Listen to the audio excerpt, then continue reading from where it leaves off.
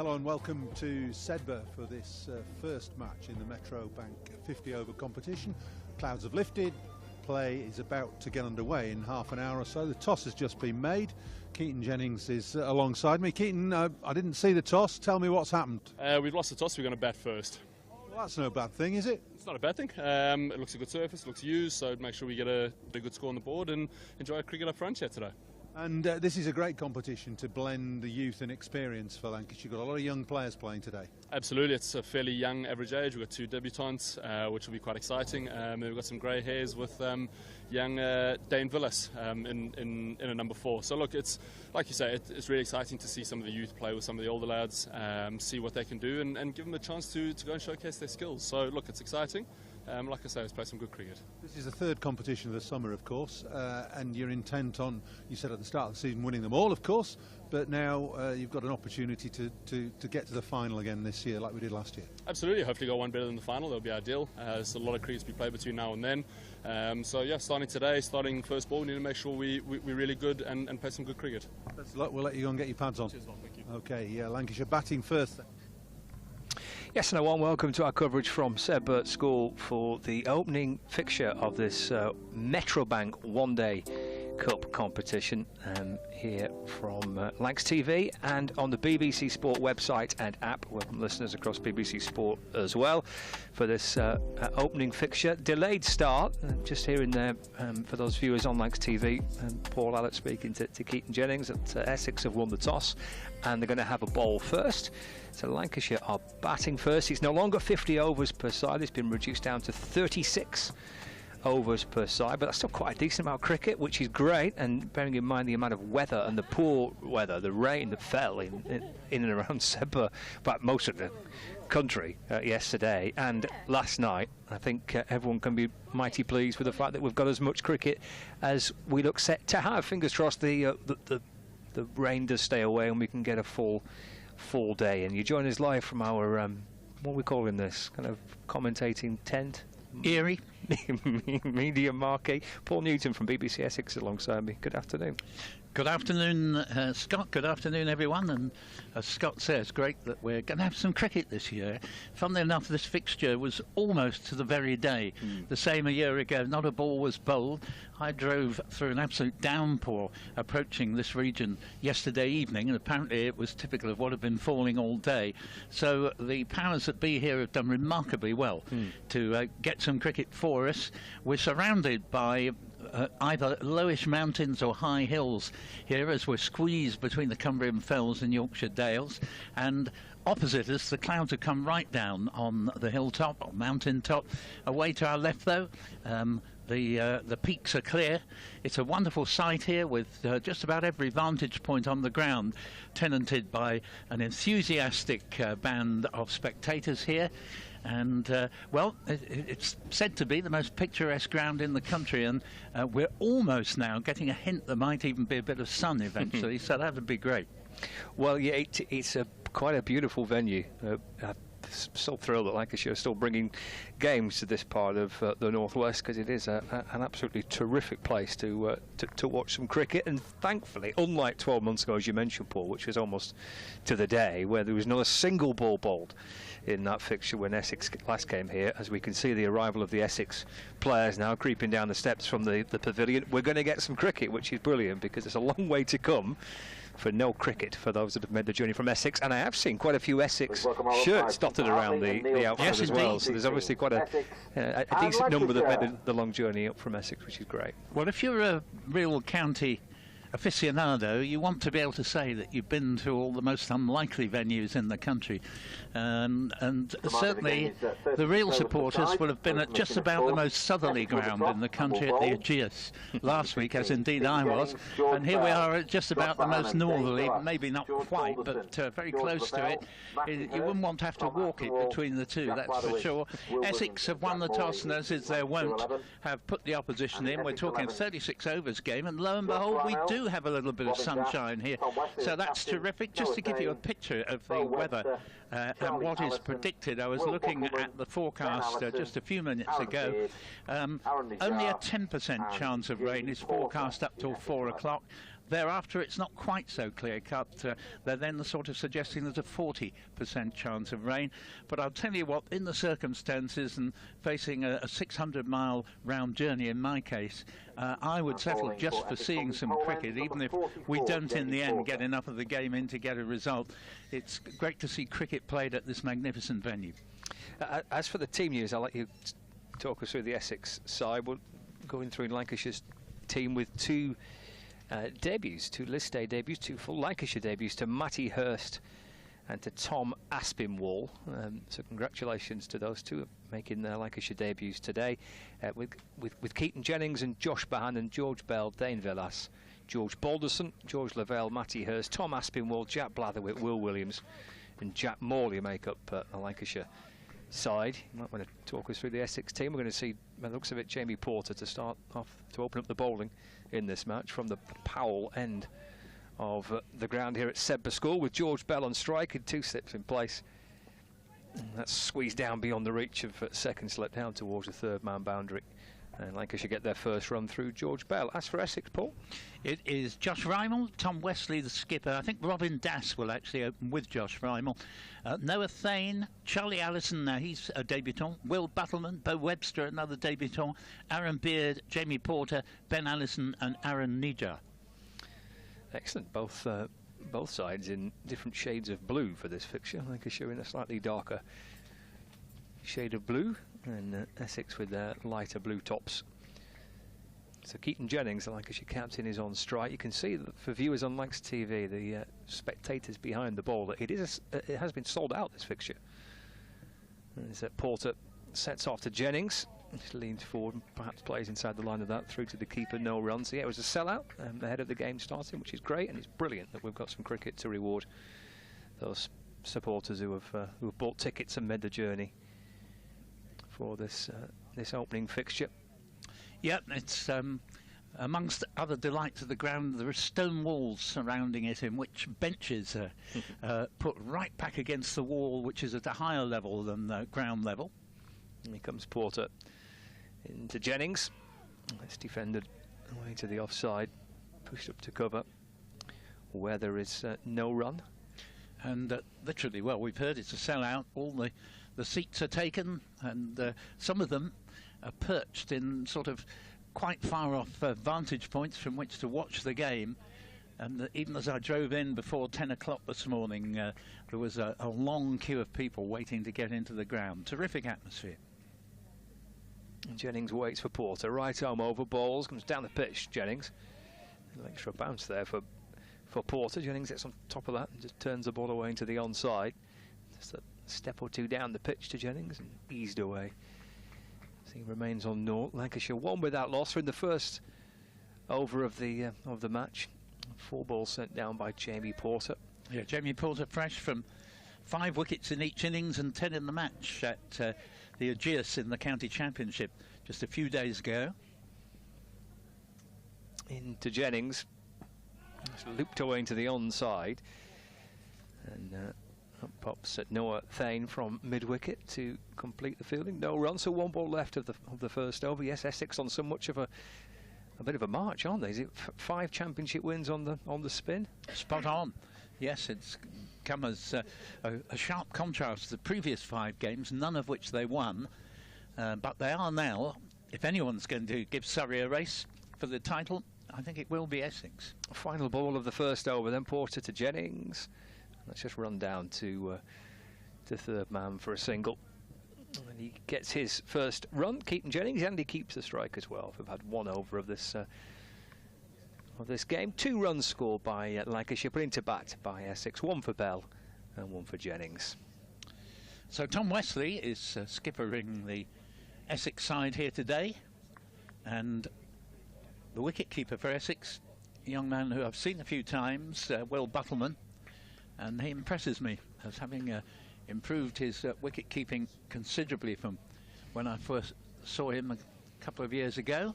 Aaron Beard is going to bowl the first over from the Evans end. Bowling from the Evans end. 2 ends, Evans and Powell, named after houses, I'm told, at the local Sedbergh School, on whose ground we're playing here. And certainly great to be coming to this venue, as Keaton Jennings, who kept the bowling with a single at the end of the previous over, is now on strike. Beard bowls to him, and he drives at this, misses. Nice take by Buttleman, who's a very live, agile wicket-keeper. Again, we've got a little burst of sunshine here, and certainly there was no sign of that when we arrived at the ground this morning, or indeed at any point up until now. And the game wouldn't have been played at all had it been yesterday, and according to the forecast, there'd be no chance of playing it tomorrow. Absolute deluge forecast up until midday as Beard's in and bowls, and there's good lively bounce here. That goes through to Buttleman, who's standing a fair way back. And just reminding you of the sides all the time. Lancashire not in batting order particularly, but Keaton Jennings, Josh Bohannon, Dane Villas, George Bell, George Balderson, George the Bell, Matty Hurst, Tom Aspinall, Will Williams, Jack Blatherwick and Jack Morley. Beard's on his way from the Evans end to bowl once more to Jennings. And he's again driven at this.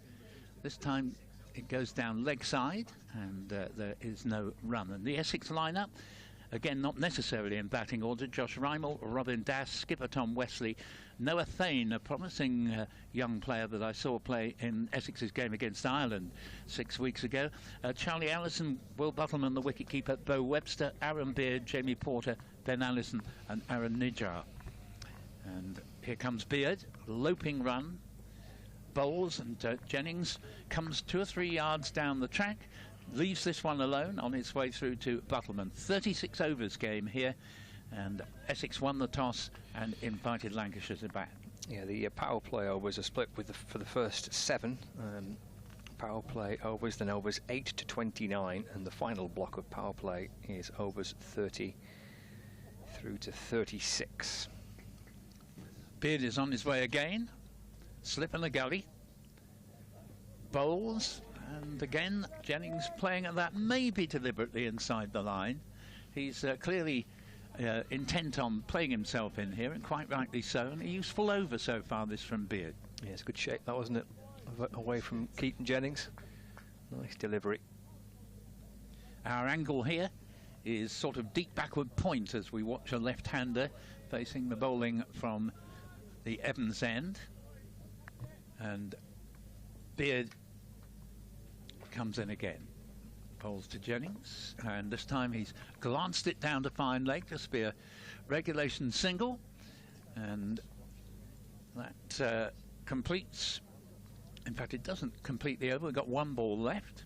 I was slightly conned by the umpires moving, but of course right hand left hand opening partnership as George Bell now prepares to take the last ball of the Aaron Beard over. Aaron Beard, who's been around a while now. When Essex won their first of their recent titles in 2017, he just had 1 game, and he's never been able to claim a permanent place in the Essex side, but he's a very, very useful cricketer. No mug with the bat either, and particularly fine fieldsman as he comes in and bowls to Bell. Bell plays it past mid-on. Nice shot. Ben Allison is chasing it down to the long-on boundary, flips it back in. They've taken 2, but settle for the 2. Not the best of throws, but in fairness, he was trying to get the throw in the air before they would start on a 3rd run. So 3 runs came off that over, and put into bat Lancashire after 2 overs are 5 for no wicket. Yeah, this start being delayed, but there are games elsewhere in the One Day Cup. Looking at the match between Hampshire and Middlesex, that's taking place at the Ageas Ball today, with Middlesex batting first. 154 for 3, 29 overs gone of that Middlesex Hampshire game. We'll have a look at some of the other fixtures as we go through the day as well. There's Porter to Jennings, carved away through the offside, out towards the point boundary. Jennings comes back for a couple. The dive comes in, great effort to try and flick the ball back. In the end, has gone for 4 runs.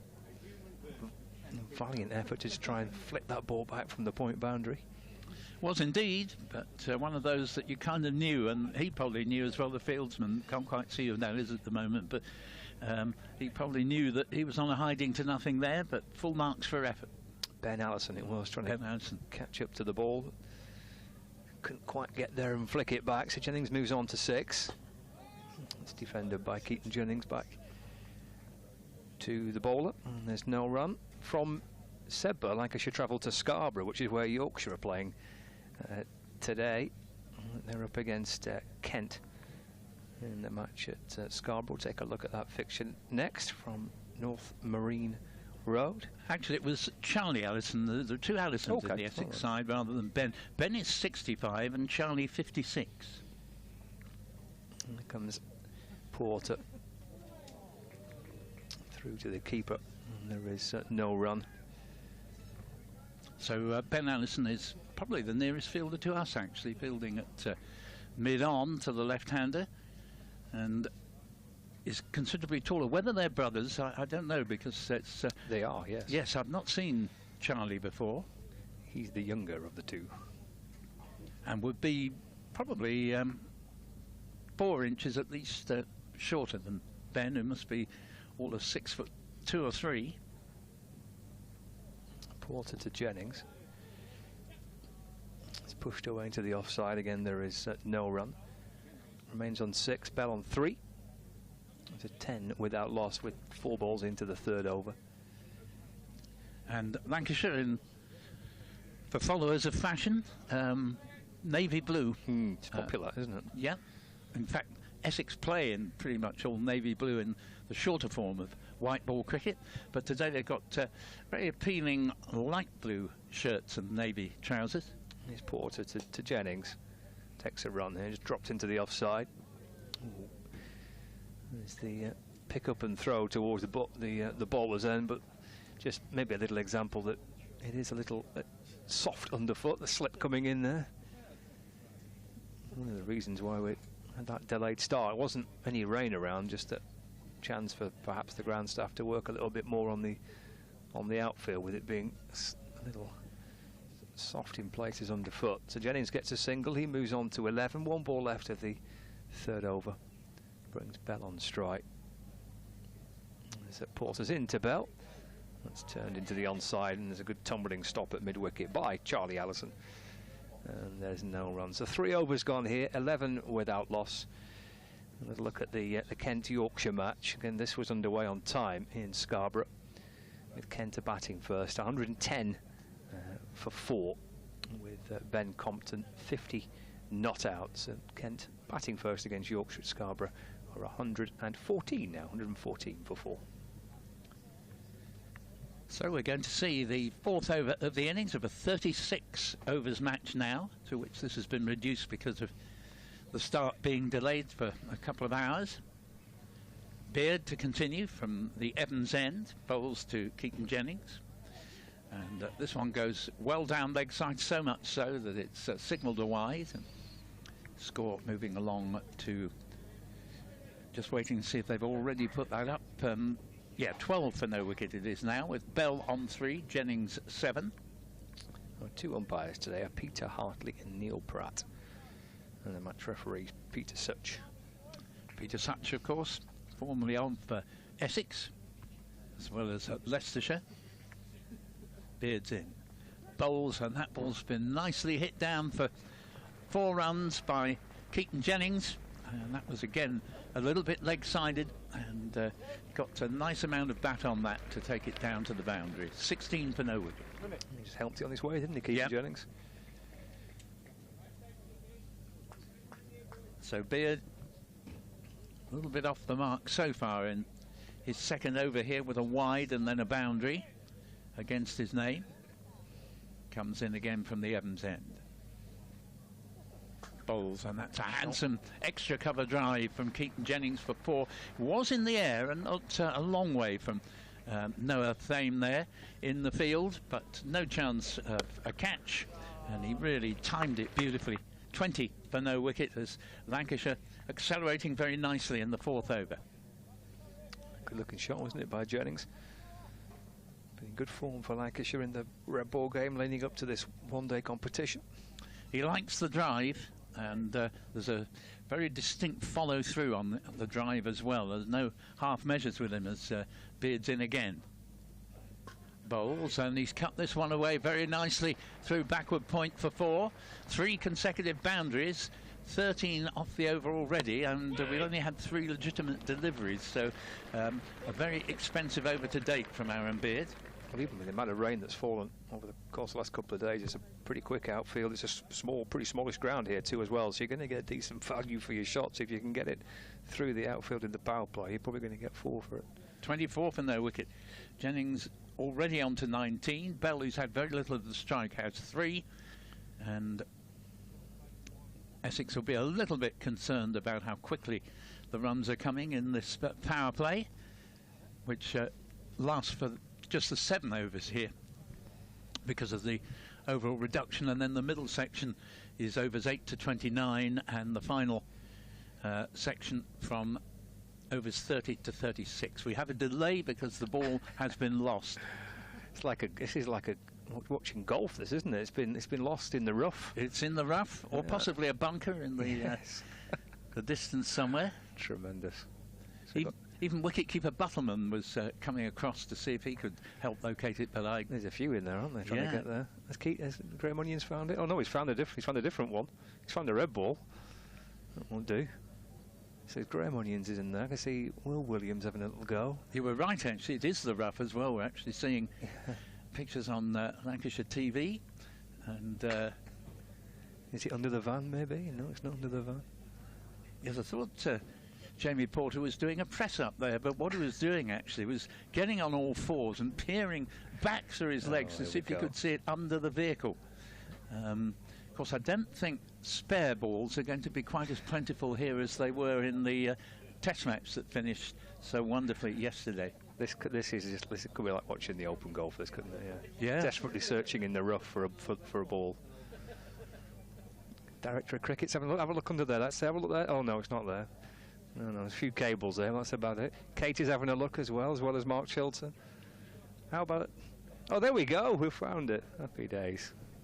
Just to alert you to the fact that, as far as I can tell, 2 Essex players are wearing shirt 56. That's confusing. Yeah, the one who's sort of nearest to us now, who did that brilliant attempt to cut off a boundary in the previous over, but one of the other fieldsmen, I'm pretty sure, was wearing 56 as well.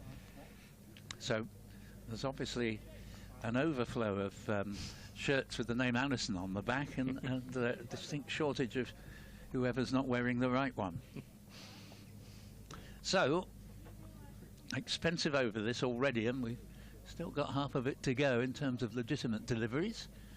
3 successive boundaries. What happens here? Beard to Jennings. Jennings, well, this won't be a boundary. It goes to mid-on, and in fact it's a much-needed dot ball from Beard's point of view. 24 for no wicket, and we're just in the 4th over with Lancashire put into bat.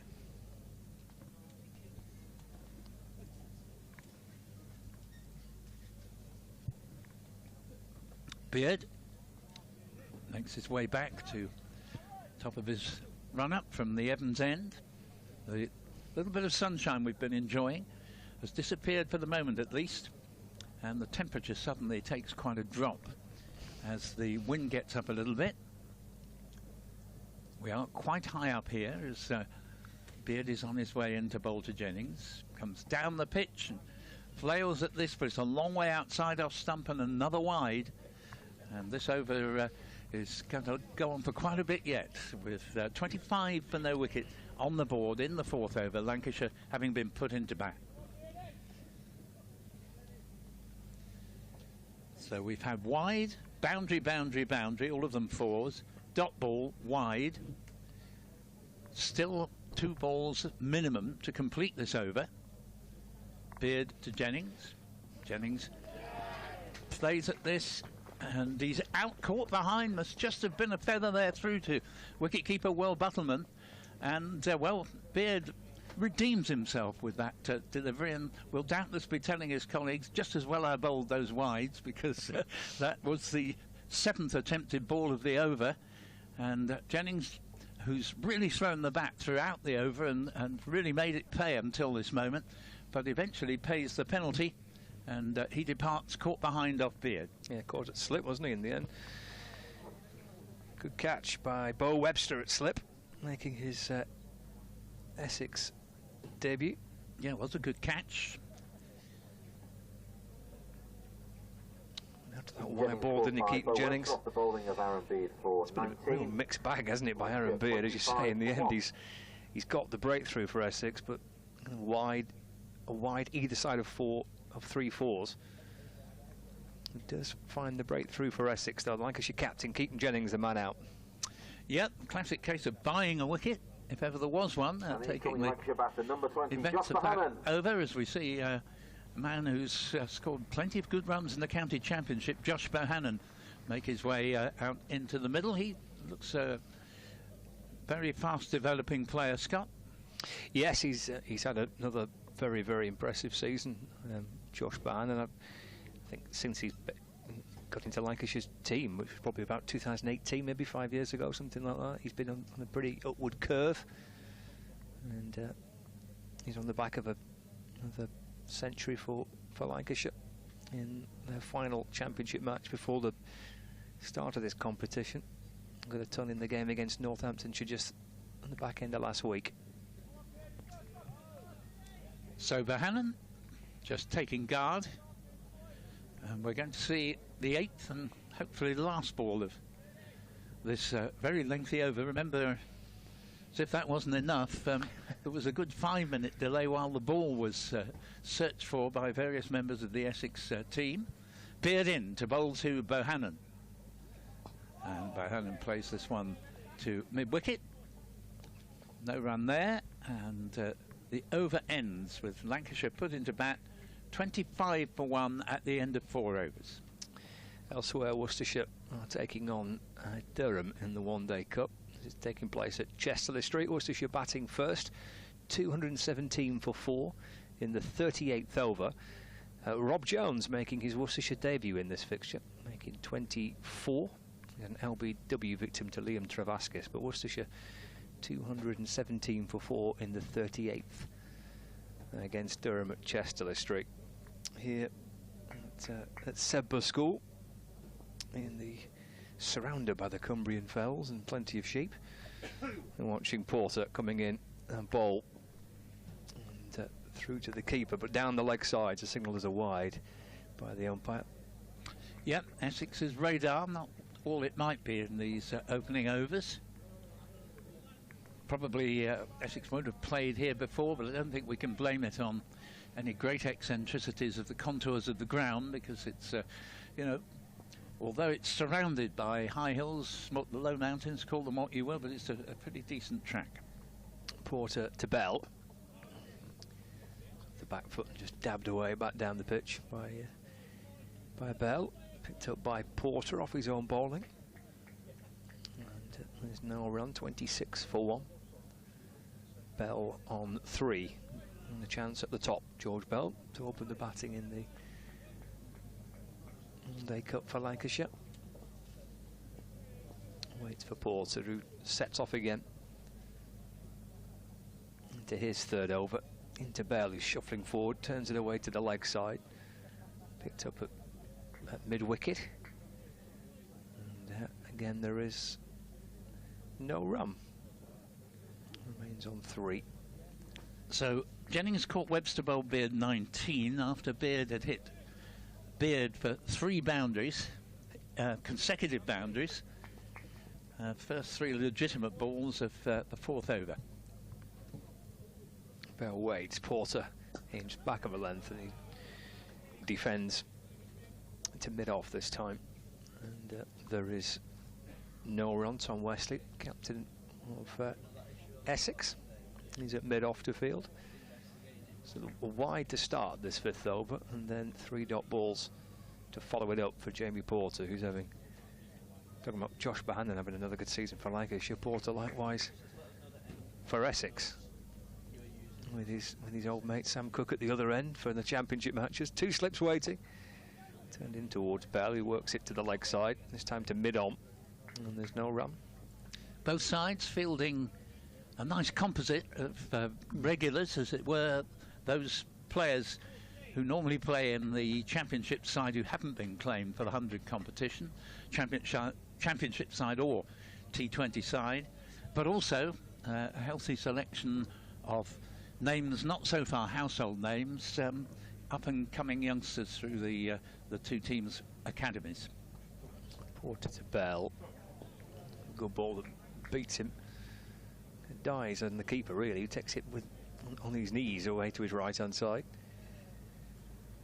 Yeah, that's important, isn't it, for this competition? Lots of counties are losing players to the 100, but still with a selection of experienced players and chance to try and promote some younger players too.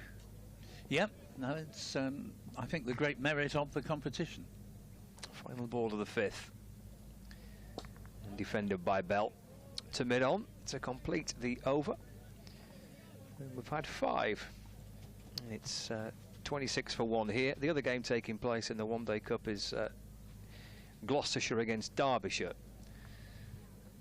in a fixture taking place in Bristol.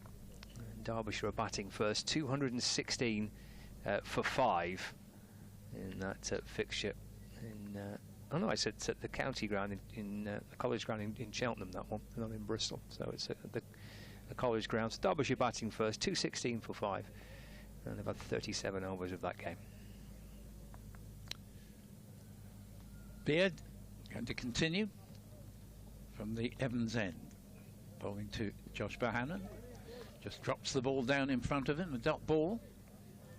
Whether Beard would still have continued had the penultimate ball of his previous over not taken a wicket and gone for 4, and instead it would have been the 4th 4 of the over, remains to be seen.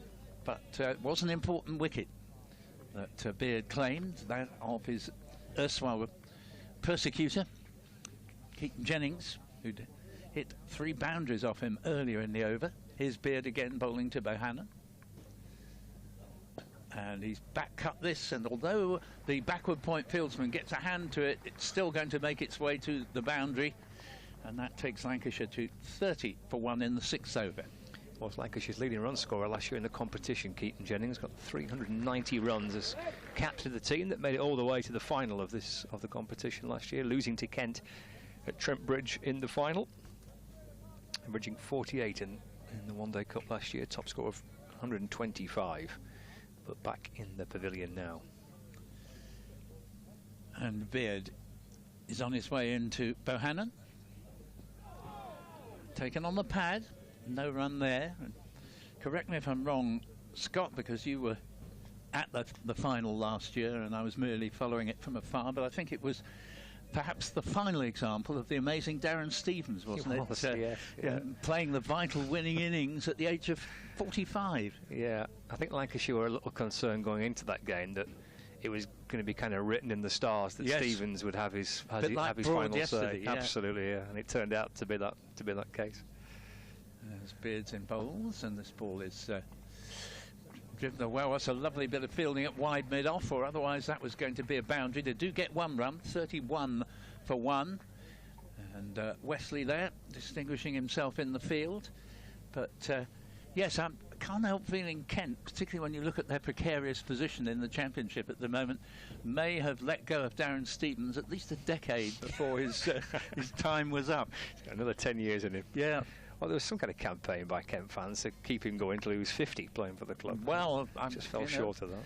They're not finding anyone else at the moment who can do what he can do. As here is Beard in and bowls, and that ball's very nicely glanced away by George Bell and over the fine leg boundary, taking the score to 35 for 1 in the 6th over. So Essex have claimed an important early wicket, but Lancashire nonetheless, admittedly on the fast outfield with short boundaries, because we're in this very, very picturesque but small ground here at Sedbergh, and Lancashire will be pleased at their current tempo.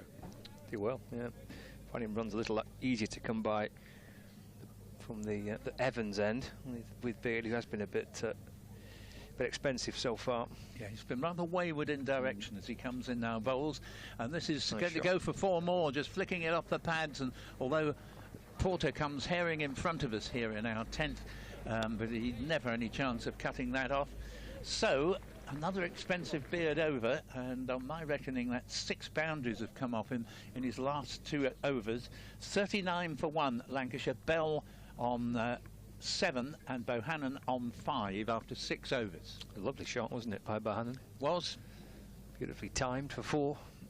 Eased away.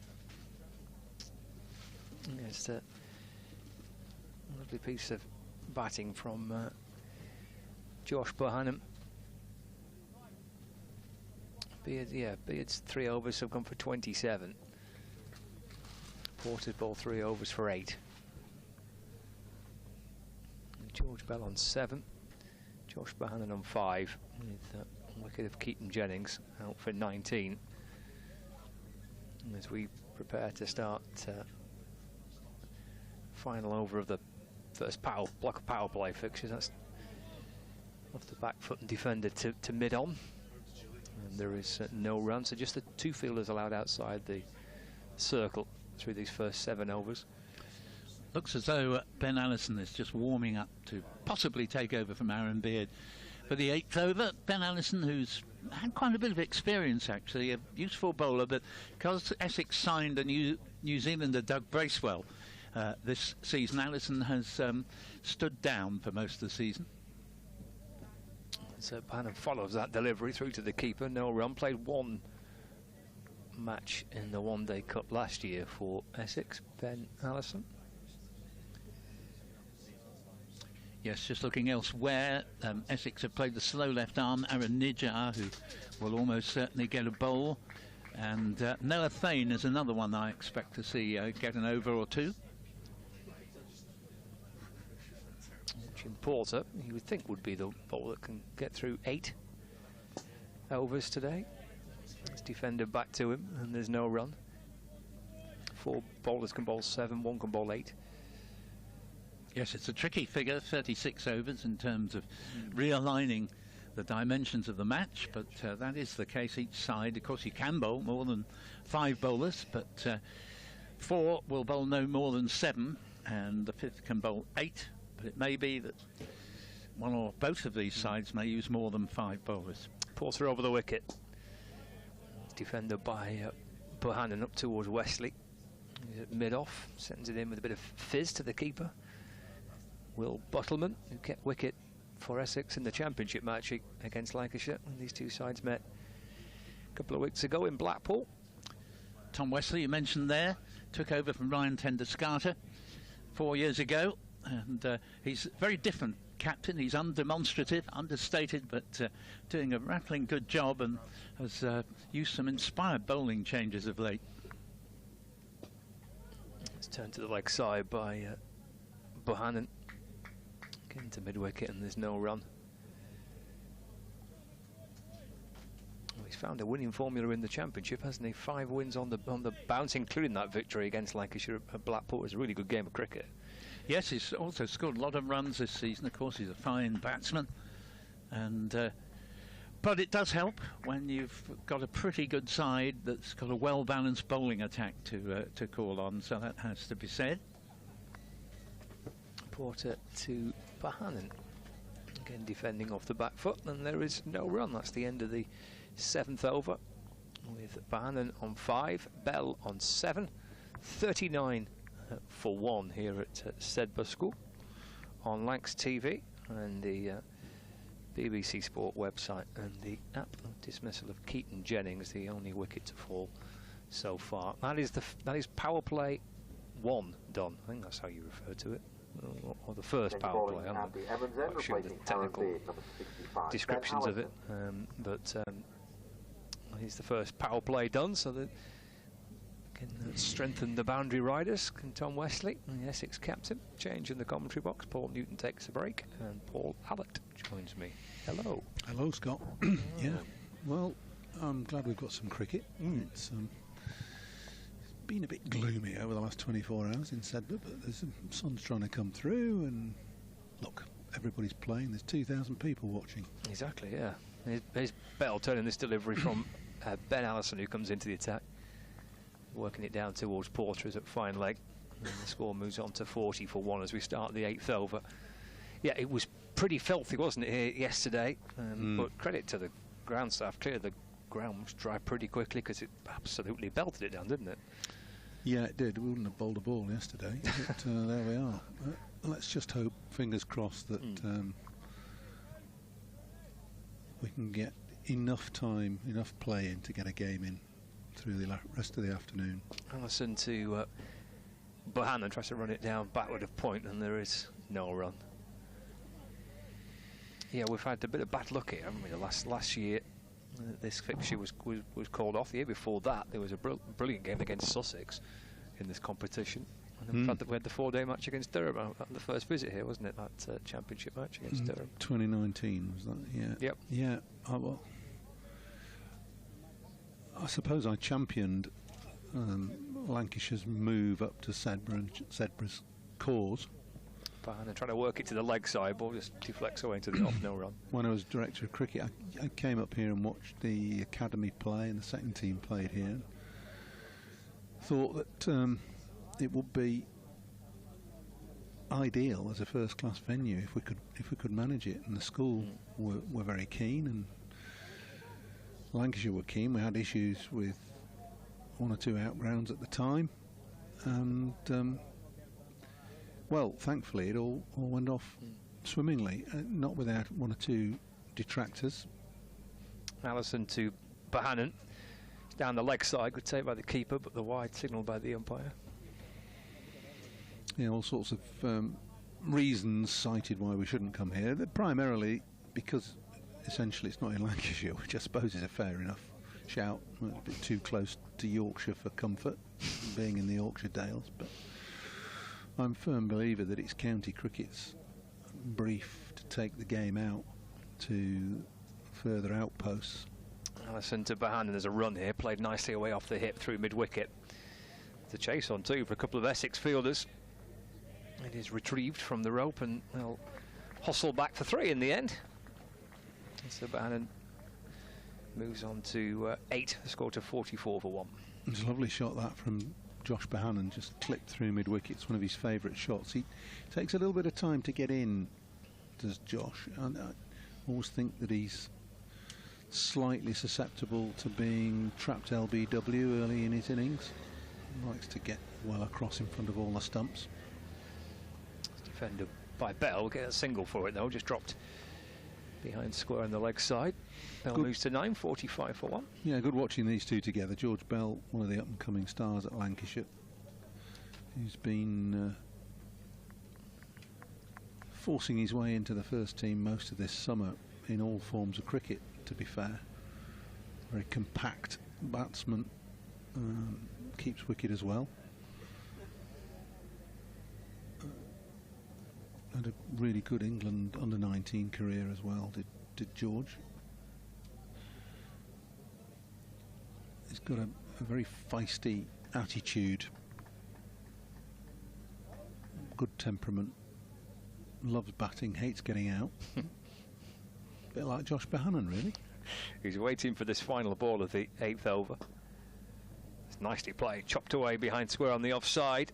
Good piece of work on the boundary. Bohannon will come back for 2. And that completes the over as well. So we've had 8 overs. Bohannon has 10. Bell on 9. 47 for 1 after 8 overs here at Sedbergh School. Elsewhere, I mentioned the game involving Gloucestershire against Derbyshire. For those viewers on Lancs TV, these are the wickets that have fallen in that fixture. Harry came, and then following that, David Lloyd in that game, and then Lewis Rees next out to go for 50. Following Rees was Brooke Guest. As Derbyshire lost early wickets. There were 4 down at this stage, and then a final wicket of Anuj Dal. And that's worked up towards mid-on as we return to the game here at Sedbergh School for a quick single. And the final wicket to have Derbyshire 6 down was Haider Ali, who was dismissed for 82. So the latest from that game between Gloucestershire and Derbyshire, 232 for 6. Meanwhile, stark contrast here between the bowling at either end at Sedbergh. Porter's been admirable. As he continues, it's worked to backward point, and there's no run. Not taken a wicket as yet. It's bowled his 4 overs and a couple of balls for just 9. Whereas at the other end, Aaron Beard, whilst he's got the wicket, was a bit expensive going at 9 and over. And Ben Ellison, who's taken over from him 8 off his first over. But I think we all know that Porter is a class act, and if he's anything at all, it's an accurate top of off fast medium bowler. As he displays that very delivery there, as it's pushed away into the offside, the pick up and throw towards the stumps does actually hit, but the ball ricochets away, and they'll actually come back and they'll run 2. So Bohannon takes his total up to 12. It brings up the Lancashire 50, that as well, 50 for 1. I suppose a little bit opportunistic by Bohannon there, pushing that into the covers. It was never a run, but he did scamper down 4 or 5 paces, elicited a throw from cover point, and as you say, the ricochet has allowed them to pick up 2 overthrows. Porter to Bohannon, run away to backward point, where Aaron Beard fields, and there's no run. I always think that's one of the anomalies in cricket, you know. Fielder picking the ball up, wanging it at the stumps with a chance of a run out. Marginal. Batsman gets back, hits the stumps, and the ball ricochets off the stumps away from the fielder backing up, and they get runs. I just think it would be better, fairer, if the stumps were hit, that it's dead ball. Porter to Bohannon, it's defended to mid-off, no run. Isn't that the case in the Big Bash now? I think it might be. I think I remember reading that. With a direct, yeah, but only if it hits the stumps from the throw, that it's dead ball rather than. I mean, there's the curious anomaly in the game, isn't there? If the batsman's diving back into his ground and the ball hits either the bat or the batter, and then it ricochets away for.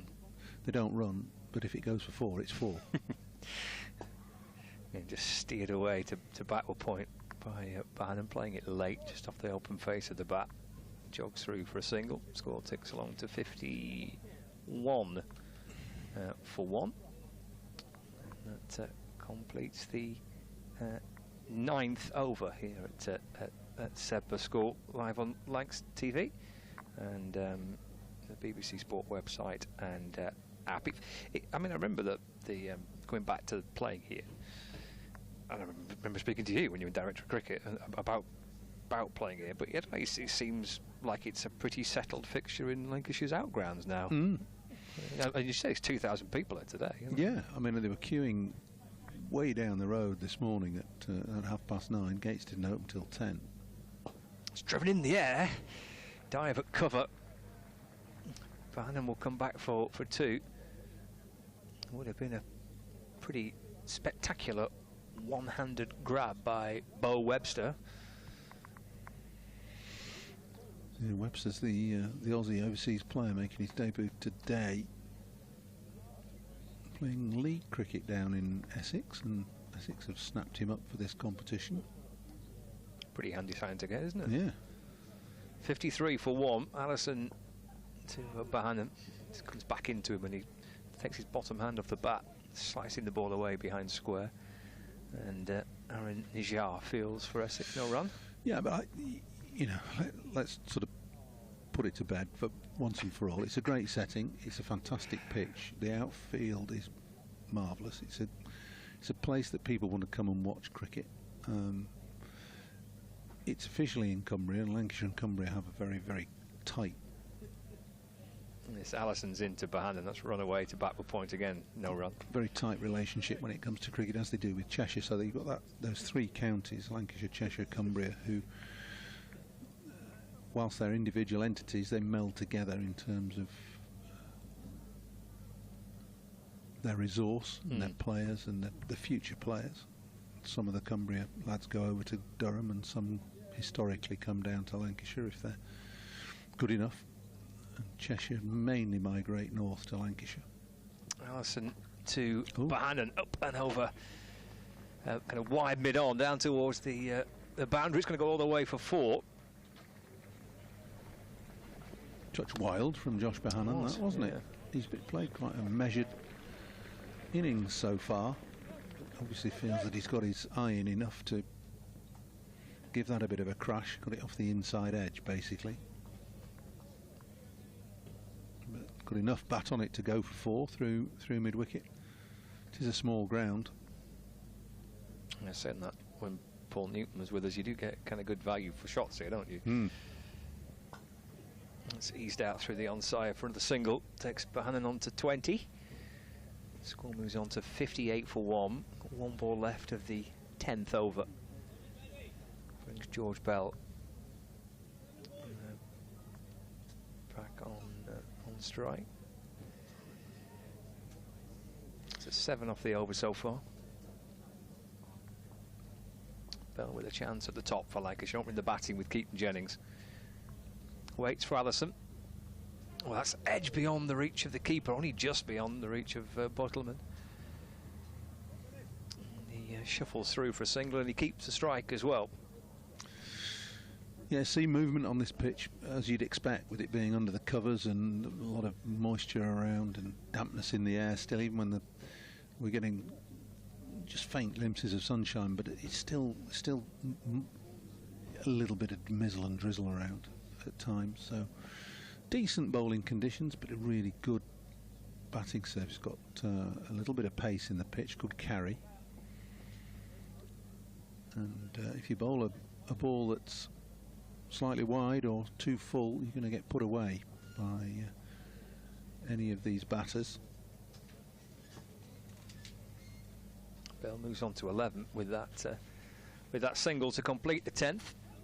Porter starts his latest from the Powell end of the ground. This is over number 6 for Jamie Porter. Opportunity for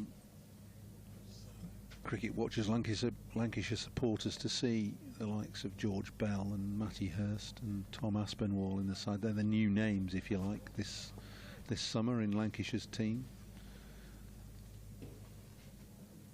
Porter to Bell. It's driven straight to point, no run. Gaps appearing to be filled by the departures of Matt Parkinson and Rob Jones and Danny Lamb. Danny Lamb, who played, you mentioned earlier, the one-day game against Sussex here 3 years ago, was it? 2 years ago? Yeah, 3 years ago. Danny Lamb played a brilliant innings there with Tom Bailey. I think Lancashire were about 100 for 7, chasing 230 or something like that. It's defended by Bell. Oh, he's going to take a cheeky single here. It's good running. He's pushed the ball up towards kind of straight mid-on. And a quick dart through for 1. Takes Bell to 12, 60 for 1. Yeah, I mean, you look at Lancashire's one-day cup campaign last year. I mean, Lamb finished with 14 wickets, just behind Liam Hurt, who finished with 15. And Liam's no longer, I don't think Liam's playing cricket now. No, well, he's certainly not playing in the professional game. It's pulled away to the onside by Bohannon for a single. But you got Aspinwall and Boyden. Yep. Boyden played here on Sunday against Cumbria. Bowled well. He did. 3 wickets. Aspinwall's got a bit more pace, and he's more of a batsman than Boyden. I think that's probably why he's got the nod today. Yeah, well, I guess that is the nature of it, isn't it? I mean, your successor as director of cricket, Mark Chilton, Porter bowls a good ball, beats Bell through to the keeper, no run. I was asking him about that. I mean, there's been, and we talked about it the other day, didn't we, on commentary, that you see players leaving, but players progress into the first team and move on. I mean, that is actually just part of professional sport. Well, it is. It's a generational thing, but the generations are sort of concertinaed together, aren't they? You get crops of players coming through at different age groups, and you know, the Jones, Lambs, and Parkinsons are all sort of mid to late 20s, and this new crop are all teens to early 20s. So you don't get long. You've got to cement your place. You've got to get in there. And when you're given the opportunity, you've got to show that you can either score runs or take wickets or whatever.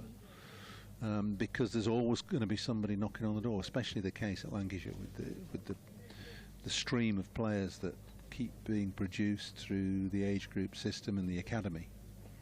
Nice ball down the leg side to signal as a wide by the umpire. Porter sets off again to Bell. Just turns him around the fraction, the ball squirts away into the offside. Bell moves on to 13. That's 63 for 1. And yeah, that completes the 11th over. 13 to Bell, 21 to Bohannon, 63 for 1. Matt Parkinson and Rob Jones both featuring both for their new counties today. Yeah. Parkinson playing for Kent, I think that's for the first time, and Jones playing for Worcestershire as well. Has Jonesy gone full time now? He's gone for the rest of this competition. This competition. As it stands, yeah. Sad to see Rob Jones go, but I think he's taken the opportunity to further his career. I think he thought that maybe he was... I'll leave you. I'll talk you through this delivery as Bell waits for Allison. It's punched into the offside, no run. Sorry, Paul, I shall leave you in a sec and bring Paul Newton back in. Okay. Yeah, so Rob Jones off and running with Worcester, his new county, and wish him all the best. Paul, hello. Hello there, Paul. Great to see you, and bring you in a moment on the player Essex are losing at the end of this season. Dan Lawrence, who's going to be joining the champion county Surrey. In the meantime, Ben Allison begins, or second ball, the new over from the Evans end. Single off the first ball, played out to Beard on the mid-wicket boundary, a score to 64 for 1. Have you seen much of Dan Lawrence, Paul? I've seen bits of him, yeah. I think he's a good player. He's obviously a good player. Very good player. A little bit surprised to see him wanting to move, to be honest. I can't say especially to Surrey, but Surrey have got the best and biggest squad in the country, and he's obviously fancying his chances playing in the upper order.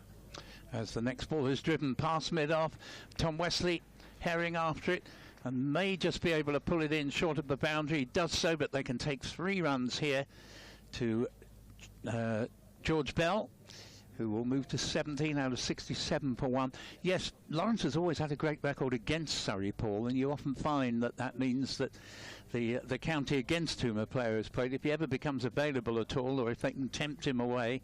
Apparently Surrey have told him they'll try and make more of his bowling, and I know that Dan does treasure the chances he gets to purvey his unusual off breaks. As the next ball, Bell has dabbed down for a single to man coming off the cover boundary, 68 for 1.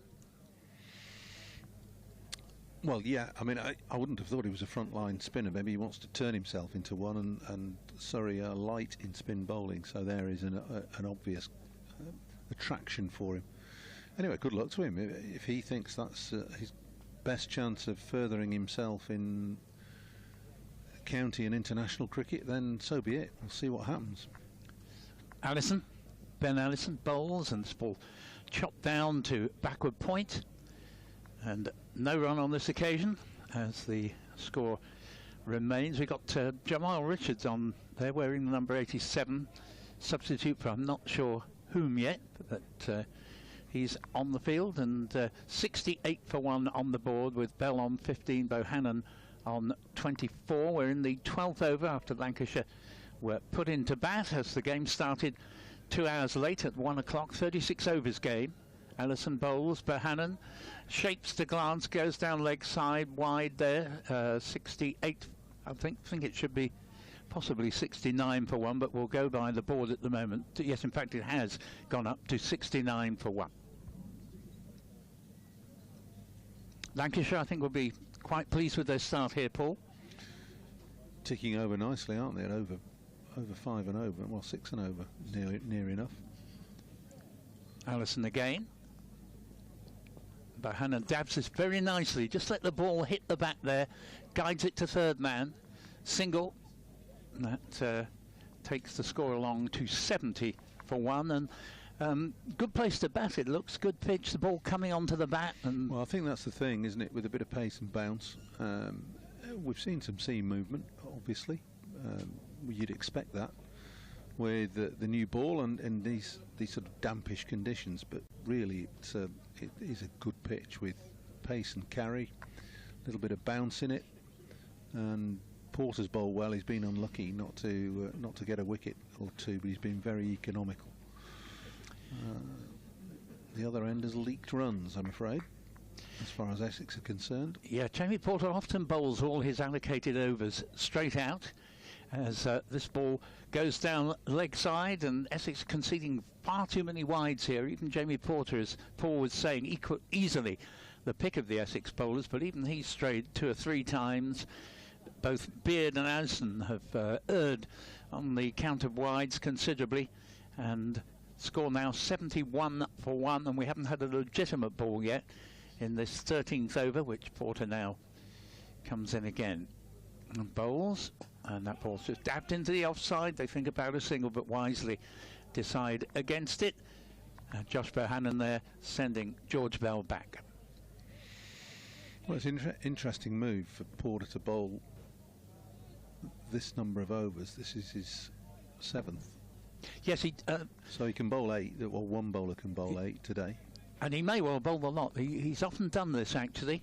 Tends not to like to come back at the very end, as he comes in now and bowls to Bohannon. He runs this ball down to third man, regulation single, 72 for 1, and we're in the 13th over. Well, it's a good trick if you can get away with it as a bowler, getting all your overs in yes. up front with a nice hard ball, although some will say, well, you're in the power play and you've got a restricted field. He is a fine bowler, Jamie Porter, and it's good to see that he's... No question that he's a fine bowler. Yeah, he's come back this season to something like his best as he races in and bowls, and Bell flicks it one down leg side, and yep, took the umpire a moment or two, but that is yet another wide, 73 for 1. But Jamie Porter had a great season in 2017 when he got 75 wickets as Essex came straight up from Division 2 to land the title the following year. More recently, the last 2 or 3 years, he's just looked as though he's become a bit disenchanted, frustrated with himself, but he really has come back. He's got 42 first-class wickets this season in the Championship, and this one again is down leg side, and same result, 3 wides from 4 attempts this over, 74 for 1, and so a minimum 9 ball over here.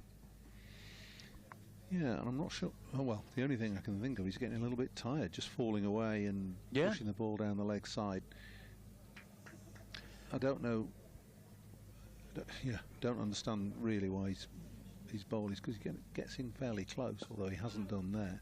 Yeah, it's as Bell just pushes that into the offside. But as we're saying, you know, it's certainly 10 wickets in his previous game at the Aegeus, and that's Jamie Porter right back to his best. He's actually taken more wickets, not by many, but more wickets than Sam Cooke this season.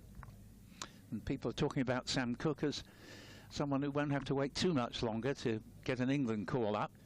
Really fine bowler. Porter's in, bowls, and there won't be a run here as Noah Thane fields the ball in the covers. Just a gentle push into the offside there from George Bell.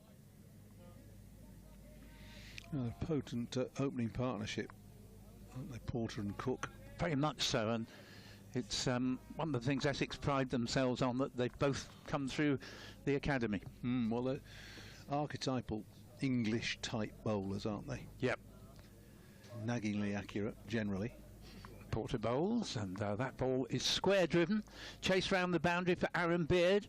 And he's a really fine fieldsman, Aaron Beard, because he managed to take that diving to his left and come straight up with the ball, keep it down to 2 runs, and 76 for 1 on the board. And there have been some very good stops from the Essex fieldsman today. Yes, as you rightly say, Porter and Cooke normally are the soul of accuracy, so it makes it all the more bewildering that Porter, from his first 4 attempts to bowl in this his 7th over, should bowl 3 wides. He comes in now, bowls, and that ball's been edged down to third man, 77 for 1, and Bell moves up to 18. Bohannon's made an impressive 26. Well, I was going to say we'll come into strike, but at last the Porter 7th over ends. 13 overs have now gone in a game that only started at 1 o'clock and in consequence has been reduced to 36 overs per side. But the great news is at this lovely outground that we do have some cricket. Good cricket it's been as well. The pitch looks as if it's got lots of runs in it, and Lancashire put into bat is 77 for 1. Good little partnership this now between Bell and Bohannon. Keaton Jennings, the man out, looking to dominate Aaron Beard. It hit him for 3 fours and then nicked one to first slip. Jennings will be frustrated with that. But Bell on strike now. And that one has been, just be interested to see what the signal might be here. And a bit of bat in that, so whether, I think possibly, wicketkeeper might have caught that. Well, he got a glove on it, didn't he? Yeah. Bell looking to steer it down to third man. It was very low, but Bo Webster has come into the attack here, replacing Ben Allison. Might have had a wicket first ball. So Bell moves on to 19, should have been caught, and this ball goes down to deep backward point. They've taken one. They can fairly safely, I think, come back for a second. It was batsman had to hurry, Bohannon there. Good throw came in from the backward point boundary from Charlie Allison, but they are safely home, and the score moves up to 80 for 1 in the 14th. Excellent running from Josh Bohannon, who's becoming the senior partner in this partnership now. Bell on 19, Bohannon 28. Webster's in. Bowls, and this ball's played to down the pitch to the bowler. He's a tall lad, Bo Webster. It's the first time I've seen him. He'd be certainly 6'2" or 3. Been playing league cricket, hasn't he? I didn't know that. Yeah, it's, as I say, I haven't come across him before, but you're bound to be right, because Essex, usually these players, you know, get a grounding while they're coming through the academy in various sides in the Essex leagues. As Webster's in, bowls, takes the batsman on the pad. There's no run there. He has a slightly strange approach where you feel he could run in with a little bit more purpose, but he's got a good general action as he delivers the ball and should get reasonable bounce from his height. 80 for 1, and we're in the 14th over. Good to see new faces appear in the Essex side in this 50-over competition, where the likes of Paul Walter and Matt Critchley have been selected in the 100 competition. Next ball is glided down to Jamie Porter at long leg for a single, and that takes the score to 81 for 1. 19 to Bell, 29 to Bohannon. 14th over of 36, remember, being bowled, so we're gradually making our way towards the halfway stage of the innings. Webster's trundling in again, bowls, and this ball is edged down to third man just for the single. Josh Rymel does the fielding there, and 82 for 1. Not at all a bad over that from Webster, and had the merit of containing no wides, which is first over for 2 or 3 that haven't had a wide in it. So the score, I think, 83 for 1 at this stage. Lancashire will be feeling that they've laid a good foundation already for a charge in the later stages of the innings. That was a promising first over from Webster. Could have got a wicket first ball. I think Bottleman will be annoyed with the fact that he put it down, diving away to his right. Yes, he'd normally expect to catch that, as Porter is indeed going to bowl all his overs straight out, 8 of them, maximum that one bowler can bowl. The other 4 minimum bowlers can only bowl up to 7, as this ball is run down to backward point, and score remaining at 83 for 1. Bell 20, currently on strike. Bohannon 29. Jennings, the only man out so far, caught by Webster at slip-off Beard for 19. Porter's in, bowls, and this ball is driven, doesn't come out of the middle of the bat, but fair enough shot down to third man. Slightly wild throw, nicely fielded by the wicket-keeper Will Buttleman there, and score up to 84 for 1 in the 15th over. So Wesley just flicking the ball back to Porter, yet to take a wicket. Contrast with his previous game, which was in the county championship, where he got 5 in each innings against Hampshire at the Aegeus. This is played firmly to backward point. Bo Webster, and there is no run, so 84 for 1 remains the score of 15th over. And although Beard has got the only wicket to fall, he will know that he generally bowled both sides of the wicket, and sometimes to the point of conceding a fair number of wides. And in the over he got his wicket. He went for 3 consecutive boundaries before dismissing Jennings. Porter bowls. This ball is run into the offside. Loud shout of no as Bohannon warns Bell that there isn't in fact the run there that he was hoping he might have got. 84 for 1, 15th.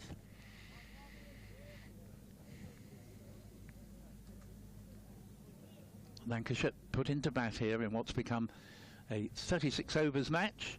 We've had a little bit of sunshine here, which for the moment has disappeared. We are warned that the likelihood of rain increases from 4 o'clock onwards as this next ball is driven pleasantly through the covers, but only going to produce the 1 run to Aaron Beard there. 85 for 1, and that completes the 15th over.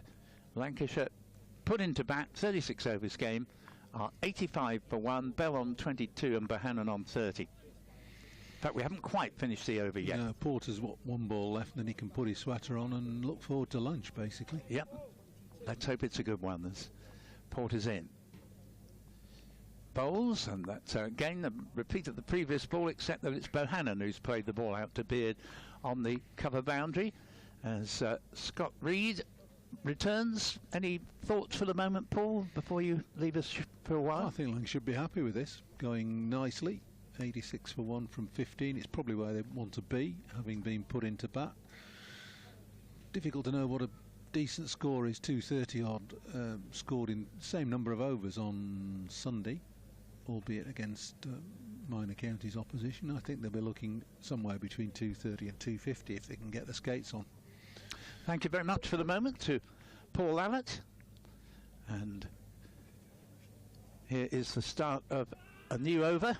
There's appeal for LBW here from Bo Webster, who's made quite an impressive debut in terms of playing in the 50 over competition here today. He comes down from a considerable height. He's not express pace, but looks as if the batsmen at the moment are just struggling to come to terms with him, and should have had a wicket with his first ball put down by Will Buttleman. And he comes in again, bowls, and that ball's guided down to third man for a single. Rymel Fields, and 87 for 1 in 15.2 as we welcome back Scott Reed. Hey, Paul. Yeah, I'm with what Walt's saying there. I think it's a pretty good start, this, but I think they'll be pretty thrilled with how they've put this partnership together. Certainly something in the 250 region is on course potentially here for Lancashire. Webster again from the Evans end. Bowls, and that ball's been hit away in the air. It's going to land perfectly safely as it bisects deep backward point and third man. The two converge. It's Rymel from third man who wins the race to throw the ball in. They get back safely for 2, 89 for 1, and Bell up to 24. Yeah, it's good opportunities for Bell at the top of the order. It's been impressive since he's come into Lancashire's side. He's one of many wicket keepers that Lancashire have got. They've got 4 in this team with Hurst, Lavelle, Bell and Villas. Yes, one more than Essex can boast. They have 3 in Buttleman, Pepper and Rossington as Webster bowls. And this ball's been hit a long way up in the air. I think it's going to land safely, and indeed does. It plugs on landing out at sort of a cross between wide long on and straightish mid-wicket. And they take another couple of runs, sees Bell up to 26, the score to 91 for 1.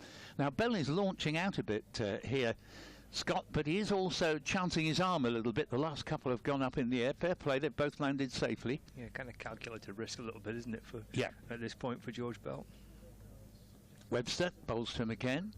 That's a nice shot out towards the cover boundary. It will be cut off.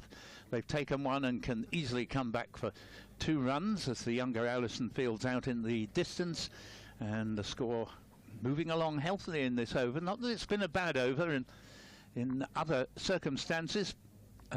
Webster might have picked up a wicket from the 2 that have gone up in the air. The last shot was a very nice one along the ground to deep cover. 93 for 1 in the 15th.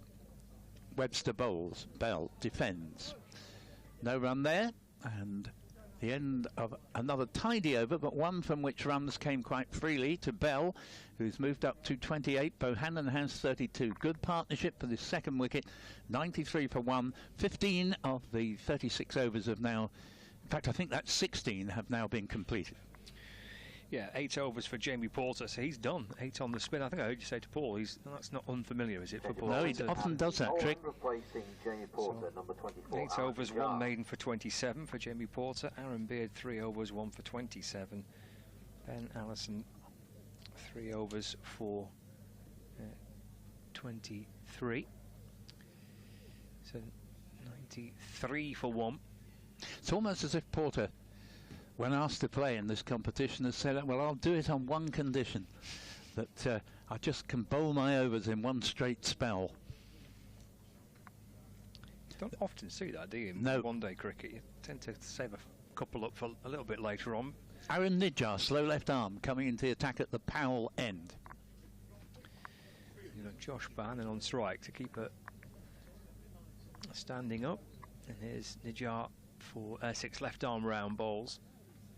And Bohannon looks to cut the ball, little under edge ball bouncing down to Richards, who's currently on as a 12th man for Essex. Yes, I don't know exactly who it is who's off the field at the moment, but Jamal Richards actually is a very fine young cricketer. Not quite sure why he isn't selected in the team today, but made quite an impression last year. Nijjar creeps his way back in, bowls again, little flatter and quicker, chip back over his head on the bounce down towards long on for a single. Score ticks along to 95 for 1. Bell moves on to 29. That brings Bohannon back on strike. Nijjar's got long off and a long on behind him on the boundary. It's chopped out through the offside. In comes the dive. Good work by Aaron Beard. Saved a couple of runs for his side there. Put the dive in as Bohannon to slice that away. Yes, not without reason is Beard posted on the cover boundaries, both very quick over the ground and has a very good pair of hands coming to fielding. 97 for 1. Nijjar in. That's in the air. Should be caught and is. Just a backward point.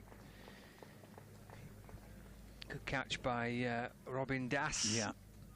Bohannon departs for 35. Lancashire lose their second wicket in the 17th over. It's 97 for 2. Yes, I think as he went to catch that ball, he didn't get quite as close to it as he was thinking he would.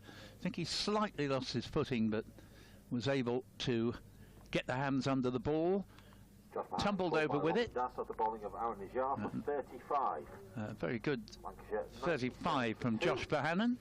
And he went to square cut that ball really, or possibly just slightly back cut it, but it just came off a bit of a top edge and looped up in the air. Not what he was intending. And he was a little bit crestfallen to see Das able to get to the ball. There were 2 Essex fielders who could have caught it. And that means that Lancashire lose their second wicket. And certainly Essex will be pleased to get that second breakthrough, because the first one was a long time ago, all the way back when the score was 25. So 72-run partnership for the second wicket between 2 good young players. Yeah, off just 77 balls as well, so coming at a very good pace. Tempo, yeah. It's a nice place to bat though, Scott, and in my teaching days I used to take the school I taught at to places like this, not actually this particular one, and they usually boasted, Ampleforth College would be an example, usually posted beautiful tracks to bat on. Slipping plays for Villas, the new batter. Nijjar left arm round balls, driven away on the bounce to Jamal Richards at mid-off. And there is no run. I think that's what I was chatting to Paul about the original decision, one of the decisions to come and play cricket here.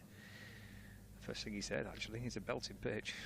Yeah. He said that over the course of the last 2 or 3 years that we've had a chance to watch cricket at Sedbergh School. Final ball of the 17th.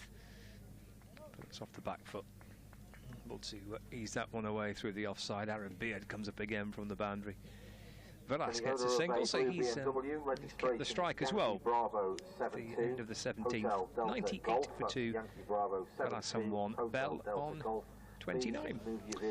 Talking of my trips to Ampleforth College, we played 3 times, all on their ground, and the place was absolutely immaculate, you know, with every blade of grass absolutely to the manor born, as it were. And I said to the guy taking their team, gosh, it must take quite a few people to sort of produce the excellence of this pitch and the surrounds. And he said, no, only 3. Now, bearing in mind, there are 24 upper schools in Leeds where I was teaching, and the number of groundsmen in charge of all 24, 1. I don't mean 1 each, I mean across all 24. As Bo Webster comes in from the Evans end, bowls, and Villas chips it away for a single into the onside. Score goes up to 90. Not sure if they put the run up yet or not. We'll go with what's on the board. Yes, it is 99 for 2 now.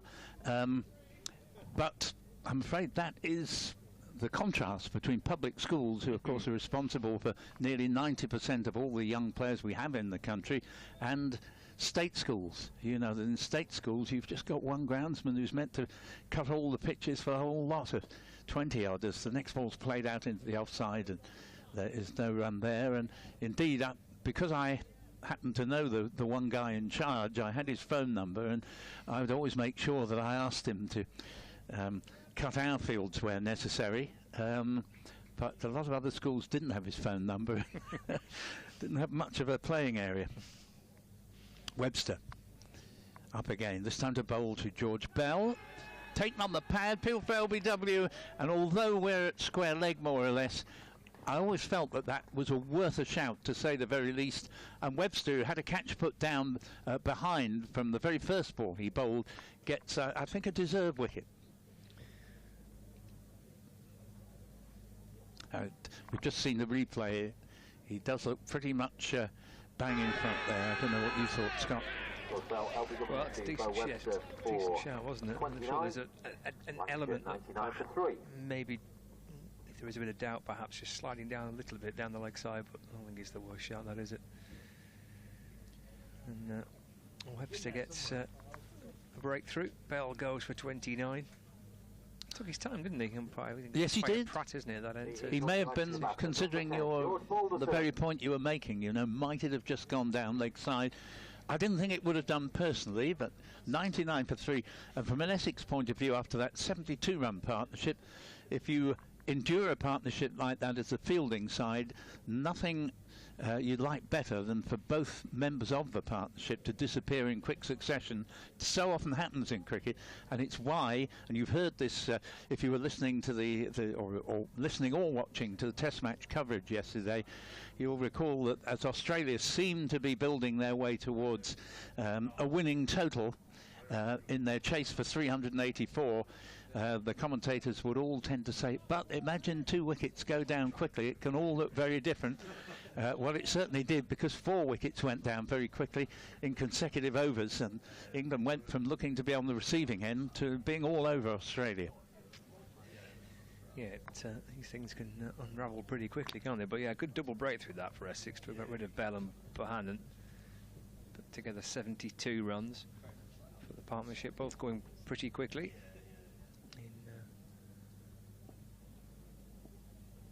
So George Balderson to the middle. Yeah, it's off the back foot and driven beautifully away. It's 4 runs through the covers there. And is it you or me who's meant to? I think it's you. I think I nicked your over. Right. Oh well. Balderson, I shall remember, not having seen him in the flesh, but he was one of the partners in the Balderson-Bailey partnership of 145 for the 8th wicket at Edgbaston in the county championship recently, as Webster bowls and Villas defends the ball into the offside. There's no run there. Sound like a firm of solicitors, really, Balderson and Bailey.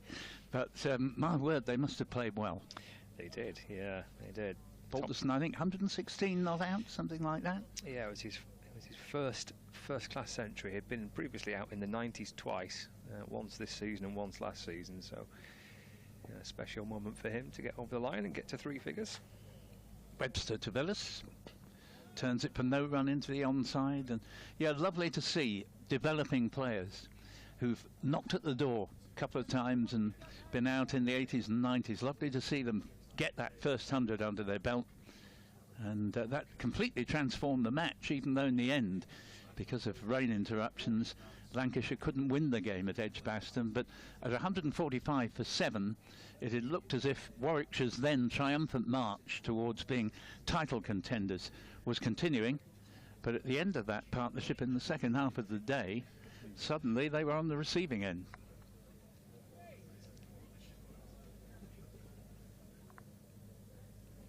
About 18 overs here, 103 for 3. Left arm spin of Nijar to continue. And it's Villas off the back foot, cuts the ball out through the offside where Beard fields. Get through for 1. Villas moves on to 3. It's 104 for 3 now. Nice shot that through the covers. Only producing a single, but very good shot to watch. Left-hand, right-hand combination out in the middle with left-hander George Balderson on strike. Captain Lancashire in the game against Cumbria on Sunday in the National Counties Showcase match. Enjoying a good season with bat and with ball is George Balderson. Nijar bowls over the wicket to him, plays forward and defends. Pushed away into the offside, no run. Yes, a nice, easy on the eye defensive shot there. We don't often talk about that in limited overs cricket. He's going back to this next delivery and works the ball across his pads towards square leg. Jamie Porter comes up from the fine leg boundary. Balderson moves on to 5. It's 105 for 3. Brings Villas back on strike. Nijar into Villas and hopping back and cutting the ball through cover point for 1. Yeah, slow left arm, Aaron Nijar. It's been around a few years now, but the arrival at Essex of Simon Harmer has rather limited the chances he gets, particularly in the Championship. Over the wicket to Balderson. The back foot and punched up to mid-on, where Ben Allison comes up from the long-on boundary to field, but Balderson moves on to 6, 107 for 3.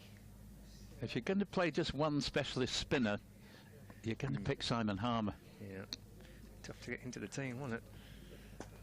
It's a good-looking back foot cut shot by Villas, hit it firmly. He'll come hurrying back for 2 as the throw comes in towards the keeper's end. Good work again by Aaron Beard. He's covering quite a bit of ground on this boundary in front of us here.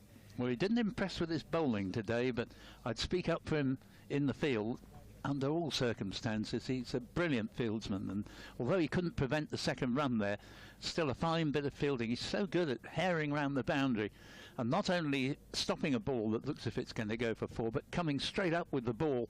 He's, I would imagine, quite a decent gymnast, because he's very, very agile indeed.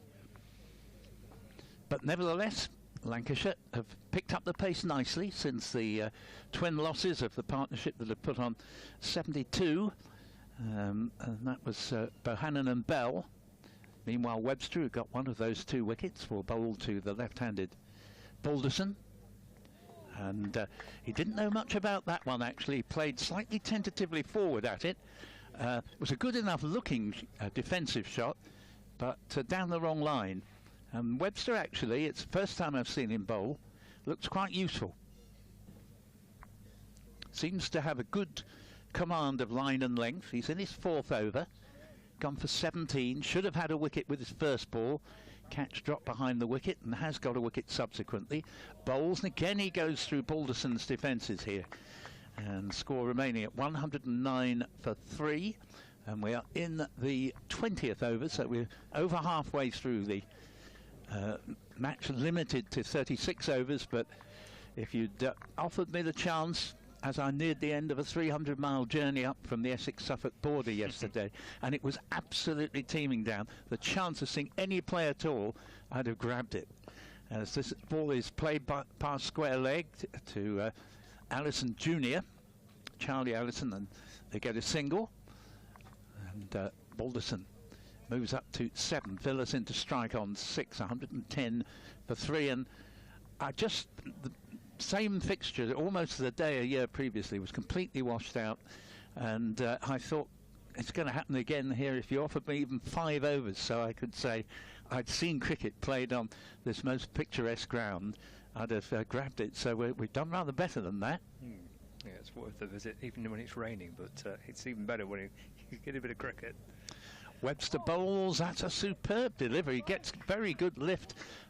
We are at square leg, so it's not the easiest to tell what the ball has done, but it seemed to leave the batsman off the pitch, the batsman being Billis. And it was still on the up when wicketkeeper Buttleman took it about chest high, and score remaining 110 for 3. It's a good signing, isn't it, for Essex? Played quite a lot of white ball cricket, featuring a lot in T20 competitions. In he comes and bowls, and that's 4 runs. Just straight onto leg stump there. That was all the invitation Villas needed to stroke the ball elegantly away to wide long on. 114 for 3 in the 20th over. 36 List A games in his career for Bo Webster. Who would he be playing for in those typically? Well, he plays in the Big Bash for Melbourne Stars recently. As this ball's played to backward point, and there is no run there, and that is the end of the over. Good final delivery, and Lancashire put into bat after 20 of the 36 overs available to them at 114 for 3. And his List A games coming for Tasmania in the Marsh Cup. In fact, his last List A appearance was on the 20th of February in the Marsh Cup for Tasmania, where he was not out 2, and with the ball 2 overs for 19. So yeah, he's far more experienced than I had realised, but he does look a good cricketer. Jar in and bowling. It's defended by Balderson. There's no run. In fact, he's had 3 Big Bash teams, Hobart Hurricanes and both Melbourne clubs, Melbourne Renegades and the Melbourne Stars. Spreading his wings ever further. Yes. There's Najar to Balderson. Nice looking back foot punch through mid-on for a single. Moves on to 8. Score ticks along to 115 for 3. Brings Dane Villas back on strike. The jar around the wicket to the right-hander. And off the back foot, just slicing the ball away. Scooped up by Jamie Porter at backward point. Important player now for Lancashire, I think, Villas, because if they're going to get up to that mark well in excess of 200, you feel that he's one of the men most likely to get them there. Again off the back foot and drops it away into the offside, and through he goes for a single. On to 11, 116 for 3 now. But very much building his innings here, which is probably the right policy. Still plenty of overs to come. Yeah, over number 21 on 36. Balderson using his feet to advance towards the bowler. Saw him coming though, Najar there, and dropped it in shorter, and it was a quicker delivery. 1 ball left of the elbow, just 2 off it so far.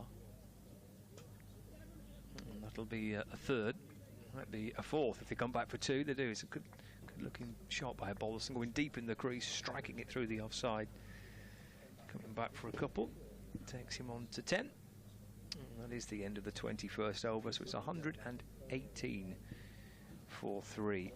Villas on 11 and Balderson on 10. Other games being played. Middlesex 309 for 7 in their 50 overs, and they're in the gap between innings there. Of course, The reason we're not here is we didn't start till 1 o'clock. Kent struggled early, but with 2 overs and 2 balls left at 268 for 5 against Yorkshire. Worcestershire 318 for 9, innings completed against Durham. And Derbyshire 298 for 9 in their full 50 against Gloucestershire. Webster bowls again, ball returned to the bowler by Phyllis and put into bat in a 36 overs match. Lancashire 118 for 3, Villas 11, Balderson 10.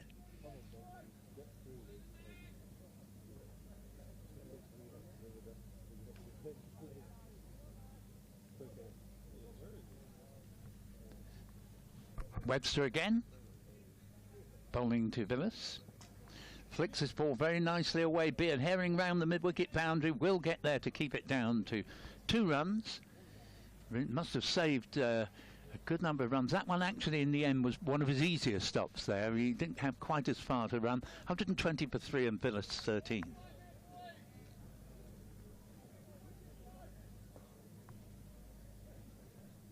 Webster gets to the top of his run-up. In from the Evans end, and bowls to Phyllis, and Phyllis has hit this one, probably going to go for 6. Beard tries to get underneath it, he jumps, but he needed another 2 or 3 yards to be able to take that. Didn't beat the fielder by much, but if Beard couldn't get that, I don't think anybody would have done. He leapt up, might just have got fingertips to the ball, but it wasn't in the end a chance. 126 for 3, and that's an example of what Phyllis can do when he launches out. 19 to him.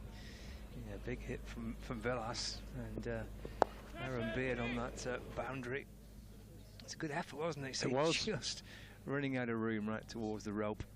Well, he is capable of taking it one-handed, throwing the ball back into play, because he was right on the rope and coming back in and catching it, but it was just too far advanced that for him to do anything about it. Here is Beard again in action as he hares round the mid-wicket boundary, gets in the throw, and a great bit of fielding, but good running as well from the 2 Lancashire batsmen, and 2 onto the board, takes the score up to 128 for 3 and Villas to 21. Good running that, wasn't it? He's quick as Villas between the wickets, and had to be, because although it wasn't a bullet throw from Beard, he was throwing off balance, but it was another good bit of fielding, very accurate throw, 1 bounce over the stumps, and he was just home as Webster comes in to bowl again to Villas. And the ball's chopped away to the man on the cover boundary, Charlie Allison. They get a single. Villas moves along to 22. It's not been a bad over by any means from Webster, but Villas has really gone after that over and taken, I think, possibly 11 runs off it so far. So that's been very good for the Lancashire cause here as they accelerate now. 129 for 3 in the 22nd. Yeah, it's good running that, isn't it? It's quick. Villas and Balderson are pretty quick. Balderson, the left-hander, on strike now. Faces Webster, runs it into the offside, but too close to Nijar, who's a very good fieldsman himself there, and no chance of taking the single. So, good over from the Lancashire point of view. Not that it was a bad over from Essex's, in that Villas there, a very accomplished player, took full advantage of it without it being a poor over. 129 for 3 and 22, and scoring rate almost up to 6 and over, and Lancashire have 14 overs left available. Yeah, Villas on strike with Nijar to continue from the Powell end of the ground. Villas 22 from 16. He's been typically busy. Cut again. Porter stops it nicely at backward point. Away to his left-hand side, no run. Jamie Porter, having bowled his full quota, 1 Essex bowler in this 36 overs match, could bowl 8 overs, and he bowled his 8 straight off. Nijar to Villas. It's pushed away back beyond the bowler, and then Balderson and Nijar collide into each other. It reminded me of the Foynhaven fence in, I think it was the 1966 Grand National, where everything fell bar the winner, Foynhaven, hence the name of the fence. Nijar to Villas hammered away again off the back foot. This time it does get it beyond Porter, down towards the boundary, flicked back. They'll run 3, I would think. They do. It's a 3 added for Villas, takes his total to 25, 132 for 3 now. Last-ditch prevention of 1 run there by Robin Dass, just flicking it back before the rope at third man. Brings the left-hander back on strike. Nijiata ball left arm over the wicket to Balderson. It's driven. It's a good-looking shot. Wasn't it 4 runs. Excellent shot from Balderson. A lovely cover drive for 4. Takes him to 14. Yeah, not your one-day slog shot at all. Most graceful extra cover drive. And there's nobody out. There's a man on the cover boundary, but at extra cover, no one. And that was a lovely shot. Yeah, it was an excellent looking shot from Balderson, who's a fine player to watch. 136 for 3.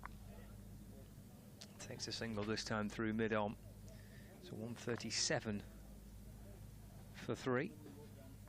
Takes him to 15. Brings Villas back on strike. Final ball of the over. Been a profitable one for Lancashire. That boundary for Balderson. And the 3 and a single. Last ball of it. Up and over extra cover. 1 bounce. And down towards the boundary in front of us here. And all the way for 4 more runs. So it's a good way to end the over for Lancashire, that. But that's striking it nicely. Up and over extra cover. So 2 boundaries to complete that over. It's 141 for 3. In fact, 23 overs gone. Villas on 29 and Balderson on 15. Just having a little look at some of those other games, as you mentioned, Paul.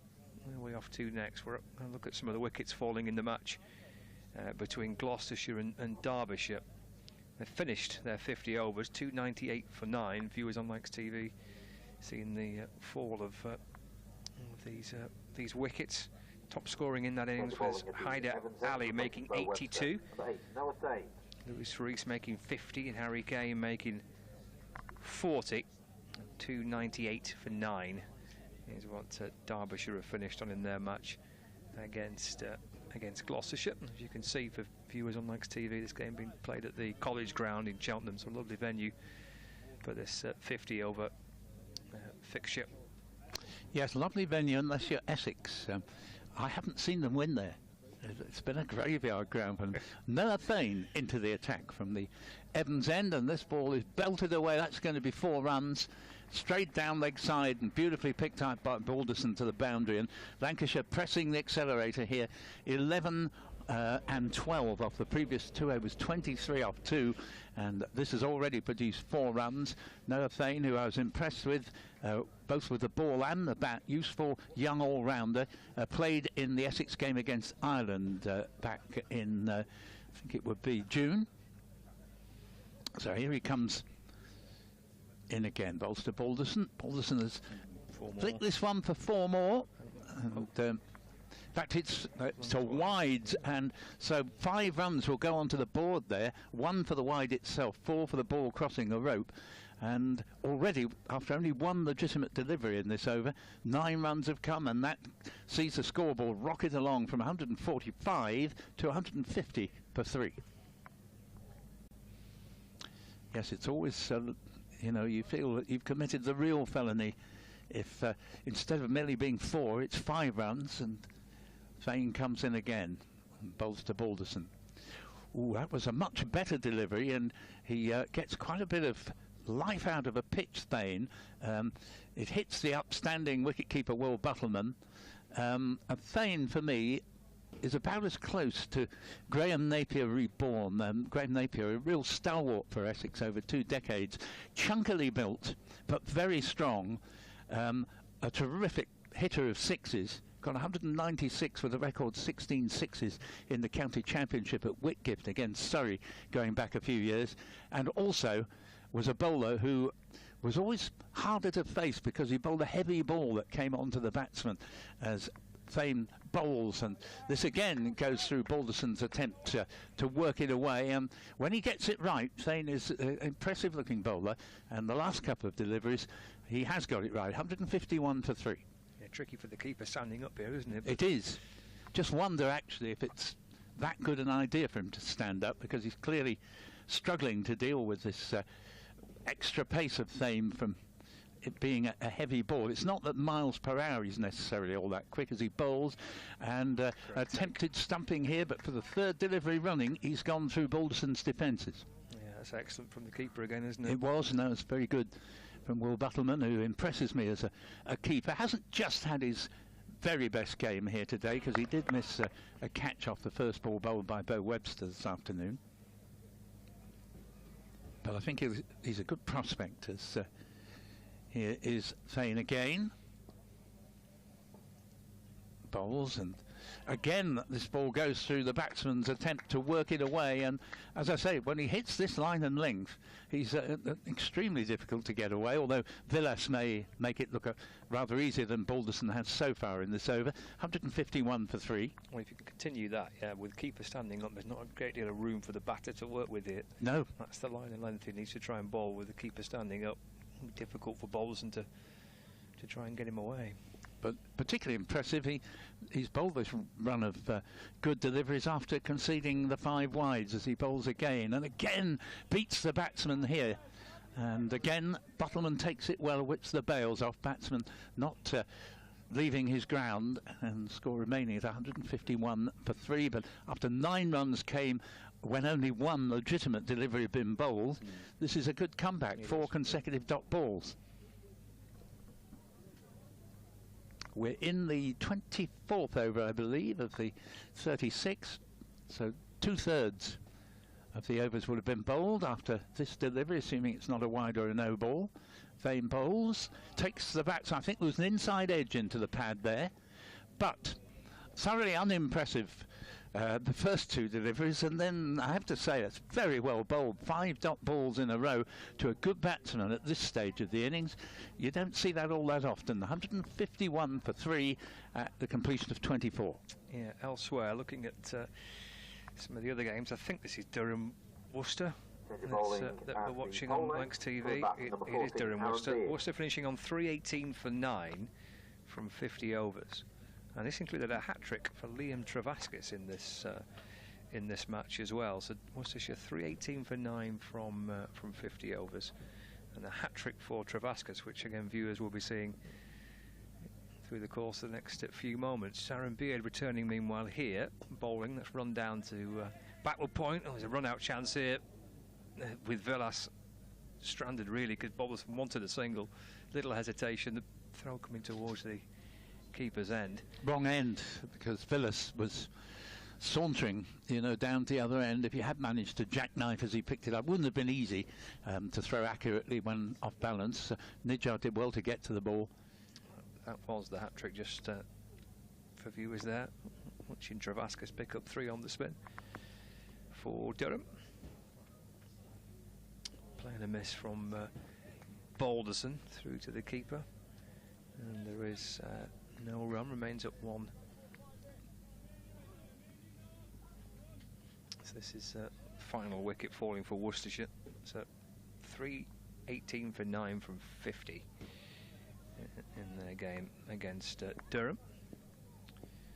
152 for 3 here. 2 balls into the 25th over. Beard into Balderson. Good looking shot, punched down the ground 4. Mid-off, mid-on inside the circle. Lovely shot. It was in the air, but was going like an absolute rocket. Takes Balderson to 23 from 24. Difficult to tell how near the bowler from our angle square that shot was, but it would have taken a terrific reaction catch if it was anywhere near to Beard. Balls down the leg side. Oh, well, I may just glance a little bit off the hip, perhaps. And yeah, of course, the rules have slightly changed now, in that there is a bit of literal latitude given to umpires. If it's just very slightly outside leg stump and they think the batsman could have reached it, they don't have to give a wide anymore.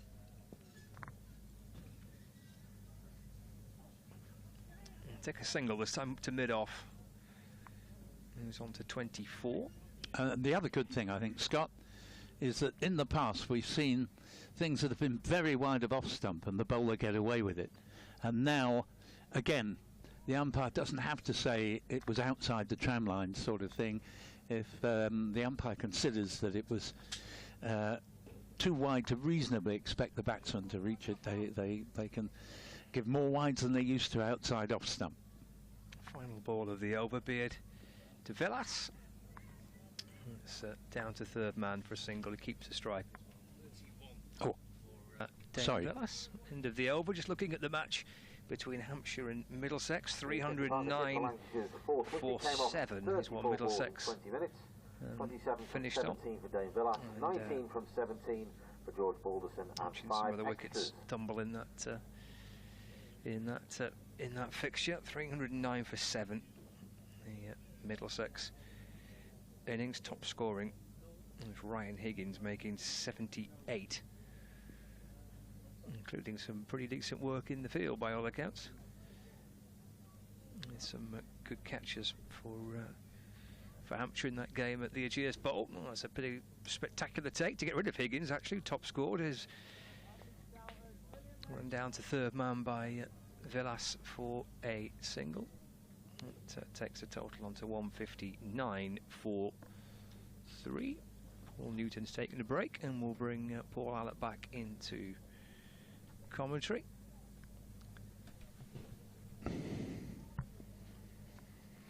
You're on, Paul, don't worry about it.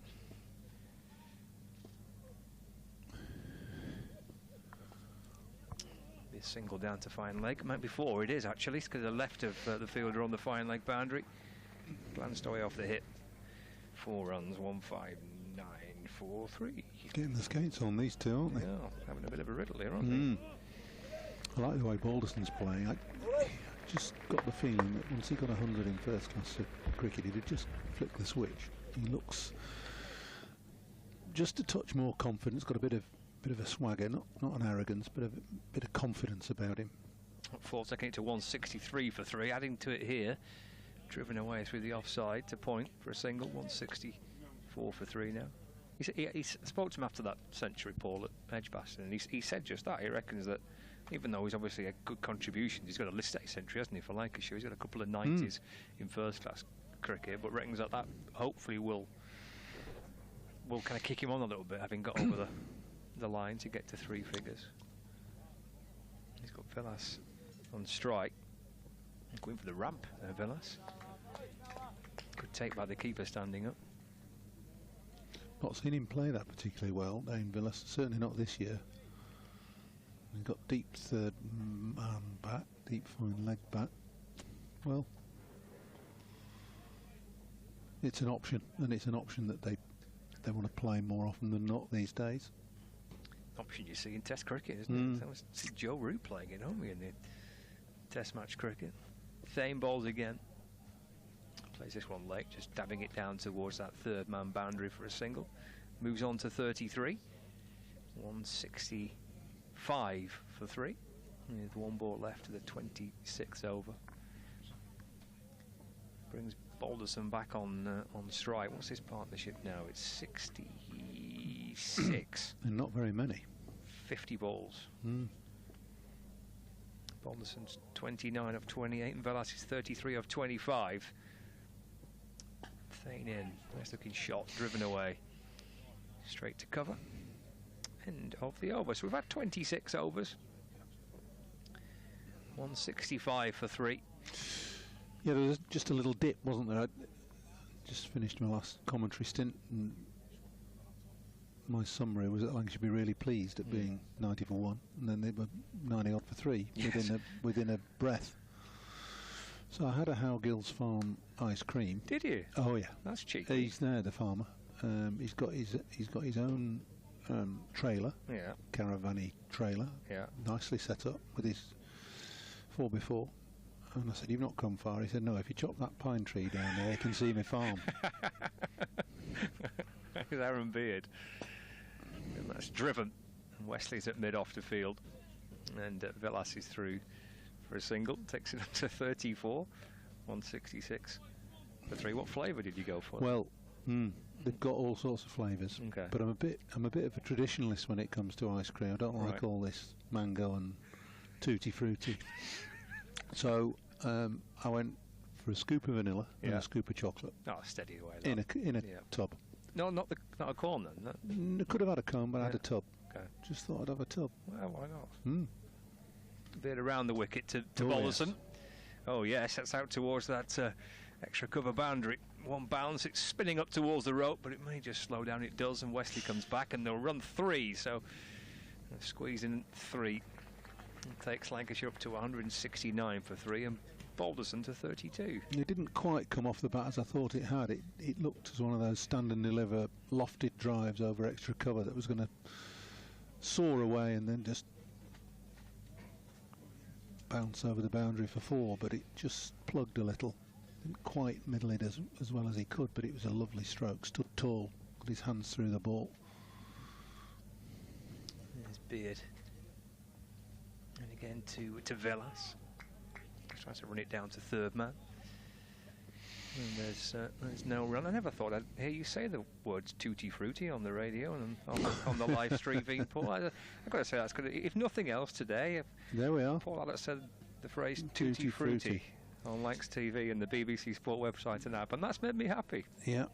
There's a jammy Dodger ice cream as well they've got. No. Jammy Dodger. Mango and something else. A jammy Dodger ice cream flavour. Full on off stump and hammered down the ground. Has he deflected it back onto his stumps? He has. So Balderson's been run out at the non-striker's end, hit firmly by Villas, and Aaron Beard just deflected the ball with his boot onto the stumps, and Balderson's impressive 32 comes to an end. Well, it's the most unfortunate way of getting out. The ball was hammered back at the bowler by Villas, and Beard just stuck out a boot. And he deflected it straight into middle stump with Balderson a yard out of his ground. It all happened in a flash because the ball was going at a rate of knots, and Balderson could not believe it. Didn't even have time to react, to lunge back and get his bat in his grounds. Good innings from George Balderson, but finish now courtesy of a bit of good fortune from the boot of Beard. Yes, it was. I mean, they do practice that, don't they? That is a thing now, isn't it, for bowlers? What? Trying to deflect Side footing it onto the stump. They do that. Bailey does Nothing that all the surprises time. me. Nothing surprises me. I think. Obviously, it's good fortune, of course it is, because you need a bit of luck for that to work, don't you? It's a good way of damaging a foot, I'll tell you that. But it's driven back as hard as that. I can understand them. You know, you see them deflect with the hand. Yeah.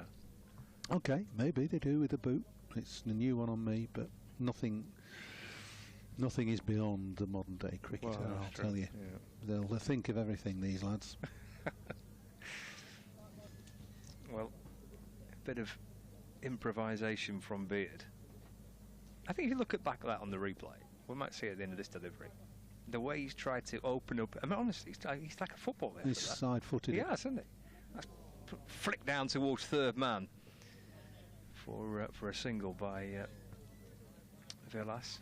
Takes him to 35. Looking back on the replay, viewers on Lancs TV will say, look at the way that Beard's right boot hits it down the ground, bang, opens it up. Maybe. What do you reckon, Paul? Well, if he's that good, he should be playing for United or City, shouldn't he? You might say that. 170 for 4. Lavelle's on strike. It was a large slice of good fortune. Ole Gunnar Solskjaer's right foot prod in the Champions League final. In net injury time.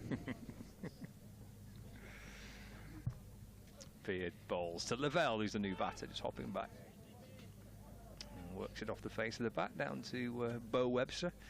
End of the over. So a bit of good fortune going the way of Essex. Hard lines for Balderson. Looked in good touch, didn't he, there, George Balderson? He did. We did it for him, though, didn't we? Saying. Yeah, that's true. Anyway. Yeah, 32 from 30 balls. Balderson, 5 fours. Plenty of action going on that backfield. That's where the ice cream van is, and everything. Not by the Revolution. I think that's something else, isn't it? But maybe the camera can pan round to see if they can find the Howgills Gill's ice cream. Ice cream, maybe not. I'm going to have a look for it now as start the next over, driven away into the offside. Again, a quick single, pick up and throw towards the stumps. Delas does get through for one. Takes his total on to 36. Score moves on to 171 for 4 as Thane continues for Essex from the Evans end of the ground. George Lavelle's now on strike. We're in the 28th over. 171 for 4. Lavelle due to come in at 6. Interesting choice to put Lavelle in. I thought Hurst and Aspinwall, yeah, were very proactive in the previous game. Yeah, they played here a bit more aggressive than Lavelle. Thane into Lavelle, trying to work it down to third man, straight to back will point no run. They gave it plenty on Sunday in the warm-up match against Cumbria, those two. Put on 100, didn't they, in the last, what, 9 overs? Something like that, yeah. And they came out and gave it a bit of a clobber. 2 debutants, Matty Hurst and Tom Aspinwall. Lavelle, who kept wicket for Lancashire last year in this competition. As Thane's into him, pushed into the offside, no run, playing just as a batsman. So we think, well, he's going to be Hurst, isn't it? Keeping wicket, we're pretty confident that will be the case. Can't afford dot balls here at this stage. Got to drop it and run, get off strike, give Villas strike. Lavelle's been in 4 balls now. Throw 3 balls, but okay. I'll give him a sighter or 2, but can't have many more. Comes Thane, balls to Lavelle. Well, he's off the mark this time. Driven the ball behind square on the offside. In fact, he gets 4 for it towards that backward point boundary. He's had a couple of sighters and gets his first boundary. Yeah, not exactly drop it and run. It's a glorious shot. Very wristy behind point on the offside. Lovely way to get off the mark for George Lavelle. He's off and running with a boundary. Just asking if there's 2 balls left. Indeed there are in this Thane over. 175 for 4. Drives away, square the wicket again, just for a single this time. Takes him on to 5. 176 for 4. With 1 ball left of the 28th over. Velas 36 from 30. He's the man on strike for Lancashire. Thane come for 23 so far. Final ball of his 3rd. Oh, Velas leaning back. Cute shot from Velas. Deflecting it off the face of the bat. Looping down towards the fine 3rd boundary. Takes Velas to 40. 180 for 4 now. Well, he's been practicing and trying to play these deft little shots for the last couple of overs. Tried to scoop, then tried to feather 1 or 2 down to find 3rd, and that time played with consummate ease and skill, almost off his sort of navel as he leant back and flicked it down to find 3rd man. There we are, is that it? There we are. Is that your ice cream? Yeah, that's his fancy trailer, and he's got his 4x4. Nice, really good it is. Well, I was here. Very reasonable as well. Oh, and very tasty. Yeah, get yourself round there, Scott. Well, I started the day with egg and bacon butty from the van just behind. Was that good? It was terrific. I eyed up that. Oh, it was well worth it. It was lovely. He had some lovely Cumberland ring sausages cooking as well. Beards in and bowling, short and wide, and Lavelle tries to carve the ball away, but a little extra bounce through to the keeper, no run. Yeah, so I went for the old egg and bacon this morning. They look popular. There was a big queue there as well. Well, I got in before they opened up the... Yeah. Before they opened the gates? Before they opened the gates. And they let you in early, did they? They did. I was in there for about 9:05, I think. Yeah. But I was his very first customer. Salivating, were you? I was the very first customer of the day. His beard comes into Lavelle. He's worked off the pads to mid-wicket, no run. He was a bit concerned about the weather, because must have lined up 12 Cumberland rings on his grill, and he was starting to get a little bit nervous about the weather and he bought extra bacon, extra sausage and extra eggs, all local. He said he'd been to the local farms on the way in. He was a little bit anxious that wouldn't get much cricket, and that maybe quite a few bits would go unsold. Be happy now, won't he? He will, yeah. We'll do a queuing to get in at 9:30. That's worked away by Lavelle down to backward square leg, and he'll come hustling back for a couple. And Nice running. They've had nothing to do for 3 hours, haven't they? Start at 1. What are you going to do? Well, yeah. Bacon and egg butty. Absolutely. Fill your boots. It was a huge queue. Jack Simmons would have loved it here, because you can. There's fish and chips as well. It's all these these odours wafting across the ground. He would have been salivating. That second slip.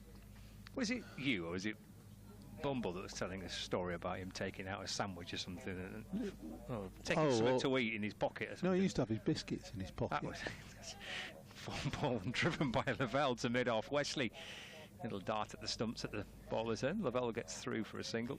He was late on the field right at Southport when we used to have the caterers Bonds of Ellswick, and used to go in the tent at Southport, and on each table there'd be a big fruit pie in the middle of the table.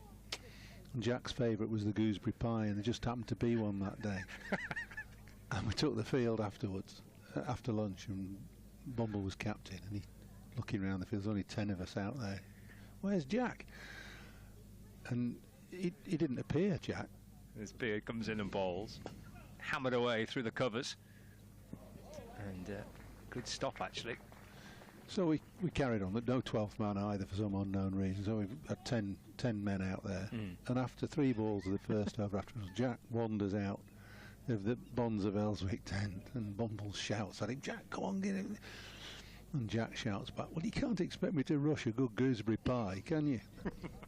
That's brilliant. Well, 84 for 4. Final ball of the over, beard into to Lavelle. Sure. Yeah, glance off the face of the bat down towards the third man boundary for a single. Lavelle keeps the strike, so he moves on to 9. And it's 185 for 4 with Velas on 41. We'll have a quick change, Paul. I'll leave you because Paul's going to come back in. Your thoughts on where we're up to? 29 gone, 184 for 4. 7 left. For 4. 7 left.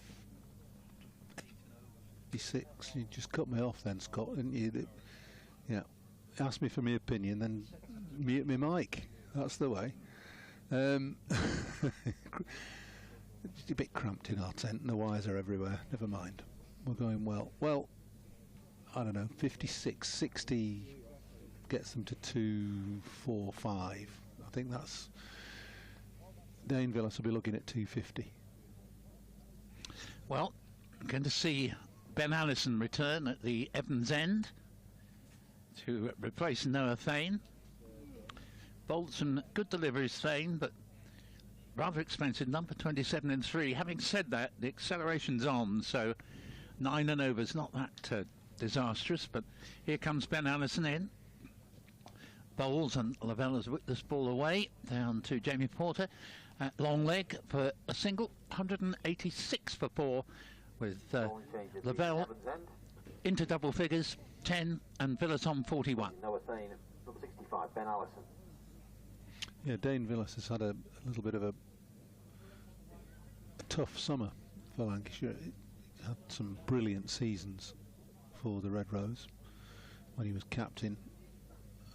Scored runs virtually every time that he went to the crease. Not been quite that efficient this summer. Well, he's 41 not out here and glides this down nicely to third man. That's taken him to 42. Scored to 187 for 4. Well, this might be the innings just to restore his confidence a little. Yeah, absolutely. Which will be good for Lancashire's followers and for him and for Villas himself.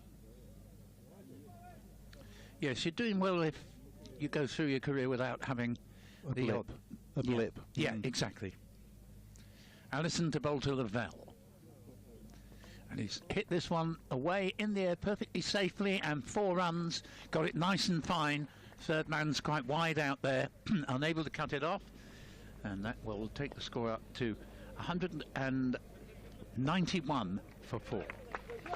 Yeah, George Lavelle, interesting technique as a player. He's got a slightly peculiar, I think is probably the word, stance. Got an interesting grip on on the bat with his hand, top hand behind the grip, if you like, and he looks a little awkward, but he's very, very effective.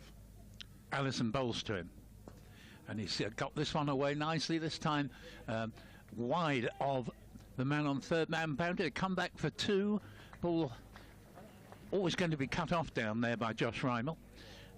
2 runs, but good batting to get it fine of third man and then give third man a chase round the boundary in the opposite direction. So 6 off the last 2 balls, 193 for 4 with 16 to Lavelle. It always looks as though he's holding the bat very loosely, George Lavelle. That top hand grip, not dissimilar to the one used by Chris Tavare all those years ago against Australia when he played for England. Top hand right round the back of the bat. Allison in bowls and single in the direction of mid-wicket here, fielded by Bo Webster, and the score to 194 for 4. Lavelle up to 17. Yes, I think he scores a bit more quickly than Tavare. Well, he couldn't score more slowly, could he? No, George.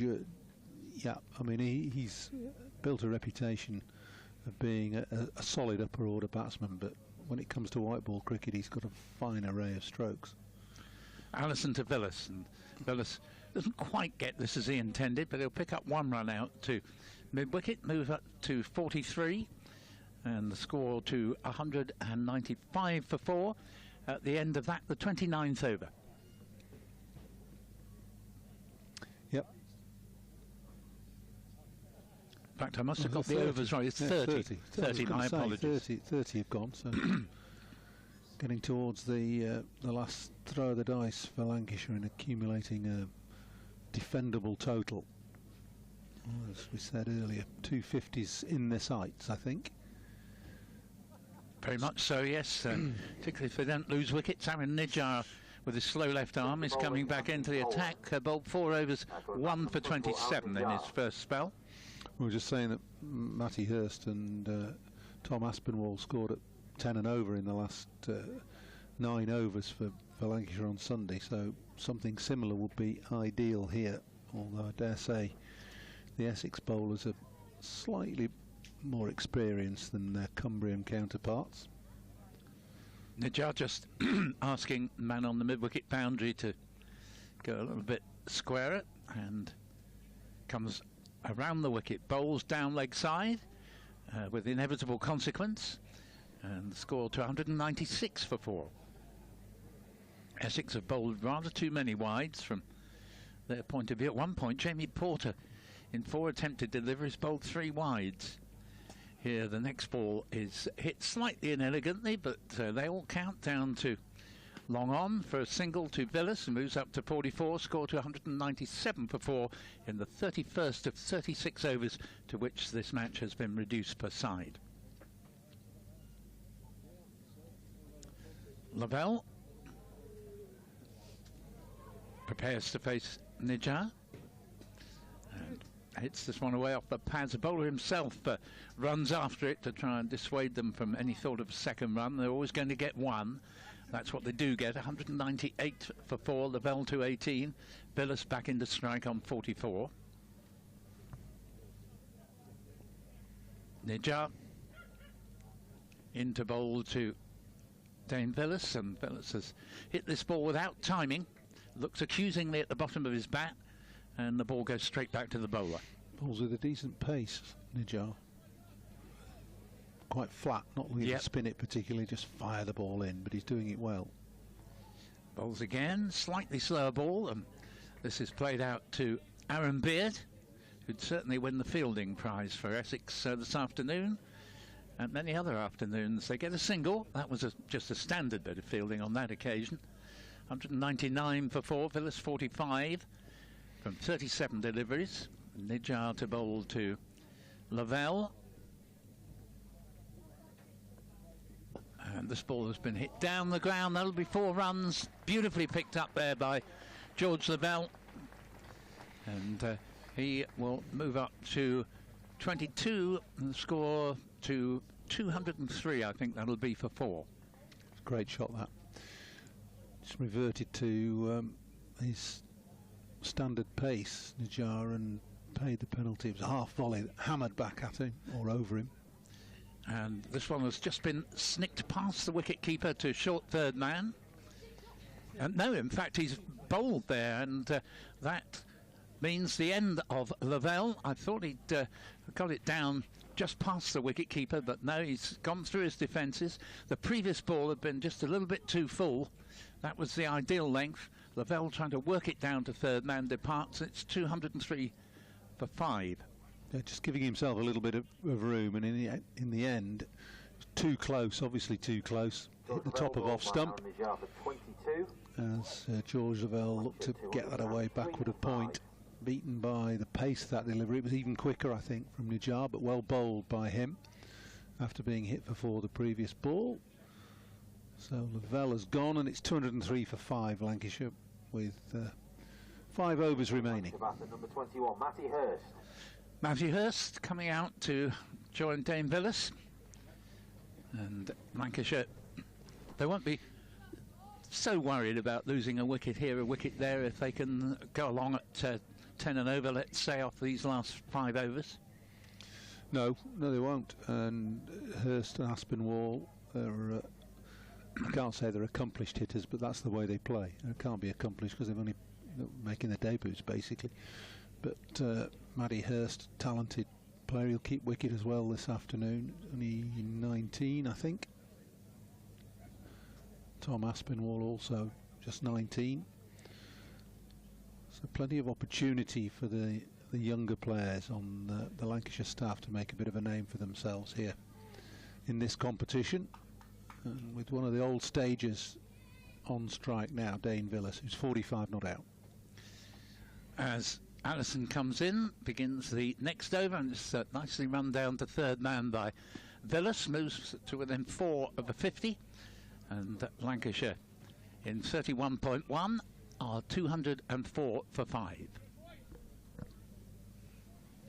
Ben Allison bowling from the Evans end. We've had quite a lot of brightness in the weather this afternoon. At the moment it's gone rather duller again, but we can see the sun on the lower slopes of the hill opposite us, where the cloud has come down over the top, as it has actually for most of the day, as Allison's in bowls, and this ball's nudged into the onside. Won't be a run there, as Bo Webster moves in smartly from shortish mid-wicket to prevent it. Yeah, we're going to have 4 and a bit more overs, then we're going to have a half-hour break, which always seems strange to me in a shortened game to still stick with a half-hour break. They could cut it to 15 minutes or 10 would be the minimum. Absolutely. Especially when there's a possibility of rain threatening. Well, it doesn't matter. You know, we've lost too much time. Don't lose another half hour. Allison's in bowls. Now this ball's been hit a long way up in the air. I think it's going to land safely. Wesley was chasing it. It plugs on landing on its way out towards long off. And they get back for 2 runs and the score to 206 for 5. Yes, I was listening to Test Match Special in the course of the last few days, and Phil Tufnell was on about the similar point to the one you're making, that you know, no matter how much time has been lost, and here you've got the chance to play because it's not raining, but you still have to observe all the intervals. As Allison's in bowls, run down to third man here by Matty Hurst. They get the single, 207 for 5 in the 32nd. Yeah, playing conditions need to be looked at, I think. We've been harping on about it for ages, but you know, cricket is an entertainment, and people have paid good money to come and watch. 2,000 sell-out crowd here at Sedbergh. Had to wait patiently for 2 hours for a delayed start, and they're going to have half an hour twiddling their thumbs waiting for another innings. Down the pitch comes the batsman. Villas doesn't really get hold of that as he'd intended, but single down to long on will move him along to 47, the score to 208 for 5. Lancashire put into bat in a match reduced to 36 overs. Still a few little bits of blue in the overheads. The forecast does warn us that from 4 o'clock onwards there is a greater risk of precipitation as Allison's in. Down the pitch comes Matty Hurst, plays it to deepish mid-on, gets a single, but useful over that from an Essex point of view, because there was a couple from one delivery, but mainly it was singles. 1.2111 at this stage. You'd settle for that over with only 6 runs from it, and now there are 4 of the 36 overs left, and Lancashire put into bat 209 for 5. Yes, don't want too many overs like that from Lancashire's point of view. Really good effort from Allison to keep down to a run of ball off that over. So 4 overs to go. Batsman out. Jennings caught Webster bowled Beard 19. Bell LBW Webster 29. Bohannon caught Das bowled Nijjar 35. Balderson was run out for 32, and most recently Lavelle bowled Nijjar 22. Beard returns to the attack at the Powell end and will concede 1 run from the first ball as a good throw comes in from deep mid-wicket from Thane, and that takes the score to 210 for 5 in 32.1 overs. As the light getting a little bit darker here.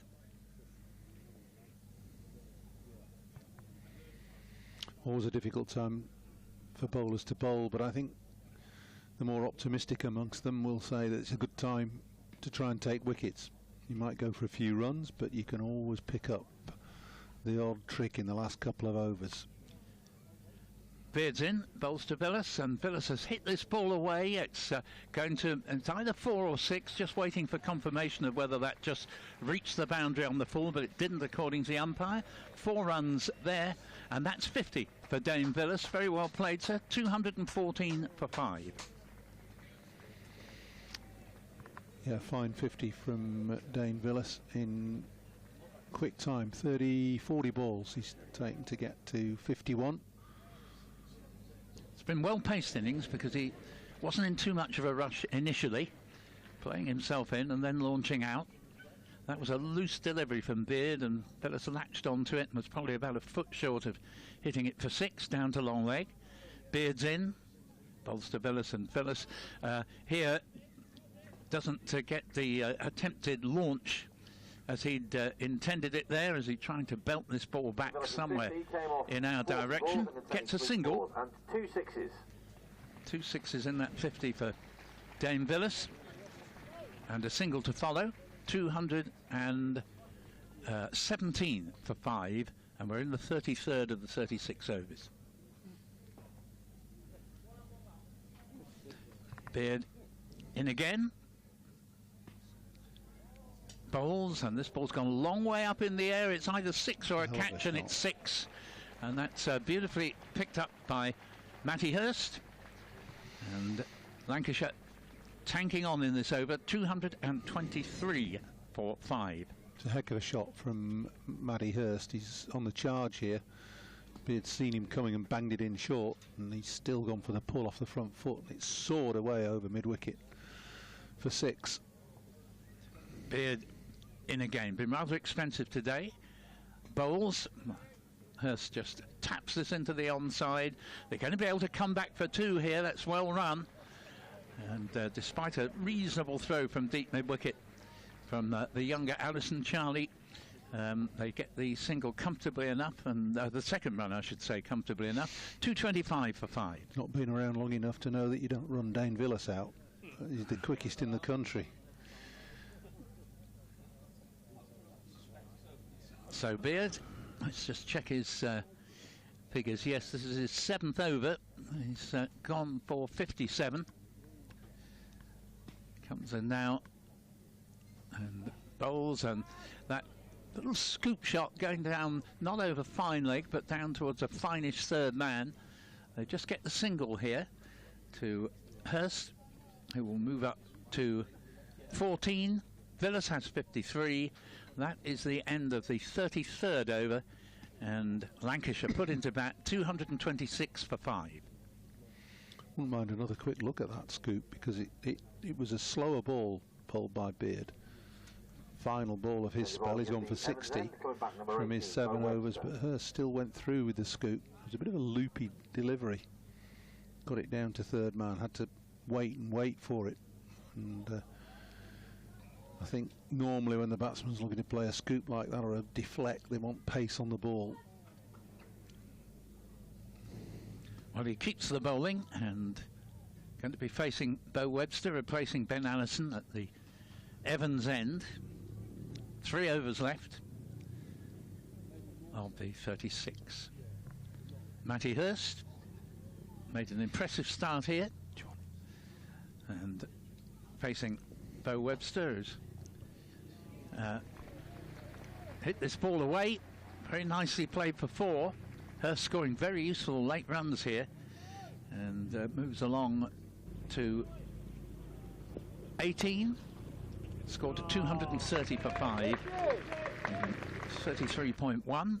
So Lancashire are not going to be far away from your estimate of 250, Paul. They're going to be well past it if Matty Hurst keeps going, I'll tell you. Indeed, yeah. 18 from 9 balls. Faces Webster again. Webster's pulled this one away, and there won't be more than a single, I think, because that's gone straight out to Allison, Ben Allison, on the mid-wicket boundary. Sent a 1-bounce return to Buttleman, and the score to 231 for 5. Villas into strike, has 53 not out, 41 deliveries. Villas just surveying the field. Webster having a chat with skipper Tom Wesley. Porter being brought in from the long leg boundary by about 20 yards. Webster bowls to Villas, and this has gone miles up in the air and over our head here in the tent. 6 runs all the way, and beautifully picked up there by Villas. 237 for 5 in the 34. I almost predict he was going to try and do that with fine leg brought up into the circle. I feel that's one of his favourite strokes, that pick up over backward square. Maybe a change in the field now. There's a lot of arm waving going on. Deep square leg is staying where he is. No, he's not. He's coming up into the circle. One of the bigger 6s of the day. 59 to Villas, his 3rd 6. Nearly into Scott Reed's bacon and egg butty stand, I think. Getting quite dark out there now. Hopefully we won't get any rain, but has to be said it's looking as if we might. Here comes Webster again in and bowls to Villas, and Villas has hit this a long way for another 6. Just a good attempt by Beard on the boundary there, sorry, Ben Allison on the boundary to reach up and grab it, but was never quite going to be able to. Consecutive 6s to Villas have taken him rushing through the into the 60s. He's 65 not out, 243 for 5. I think you're a touch over pessimistic about the weather, Paul. I hope so. Howgills are free of cloud. And here's a possibly, no, he's going to be caught this time. Just didn't quite get that one, the elevation that he had from the previous one. And he's caught by Ben Allison off the bowling of Beau Webster for 65, and Lancashire 243 for 6. Good innings from Dane Villas, finishing with a couple of mighty 6s, one over deep backward square, the other over mid-wicket, trying to repeat it, going for 3 and 3. Hit it well, but not quite high enough, and picking out Allison on that deep mid-wicket boundary. Out for 65, Dane Villas, and Lancashire up to 243 for 6. Going to, whatever the final score is, it's going to be quite a challenge, I think, for Essex. Lancashire have paced it well. They had 2 very similar partnerships. One for the second wicket of 72, then another one of 70, and the usual acceleration, granted that they had enough wickets in hand to really take chances through these last half dozen overs, and it looks a pretty good score on the board. 243 for 6 with power to add another couple of overs to come. Big day this for Tom Aspinwall, former pupil of Sedbergh School, of course, making his 50 over first team debut for Lancashire in the first class arena anyway, and here on his old home ground. Bo Webster then to bowl to Aspinall, and that one goes through his defences, taken by Buttleman. That completes the 34th over as Scott Reed prepares to take over from Paul Allett, who will be back with us in the second innings. And Lancashire with 2 overs to go. 243 for 6, Scott. Yes, impressive batting by Lancashire. 250 was a score that we were suggesting might well be on the cards for Lancashire, and that is well within reach, with a bit to add to it, you would think. So they'd be pretty thrilled, I think, with what they've managed to put together in the course of this 34 overs. Villas right back into form as well. He's had a difficult summer, Dane Villas, with the bat, but bouncing back in emphatic form today. 65 from 44, the pick of the Lancashire batters, but some good contributions from Bohannon and from Bell and Balderson and Lavelle. Here comes Allison then to Hurst, looking to try and ramp the ball. And it does make contact, but picked up inside the circle, short third. And just a single. The score moves on to 244 for 6 as we start the 35th over of this Lancashire innings, reduced down to 36 overs per side.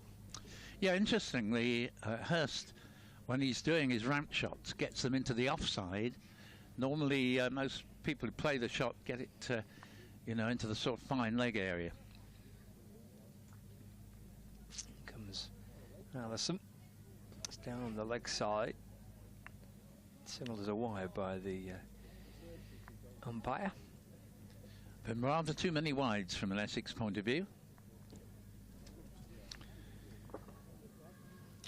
Yes. In fact, 17. Yeah. Of course, we did have a helping of 5 in 1, as it were. Yeah, that's true. Yeah. But even so, it's sort of 2 overs conceded in wides. 245 for 6. Pulled out towards the leg side. There's a little collision, actually, as they try and get through for 1. Aspinwall trying to get through actually just runs into the bowler. Could have been a slightly awkward situation because there was a run-out attempt at the bowler's end, and actually had he hit and had Aspinwall been run out, whether they would have kind of upheld the dismissal or not. Yeah, there was no intent on the part of either the bowler or the batsman, but they just ended up, because the bowler had to go and try and field the ball and the batsman had to try and complete his run. So it's one of those things. Takes the score to 246 for 6. That's top edged out towards the leg side. It'll bounce in front of the square leg umpire. Hurst wants to come back for 2. Just a single there, so it's 247 for 6. Brings Aspinwall back on strike. These two batted together on Sunday here. I was here for the match between Lancashire and Cumbria in the warm-up game. And they hit it to all parts of Sedbergh together, put on 100 runs.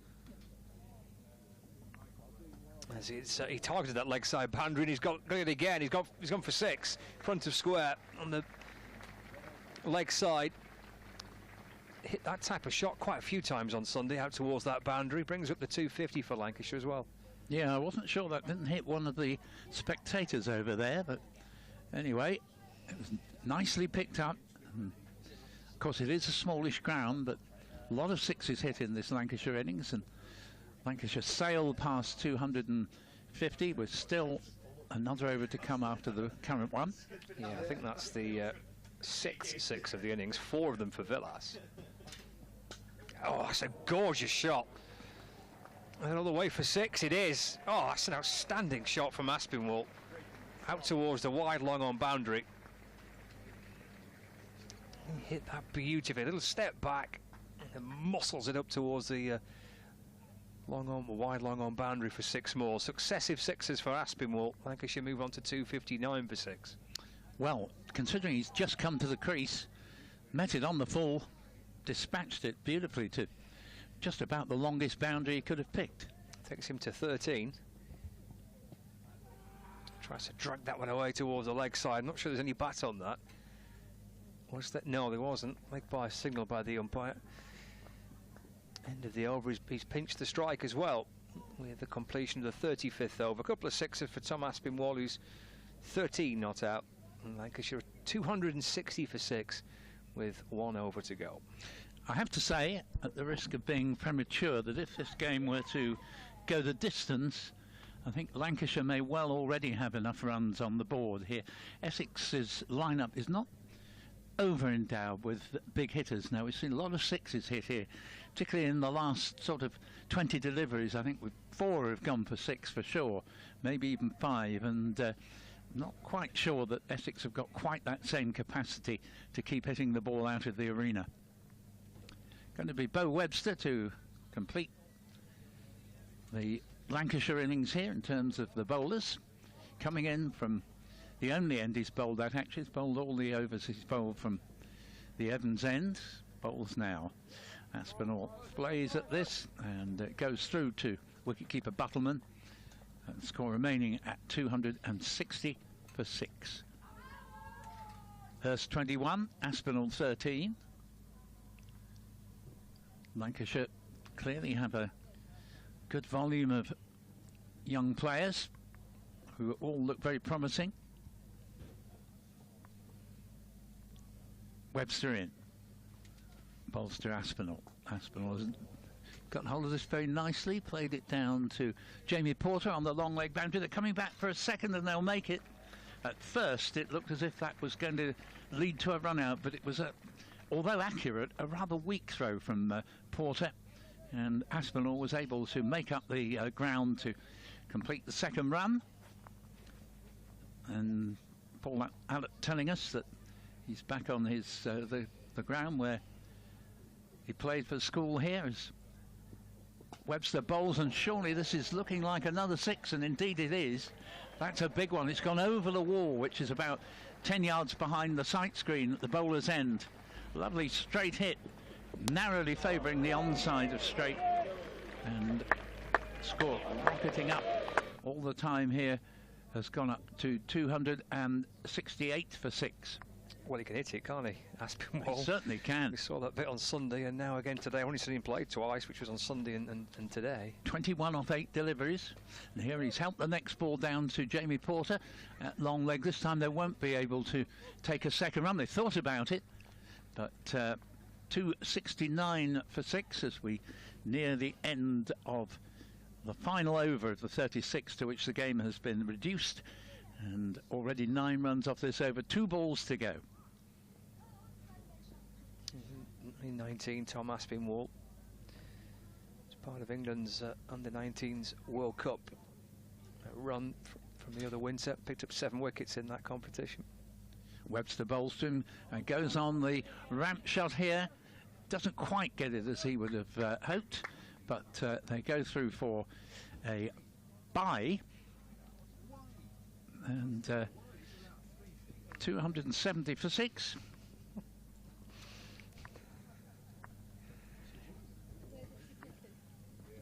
One disgruntled member of the audience here felt it should have been a wide. It's, Webster potentially to complete the innings. Bowls and peel for LBW and out to wicket off the last delivery. And so 270 for 7 is going to be the final score here, as Aspinall is LBW to Webster, gets his second wicket for 22. LBW to Bo Webster for 22. Yeah, that's confirmed. 270 for 7. Well, finishing their innings on I'd have to say, Scott, 70 for 8. wearing my most biased of Essex hats, I'd still have to say I would make Lancashire favourites to have scored enough here to win this match. The one thing that could just change that slightly, in my book, and it's only my opinion, I just haven't seen Essex look as if they've got the players to hit as many boundary shots as Lancashire have, and they'd have to win it. You're not going to get to 270 in 36 overs without being able to do that. The one thing that could change it is if it became considerably curtailed further by rain, but Essex have managed to face enough overs for a result to be achieved, and they put all their eggs in the basket of scoring very quickly. Yeah, we shall see how that unfolds. It was a exciting end to the innings for two debutants, Matty Hurst and Tom Aspinwall, putting on 27, I think, 27 off 13 balls at the end there. Hurst 21 from 13 and Aspinwall 22 from 10. So super stuff by the two debutants, Matty Hurst and Tom Aspinwall, both teenagers, both 19, helping Lancashire finish on 270 for 7, with Dane Velas top scoring with 65. 3 wickets for Bo Webster on his Essex debut, a couple for Nijar and 1 for Aaron Beard as well. So that is the innings break here at Sedbergh School. Essex have been set 271 to win from 36 overs, and we'll be back for the Essex reply in about half an hour's time.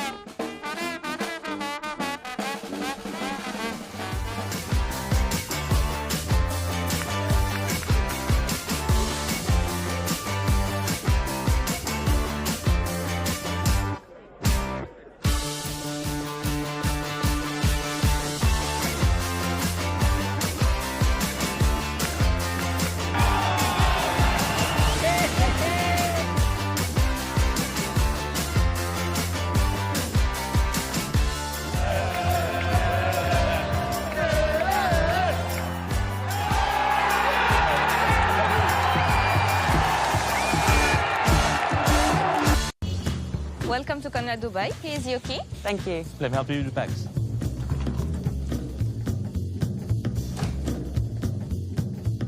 Nice room. How's that?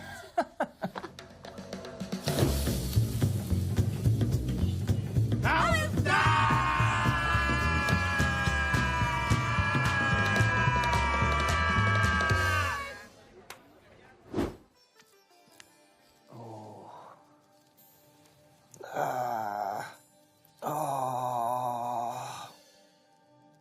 How's that?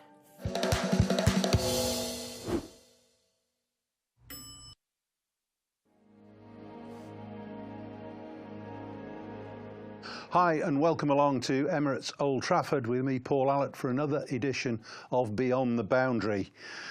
This week I'm delighted to say that we have got the Managing Director of England Men's Cricket with us in the studio. It's a very warm welcome to Rob Key. Rob, great to see you. I didn't think I'd ever see you in this role, to be perfectly honest, having worked with you in various locations around the country, commentating for Sky. But here you are, and I must say that now we're into July, you've had a very interesting and successful start to your career or your new career. What was it that finally made you take the role? I did. Well, you didn't think I'd do this. If you'd have asked me this at Christmas time, I'd have thought, what are you talking about? There's no chance I'd be on the other side of the fence being an administrator. I mean, I loved doing the job I had for Sky. I never thought in a million years. The only reason I thought I wouldn't be doing that is if I'd got sacked, to be honest, or I'd done something, or whatever had happened. So it was sort of after the Ashes, and you know what it's like, we used to do it all the time, and you're always sitting around because we love cricket. And we'd be in the back of the commentary box and be trying to work out, you know, oh, what would you do? You do this, or why don't we do this, or why don't they do that? And then it was sort of Strauss, he'd asked me if I would be interested in the role, and I sort of thought, yeah, I suppose so, but never really thought that anything would come of it. But the thing that I suppose was the defining factor in it all was that now I feel like you've got some skin in the game. Now I feel, when you're on TV, you're coming up with a lot of ideas, but really, you might never know if they work or not. And you're never really sort of under pressure in that regard to see if your views have any meaning or if they're right.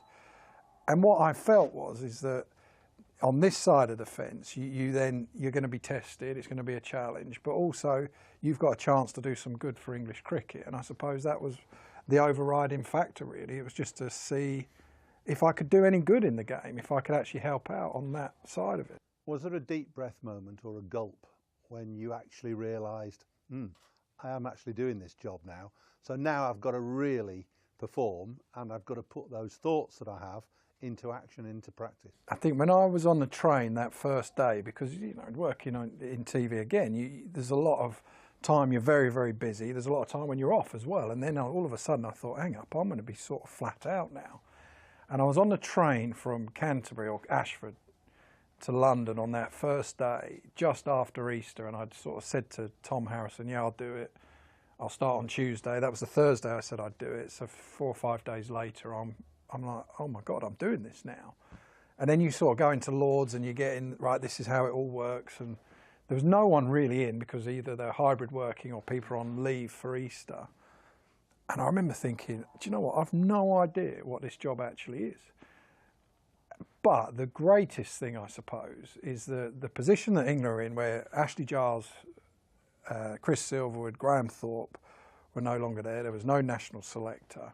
So it was very clear, actually. It didn't really matter. All the administrative side of stuff I didn't have to worry about at that point, because I had to find coaches, find a captain, and then still we're looking for a selector, but I'll get round to that. So there was a very sort of clear focus on what I had to do.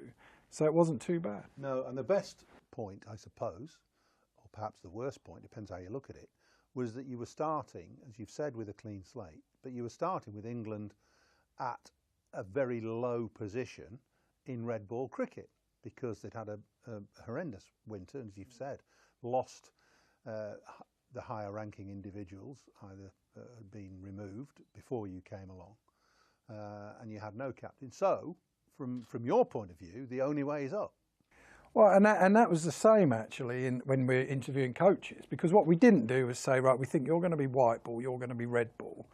We just sort of asked the field, and people obviously applied for the job, and so. Well, sorry for interrupting, but you say that now because it's pretty self-evident that's. But did you really, truly, and honestly go in with a completely open mind? And we'll talk specifically about Brendan McCullum, because he had no pedigree as a red ball coach. He didn't have much pedigree as a coach. He'd coached in T20 franchises. So you say that now, but really, did you honestly think, I'm going to walk out of this room and Brendan McCullum's going to be my red ball coach? Well, very early on, I thought that Brendan McCullum was one of the front runners for me. Forget about what everyone else thought. I always thought Brendan McCullum, but even before I was doing this job, I always thought, and I knew him a little bit, not a lot actually. We'd done a bit of commentary together, and I'd watched and I'd listened to the Cowdrey lecture and I'd watched what New Zealand did. And all you ever really want, I think, in anything, is you want people who are aligned to your philosophy and the way you think, and the way that you think the game should be played. And I was very clear on that, and that's what I wanted. And then you sit down and you interview, and there's loads of interviews we did with lots of different people, and you sort of work out who's most attuned to what you think. Because if you don't have that alignment in anything, then there's real trouble. I think that's where problems come. If you have a coach and captain who aren't aligned, if you have a managing director who's not aligned, if there's someone who has a different way of doing things, and that doesn't mean you can't challenge each other and have disagreements. That's not it at all. But your basic philosophy is the same, and that's what Brendan McCullum had. I had two choices. I saw it. I either had the England team in Test cricket needed someone who was going to be really tough on them, really hard, be like a drill sergeant, who was going to give no quarter, or they needed someone who was going to try and take the pressure off and try and get the best out of them in that way, not be by being soft on them, because actually Brendan McCullum takes no quarter at all. If there's anything that he's not happy with, then he's going to make sure he will pull those people up on it. But it was about how do you get the best out of these people, and that was my view. And that's when I spoke with Brendan, that's exactly how he saw it as well. And that was my sort of theory. I felt that England cricketers had a lot of people, and this is our culture, telling them what you can't do. Oh, I'll be careful of this. Don't do that. Oh, you can't do that. The problem is that's not particularly inspiring. And Brendan McCullum is the opposite of that. He sort of tries to broaden your horizons to what you can do. So you had this debonair, dashing blueprint whirring around in your mind, thinking, this is really the way I want English red ball cricket to go. And Brendan McCullum was the man that sparked that for you? Or did you spark it and see him as being the ideal, well, he can't be a catalyst, but innovator, if you like? Well, yeah, he's the one. The only thing I would say, and that's why both of us, Brendan and myself, it's not I'm against it at all, but we don't use the Bazball comment, because what it's not, to me, you said it there, it is not about just playing shots and being aggressive. It's actually, how do you get seriously talented cricketers to make the most? You just get out of their way a little bit and you try and free them up in a world now where there are so many people telling you what you can't do, whether that's in whatever you do, whether you're in politics or anything, and it's in our culture a bit, where I found it actually really fascinating. So we played against New Zealand in a manner, in a style, which actually Joe Root wasn't slogging. Johnny Bairstow, people, they haven't been slogging in that regard. You could have lost a couple of those games just as easily as you've ended up winning them. Absolutely. Let's be realistic about it. Absolutely, but it's not about just going out there and being ultra aggressive. And what I found really interesting was that, so we won against New Zealand, and then straight away I was like, yeah, but that won't work against India.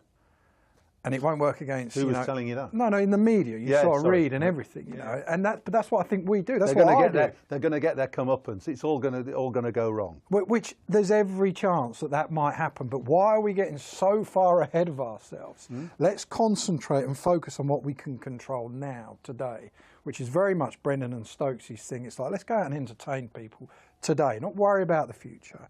And it's the same thing, you know, we've got our plans in mind, and there's a hell of a lot of thought that goes into what these guys have done. And it's the same thing, you know, and then it's like we beat India, and it's like, now it's, yeah, but this won't work against Australia. And it's like, no, okay, it might not, but that's not an inspiring message to give. That's fine for everyone else to be talking about that. But in our dressing room, we've got to be talking about what people can do, how you can succeed, what is possible, not living in this world that we do a bit of, oh yeah, but you can't do this. Yeah, but you can't hit on the up. You can't do that to so-and-so. It's like, all right, guys, yeah, we know that. Excuse the pun then. What is the key to exploring this self-expression for the players? Because it's the same players that were played through the winter in a completely different environment, obviously, but they've been allowed to come out and express themselves. How have you managed to turn that? Well, what I would say is that's my theory. How Brendan and Stokesy have done it really is the key, and it's little things. It's how do you give people confidence? The game, as you know, as everyone who's played any sport knows, we're different players when we're confident. You know, look at the white ball side here. We've had a tough time against tough oppositions, you know, but they're just lacking that little bit of confidence. But that will come back, and they'll fly again because there's some seriously good players in that. And I watched, so it's the language and the terminology that's used in the dressing room from them. It's not a negative, you know, oh, be careful of this, watch out for that, don't do this on here. And it's little things really, like Alex Lees, for example, who had played fairly in a stodgy manner in the Caribbean. And he got 20 odd in the second innings at Lord's. And Joe Root had played brilliantly. Joe Root had won the game with a fantastic 100. You know, and a game that was in the balance, and Ben Folkes had played really well. So it was obvious that those guys had been the standouts. But Stokes, he sort of made a real point with Alex Lees in the dressing room afterwards, and just like, Alex, the way you went and played there, that intent you showed, that's what we want. That's the best I've ever seen you play for England. So they're giving full clarity on how they want someone to play, which actually, if you look at it, at times, when I was playing, we lived in a world where coaches were constantly saying, don't play that shot. You know, if you look to leave, you know, just don't play outside off stump, just leave that ball. But when you do that, the best way, as we all know, to do it is to think positively about it, to look to score and then leave.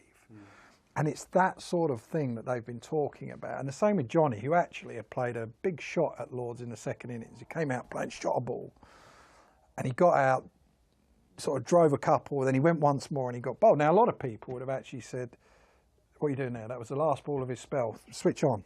You know, why don't you think about that? Why did you do that? Don't do that again.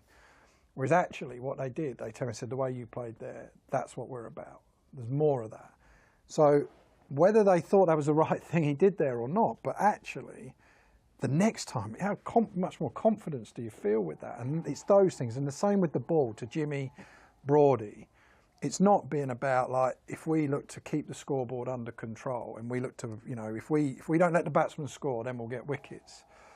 Actually, it's very simple, their thing is, it's like we look to take wickets with the ball. And you have to, and Brendan sort of says everything better than me, but it's like you have to be malleable enough to change the plan when the team requires it, you know, and do what Ben's asking as the captain and what the team wants you to do. And they've loved it because actually it's like taking away some of the fear of going for a few runs. But you can still, with that, you look to take wickets, but you also still look to stop them scoring. It's just not your primary objective. So you're giving everyone more options. And there's something in it for everyone. It does not mean that if you're a less aggressive player that there's not a place for you in this team. No, that's not the case. This might hopefully just bring more out of you, because it's just freeing you where you're not living in this world of don't do this. It's very clear that there's an awful lot of enthusiasm from within you, which obviously transfers through to your lieutenants, and I use that term not as an insult, but and I think whatever else you've done and you've transformed, I'm saying you, but there has been a transformation in the way Test cricket has been played. It sent out a message not only to England but to the rest of the world about the way the game is played, and it's captured the imagination of the cricket watching and the sports watching public. That must gratify you. Yeah, I've loved that fact, but that's all down to Ben and the way that, and Brendan in particular, because it's little things to me. Sport is not just about winning. I know we sort of tell our kids, and I get really annoyed when people sort of say, no, it's the taking part. No, I'm not saying that at all. But actually there is a style and a way. This is meant to be entertainment. You know, most people aren't fortunate enough to be professional cricketers. They've got proper jobs, real lives, real struggles. And actually cricket's the thing they want to watch to get away from that. You know, it's the escape. And we're in a, well, these guys playing for England are in a privileged position to be able to try and entertain them. So when you go to Trent Bridge, and I wouldn't have done it, you know, because even I don't think like that. But what Brendan said at tea about, on that last day, about we're going, what do they need, 160 or something? Yeah, I was in Holland. I was in Holland actually. Was that it? No, it was the last day at Trent Bridge. When the game was in the balance. Johnny Bairstow and Ben Stokes were in, and there were 160 needed. What's that? Probably 6 wickets left. And at tea, most of us, as you would know, in the dressing room as a captain, we go, let's just have a look here, lads. You know, let's just see what's going on. Yeah. Whereas Brendan and Ben were like, we're winning this game. And and I don't know exactly, but Brendan was like, I'll take responsibility. If we don't win this, I'll take responsibility. I don't care what you know, it's on me, whatever. We're going out to win this no matter what. You know, and that clarity, and then Johnny goes out and plays the way he did. Now, when you look back on that, with a packed house on the last day at Trent Bridge, the only thing that we couldn't have done there was, the only thing that was the wrong thing to do with hindsight was to block out for the draw. I think we would have got more respect and more belief almost from the fans, the crowds, in the way that we went and played that game and the fact we gave it a go. And if it hadn't worked, I still think people would have been proud actually of what they tried to do. The fact we actually went and won it and Johnny played that unbelievable innings and Ben did, it then sort of captured the imagination even more. But that's what this is, you know, you and I have done it. This is not life and death, you know, and yet we treat it at times in professional sport like it's a proper job, and it's not. It's like, this is the best time of your life as a 20 plus something. Make the most of it.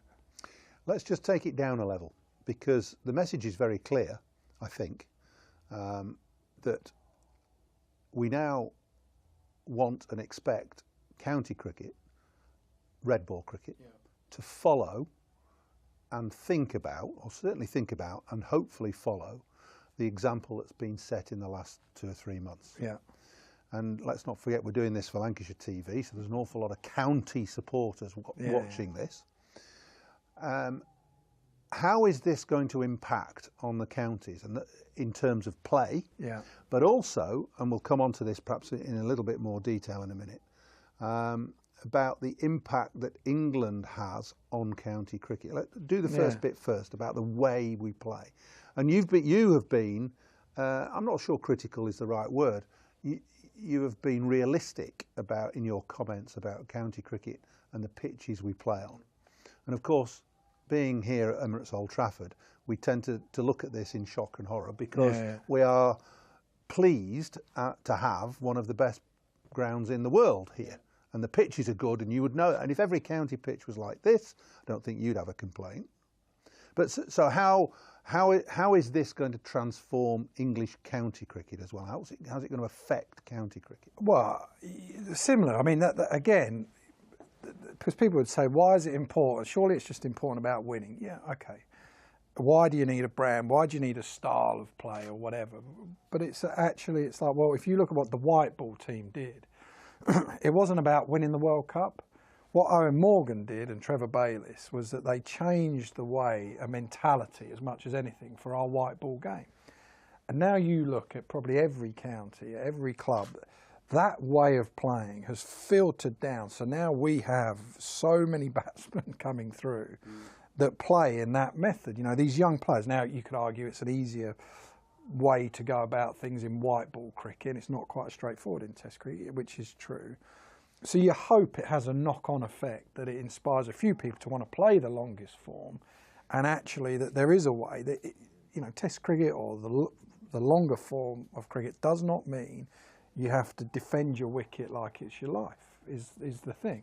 Whether it does, we'll wait and see, but you're absolutely right. Then the other part of that is other things that it's not quite under me, but it's in my sort of remit, but it's something that I have an influence in, I'd like to think, is things like pitches. And to be fair, this year the pitches have all seemed better. And that's a big thing, and you're absolutely right. Here is probably one of the best, if not the best, wickets in the country, because of one thing, really. It's got pace and bounce. You know, and it's not with pace and bounce because it's left so much grass on it that it goes everywhere.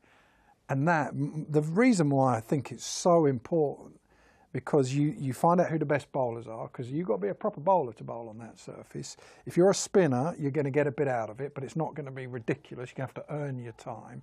And if you're a batsman, you're going to have to bat well to score runs on it. And that, then, when you look at this year where the wickets have been better, whether it's the ball or whatever have you, look at Potts. Because it's a good decision getting Potts. And, you know, he plays with Stokes, so that's lucky. We've seen him for a while. Correct. You and I. We've seen him play county cricket for 3-4 years. Correct. And he's been not a total standout, but he's somebody you tick. But also, because he's done it at a time when it's really tough to be a bowler, this year when no one else was getting wickets, he's learned. All that means is you know, to be successful, you have to be more accurate. You have to do something with the ball, you know, and then it's an easy selection because he's getting 7-footers, and we've seen him, and that Mo Bobat, who's the performance director, has seen him from under-19 cricket. So there's this whole pathway in place, and then because he's played in the right conditions, his game leaps forward. And it's the same. There's been so many players like that. I mean, we picked the white ball squads. You got, I mean, like Gleeson. That's been miraculous, the way he's come back into the game. He's hardly bowled a ball for 2 years. And he bowls 93 mile an hour guns now. I know, and then you must be frustrated as a ex-director of cricket thinking, oh, finally we'd had him for 2 years. But that's the investment that you guys have put in that's now going to benefit English cricket. Fingers crossed. But that's, you know, he's learning in conditions that, you know, it's like when they played, that was great. He did it against India and that batting lineup on those conditions. It's like, you know, he's got himself an IPL contract now, hasn't he? Well, it'll be close anyway. But you know what I mean? Like, if you do that, you've got to feel you've got to feel 10 foot tall. I agree. It's a good point you make about promoting players or developing players to play international cricket. That is what counties are for, generally. It's one of their, it should be one of their highest aims, to produce the best quality cricketers that they can do. And then obviously there's a natural progression from county cricket into the international. The biggest frustration that supporters and counties have, I think, is that there appears to be, or has appeared to be, a lack of empathy with the counties from England. A particular case in point, the T20 competition that's just gone by, which is a good competition, and from my mind should be promoted a little bit more than it is. But we had a great set of quarterfinals, semi-final, final, all without the England players. There were one or two released, grant you that. But would that be a frustration for you that you can't release more? And is that something you might be looking to address? That's something that, again, with the schedule this year, that has been a frustration, really, because generally, and what we've tried to do is release people as much as we can. So throughout those quarterfinals, I was constantly talking to the coaches, who were very good as well. We said, we don't want people sitting on the bench, which is a massive bonus this year from COVID times, when actually everyone had to stay there. You know, and a lot of the time people are still living in this COVID where, you know, with the way that people did things back then, businesses and stuff like that, you don't have to keep people around. So what we've tried to do as much as we can is release people to play for their counties. You know, and the problem's been when there's been a game the next day or something. And to the point even where we've said to them, I say, right, okay, we've got 3 ODIs, for example, coming up. Do you think that you're going to play every bowler? Is it realistic that every seamer is going to play every game? And we'd say, generally, you say, well, no, there's a chance that one might need to be rested here or there. I said, right, okay, let's try and make it so that... The middle. And Lancashire, Paul Allen, I think, will be very pleased with the 270 for 7 they got. They'll be pleased, but they won't be quite as confident as you seem to be that they've got enough. It's a fast-scoring ground, good pitch, short boundaries, and... You know, Lancashire aren't quite as experienced in their bowling ranks as they have been. There's no Tom Bailey playing, for instance, and we've got 1 or 2 debutants in the side, so we'll see how we get on. I think it'll be a fascinating chase. I'd say they're just a little bit above par, Lancashire, and it was a fine performance towards the end of the innings by the youngsters, Matty Hurst and George Balderson, and Tom Aspinwall to accelerate the score, along with Dane Villas, who did very well indeed to get his half-century. Right, we're underway. First ball, Will Williams bowling. And the immediate appeal for LBW against Josh Rymel as the ball goes off the pad out behind the wicket on the offside. Will Williams bowling. And he's got quite a lot of wickets in the county championship for Lancashire of late. Well, it'll be a tester for these 2 young Essex openers, Rymel and Das, facing Will Williams. Williams, one of the more naggingly accurate opening bowlers in the First Division. Bowls in a very similar way to Porter and Cook. Comes in now from the Evans end, bowls to Rymel. And Rymel has glanced this one down to the fine leg boundary, so Essex are underway. 4 for no wicket in the first over, 2 balls gone. Now, Josh Rymel had a very, very fine year in this competition 2 years ago, including a superb 100 at Chelmsford against Yorkshire. And I think he averaged 40 odd, but just didn't click last year, so he would very much like to get back on the rails here as Williams bowls to him.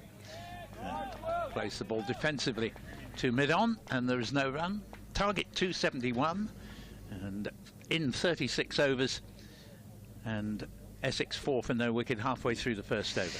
Yeah, difficult team to force your way into, isn't it, Essex, when they're at full strength, as a young batter. Irrespective of how well you do, in this 50 over competition. You like to look at it as a springboard. No, you're absolutely spot on there as Williams is in bowls, and again Reimel defends. This time bowler himself can do the fielding, because it is difficult at the best of times, Paul, as you've observed, to break your way into the Essex team. They've had 7 or 8 years success on the bounce now.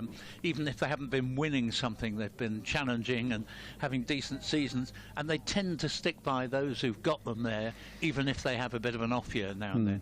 Yeah, well, I think that's probably fair enough, yeah, with the lineup that Essex have got. Williams is in, bowls to Reimel and beats him. So he went forward there, goes past the outside edge.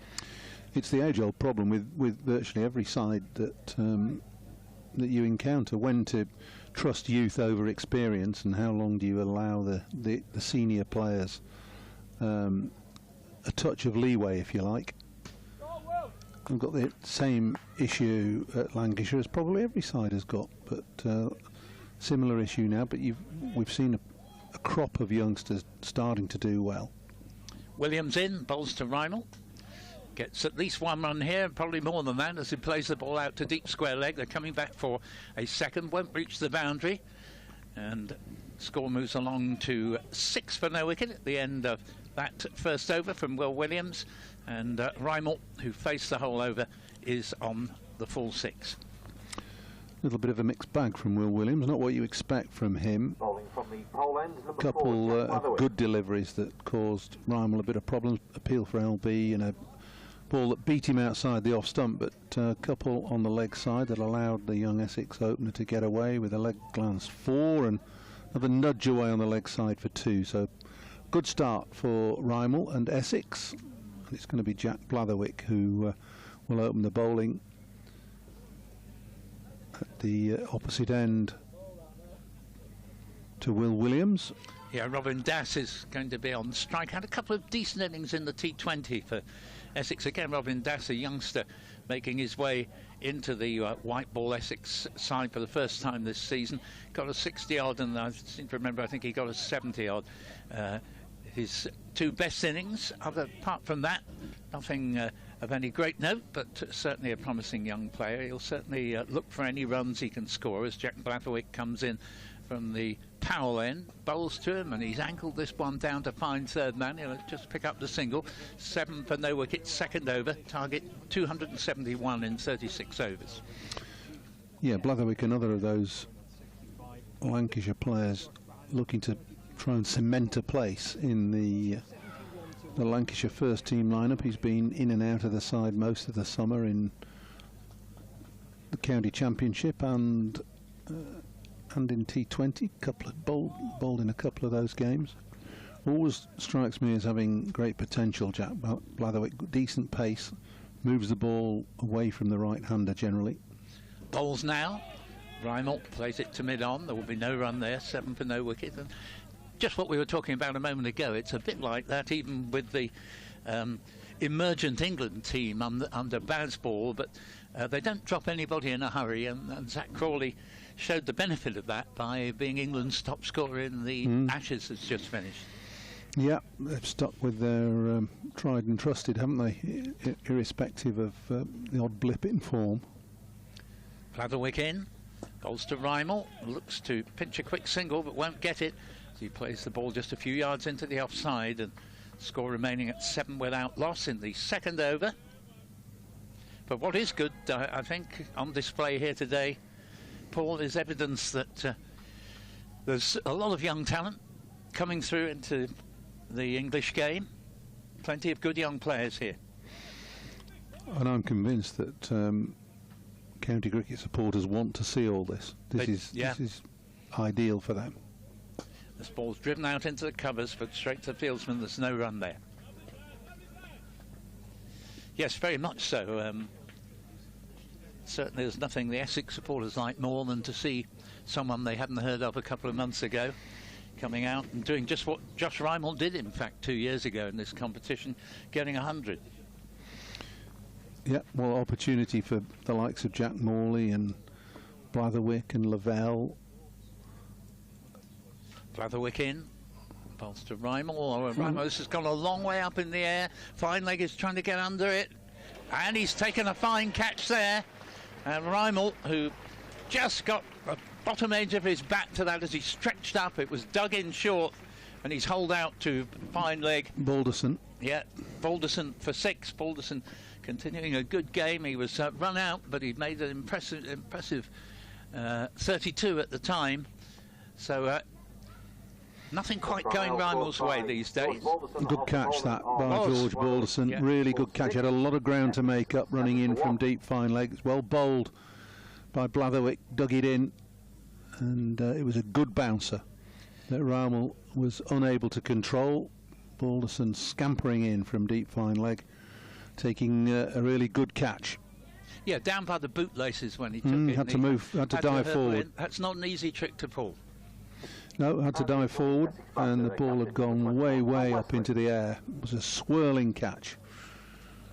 Yes, it's a test of your nerve trying to take a catch like that.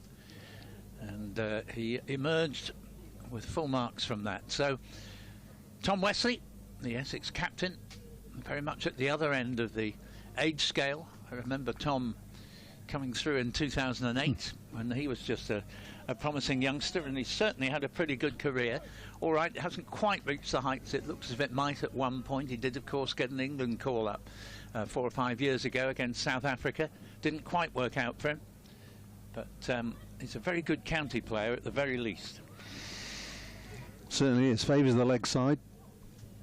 Yeah, nothing much wrong with that, as long as you can play straight enough to weather the straighter deliveries that you get. And he's also a very graceful driver of the ball as well. Lovely shots through the covers, but you're quite right, he's renowned for his onside play. Faces Blatherwick now in from the foul end, and just takes the way off this shot and stops it a few yards into the onside by Hannon Fields. A successful first over for Blatherwick. Just the 1 run from it, and the wicket of Reimel for 6. So Essex needing 271 and 36 are 7 for 1 in 2. Good start from Jack Blatherwick. A wicket with his 5th ball, testing out the middle of the pitch, testing out the batsman and coming out on top. So just a single from that, his first over, and a valuable wicket as well, just to set Essex back a little. Yes, if Reimel were in the sort of form he was 2 years ago, he would have very much been one of the main hopes of Essex getting to this target, because he can both score quickly yet bat virtually through an innings. But it's not to be. Will Williams coming up from the Evans end at the start of the 3rd over to bowl initially to Robin Das, who tucks it into the onside to mid-wicket. There will be no run there. One thing that we're probably not going to see in these early stages, Tom Wesley has never been particularly quick between the wickets, and I remember in one championship per game he was run out in both innings. So I don't think we're going to see sort of hairbreadth singles attempted here. Das, who's the opposite, he is actually very quick. We'll have to take that into account when he makes his calls, as he's nudged this one into the offside and he's got this through the infield. Not quite going to reach the point boundary, but they can jog back for a second quite comfortably. And Das moves on to 3 there, and the score to 9 for 1 in the 3rd over. Sounds a bit like a recipe for a run out or two. With it does a bit, you're right. Das, who's quick and nippy, and Wesley, who's not. But anyway, we'll wait and see. Williams is in to bowl to Das. Das has hit this ball away for 4. Got it to there's a man on the long on boundary, but this was hit about 15 to 20 yards wide of him, and 4 from the moment it left the bat. He is a good timer of the ball, Das. 13 for 1. Good shot from Das. Not so impressed with Williams, who's a bit off the pace in these first over and a half that he's bowled.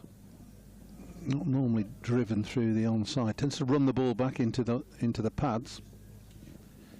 Next delivery, Das just turns for no run to mid-wicket. There's no run. 13 for 1. Of course, the other, understandably not the quickest runner in the Essex Championship side, and never was a hair between the wickets, was Sir Alistair Cook. And he and Tom Wesley often race each other from their positions in the slips. to get to the other end at the changeover between overs, and it is a fairly slow race. Who wins? Cook always. Here is Williams in bowls, Das taken on the pad. Very smart work by the wicket-keeper there to nip round and prevent any chance of a leg bye. Missed out there, did Das. Another leg side delivery from Will Williams, who's erring 2 straight, almost, well, certainly 2 leg side. Yes, hasn't made as good a start as he normally would. First slip coming out now, setting fields for leg side deliveries now. So fine leg comes up, deep square, or square leg goes out to deep square. First slip's gone to mid wicket. Not really in favour of setting fields for poor bowling. Williams comes into bowl to Das, and Das flashes at this, goes through outside off stump, and there will be well, he didn't hit the ball, so no run there as Hurst takes it, and score at the end of that, the 3rd over. Essex are 13 for 1 with Das on 7, and Wesley yet to get off the mark.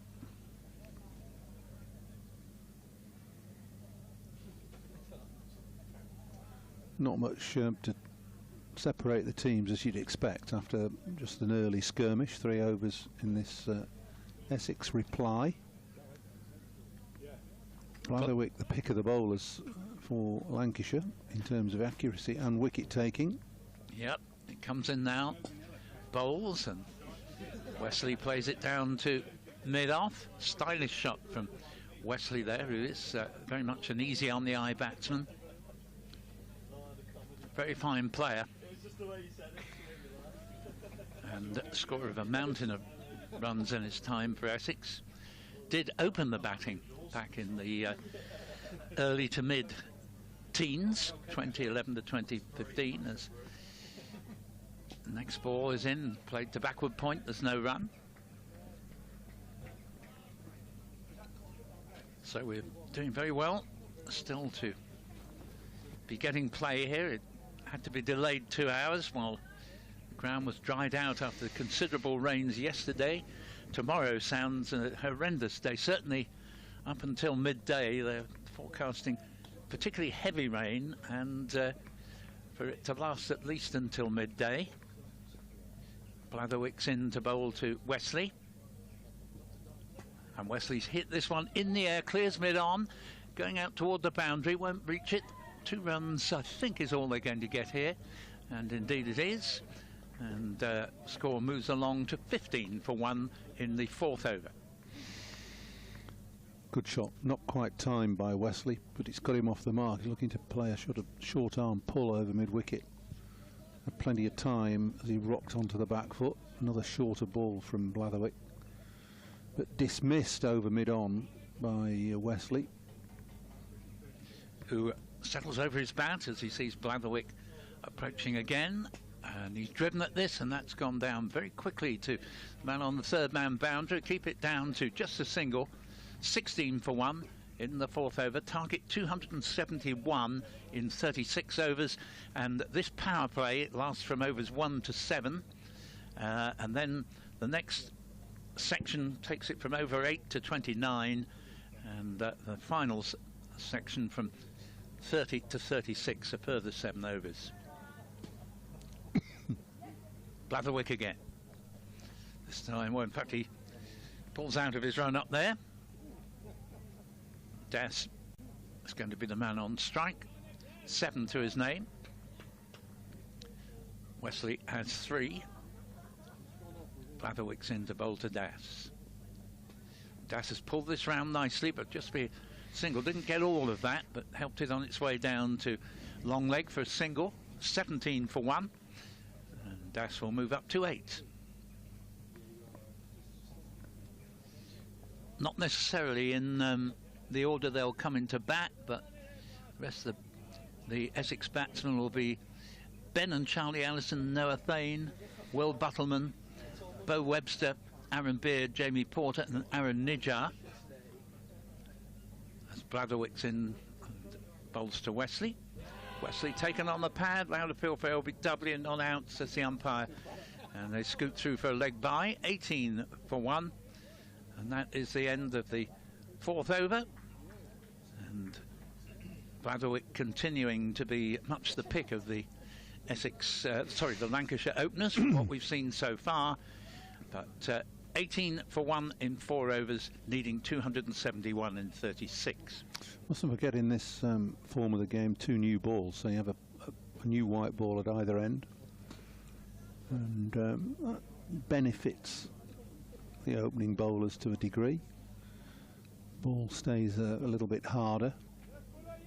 White ball notoriously shy of making itself swing, but the hardness of the ball on a pitch that's doing a little bit does help the bowlers. Williams in, Evans in, bowls, and Wesley playing at that.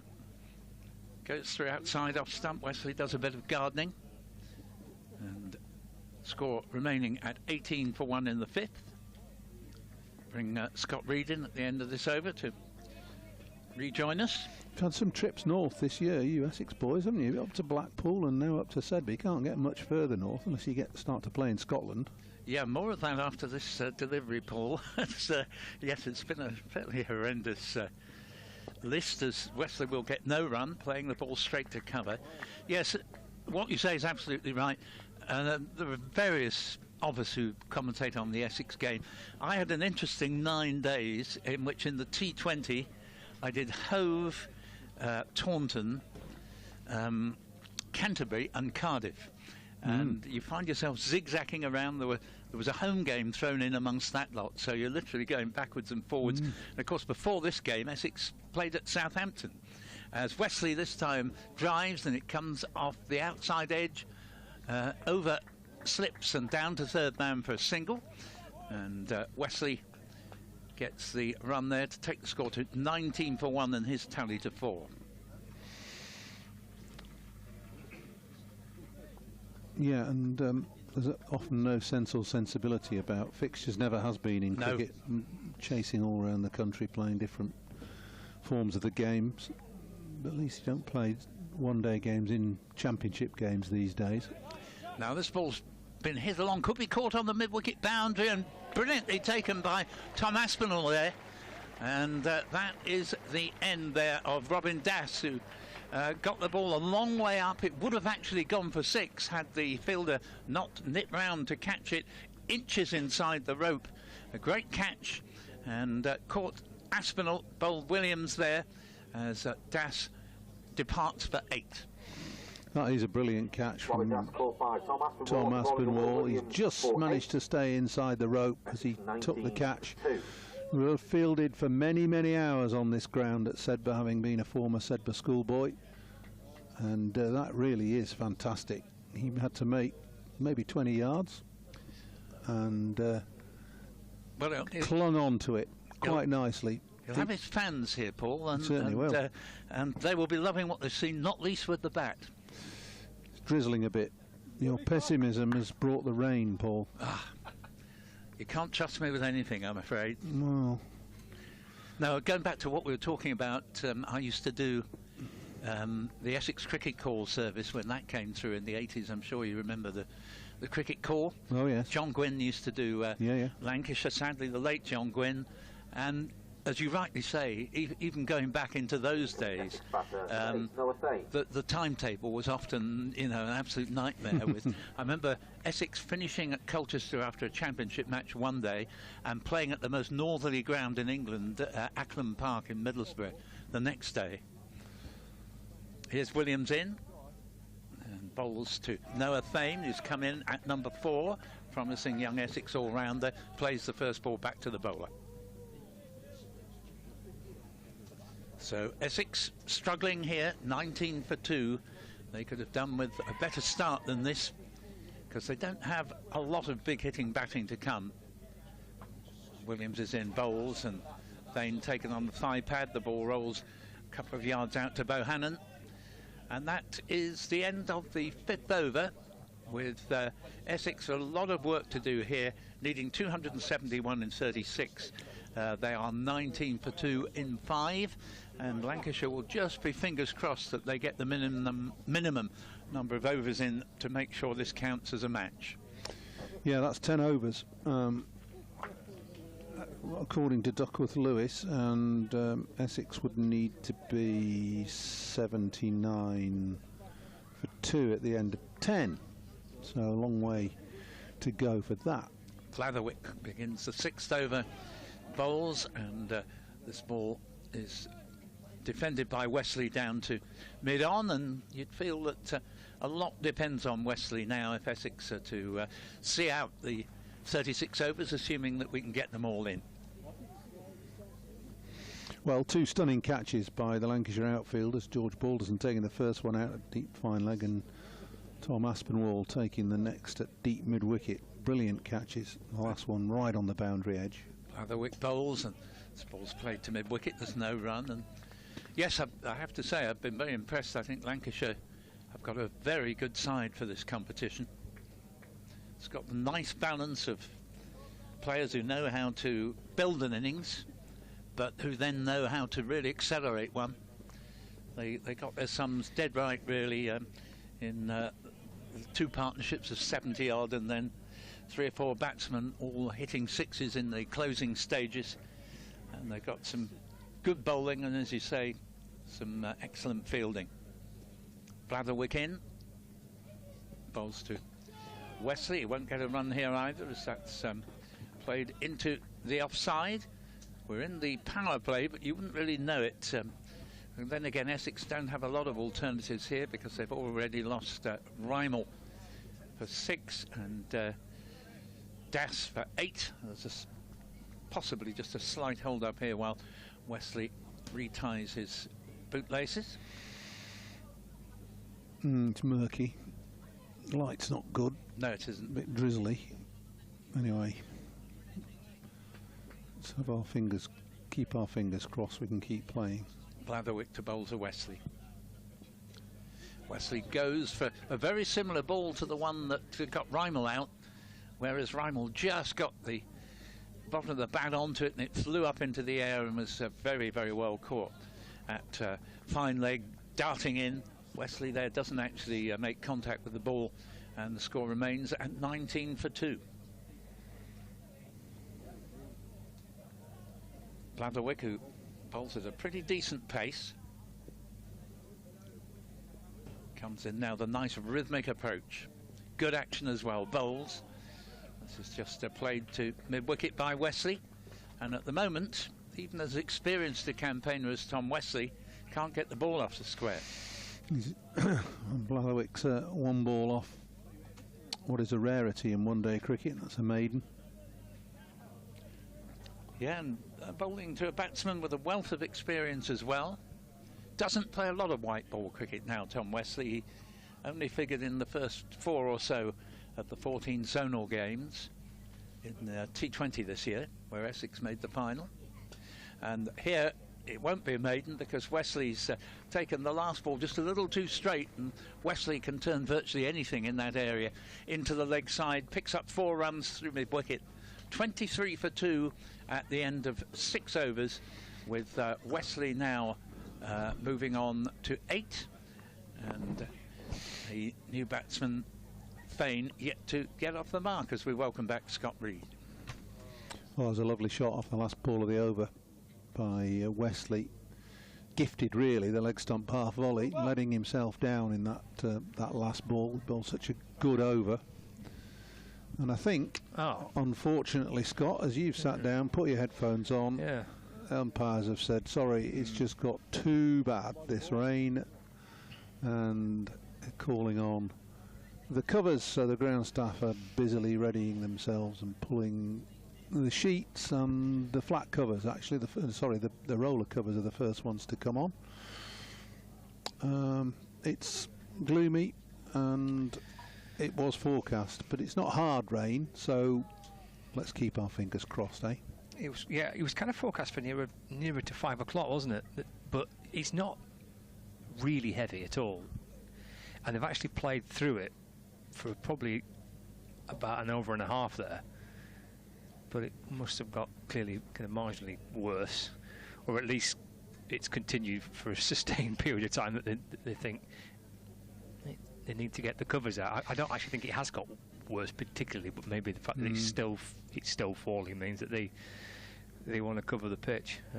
But yeah, I think my radar was clear up until about 4:30, and there was a suggestion that maybe something might come nearer 5 o'clock. But well, it's unfortunate because we sat around for 2 hours this morning whilst the outfield became playable. It's a moot point as to whether it got much more playable at 1 o'clock than it was at 11. But anyway, what was and might have been is not worth talking about, I'm afraid. It would have to be 10 overs to constitute the innings and therefore a game. Essex are an absolute mile behind the Duckworth Lewis. They would need to be on 78 for 2 after 10 to be ahead on DLS. So they won't be too concerned about their own at the minute. Well, no, they get a point, don't they? If it no more play, but Lancashire will be mighty annoyed if they can't get out there at the moment. That's not to say Essex can't get the skates on and start. Yeah, true. Anyway, just having a little look around at some of the games elsewhere in this competition. Paul, thank you for your contributions. Well, it's been I love coming here. It's really good, and you know, let's just, as I say, they're not coming on with the flat sheets, which is good because the ground staff here are the local lads, so they know. And if it was really going to come hammering down, they'd be putting sheets on the run up. They've not even put a sheet on the area that was bad this morning. Yeah. So I think that's good. Yeah, fingers crossed. The pictures on the screen, if you're watching rather than listening, it's not too bad. No, it looks like a bit of cloud on the Howgills, but there we are. There's always cloud on the Howgills. That's the end that you're referring to, though, isn't it? That was of concern a little bit. Yeah, just on the right of screen there, it was really damp. So they've not bothered covering that, which again is good news if you're a Lancashire fan or a cricket fan indeed, or maybe an Essex fan, because who knows where this game will go. Well, there's a few brollies going up. We will take a little break, actually, I think, while we get through this little shower. I'll rattle through some of the scores elsewhere before we do just that. With games taking place across the Metrobank One-Day Cup today. Let's go to Hampshire to begin with, shall we? With Middlesex finishing on 309 for 7. And Hampshire in reply 155 for 2, with Fletcher Middleton unbeaten on 68 in that game. Lancashire from here travelled to Scarborough to take on Yorkshire. Let's head to Scarborough now, take a look at that fixture. Kent finishing on 282 for 9, and Yorkshire in reply on 19 for 1. Shah Massoud on 8, and Harry Duke on 7. In the game at Scarborough, which is where Lancashire are off to next. Durham against Worcestershire. Worcestershire finishing on 318 for 9 from their 50 overs, and Durham in reply a 155 for 5 rather, with Liam Travaskis on 1 and Johnny Bushell on 6. And there's one other game taking place, which is Gloucestershire against Derbyshire. This game was through its 50 overs. Derbyshire finishing on 298 for 9, and in reply Gloucestershire are 166 for 3, with Ollie Price unbeaten on 54. So they're the games from elsewhere. And 2 umpires are in conversation with Ken Grime there, who's right across the Duckworth Lewis score charts and such like, pointing up towards the skies and seeing where the rain's coming from. Fingers crossed not too long before we get a restart. We will just take a break for a few moments and hopefully back with you with some good news in the not too distant future with Essex 23 for 2.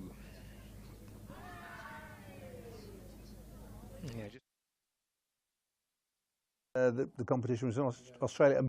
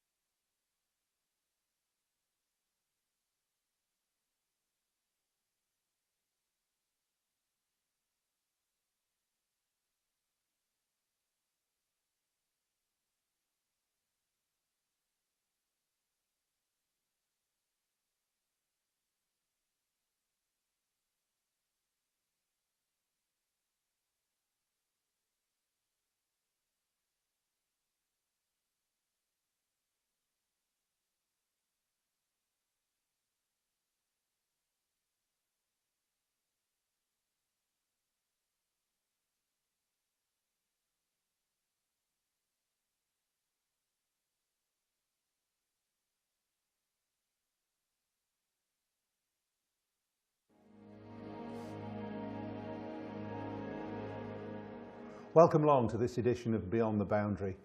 With me today is one of Lancashire's finest, Neil Harvey Fairbrother, who was a diminutive left-hand middle-order batsman for Lancashire and England through the 80s and 90s, played over 20 years cricket here at Emirates Old Trafford, and was fundamental to Lancashire's one-day successes in those years.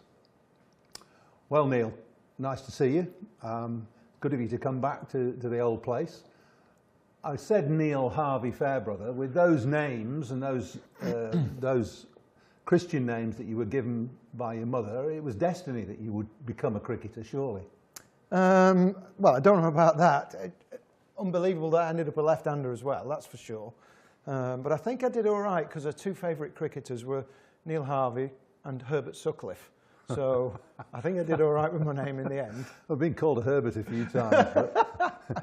But how, I mean, your mother and your father were obviously hugely instrumental in your development, not only as a cricketer but as a person as well. I mean, what's your earliest memory of sporting interest in the family home?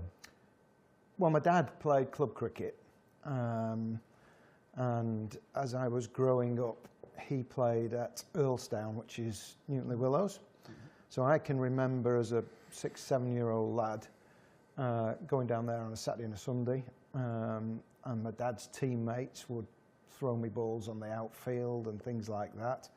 Mum did the tees, and that was how our summer weekends were. And that I guess is my first cricket memories. And then because we lived in the village of Grappenhall, so Grappenhall Cricket Club was clearly nearer than Earlstown, and Grappenhall weren't taking youngsters at that time till they were 11 years old, and I think I was sort of 9 or 10, and Dad managed to sort of squeeze me in, and that's the junior section at Grappenhall.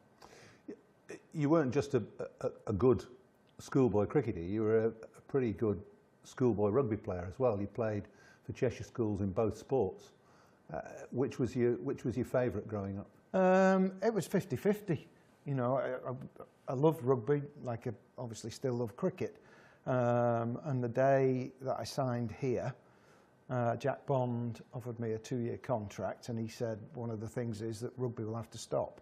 And actually, it was a sad moment and a sad day. And I played rugby at Lim Rugby Club, and enjoyed myself immensely up there. I still have good friends from all that time ago through the rugby connections, and you know, I used to go and watch. And I think it was a good job it stopped. I remember coming to watch you once, and it must have been probably in '82. So you might have just played. You might have been the winter of '82. Yeah. Anyway, I got there 5 minutes after the start to see you being helped off the field, and that was the end of that. Well, it happened a few times on the cricket pitch as well, didn't it? Oh gosh, did it ever? I remember that. One of your best innings ever, in my opinion, was at Chesterfield. Yeah.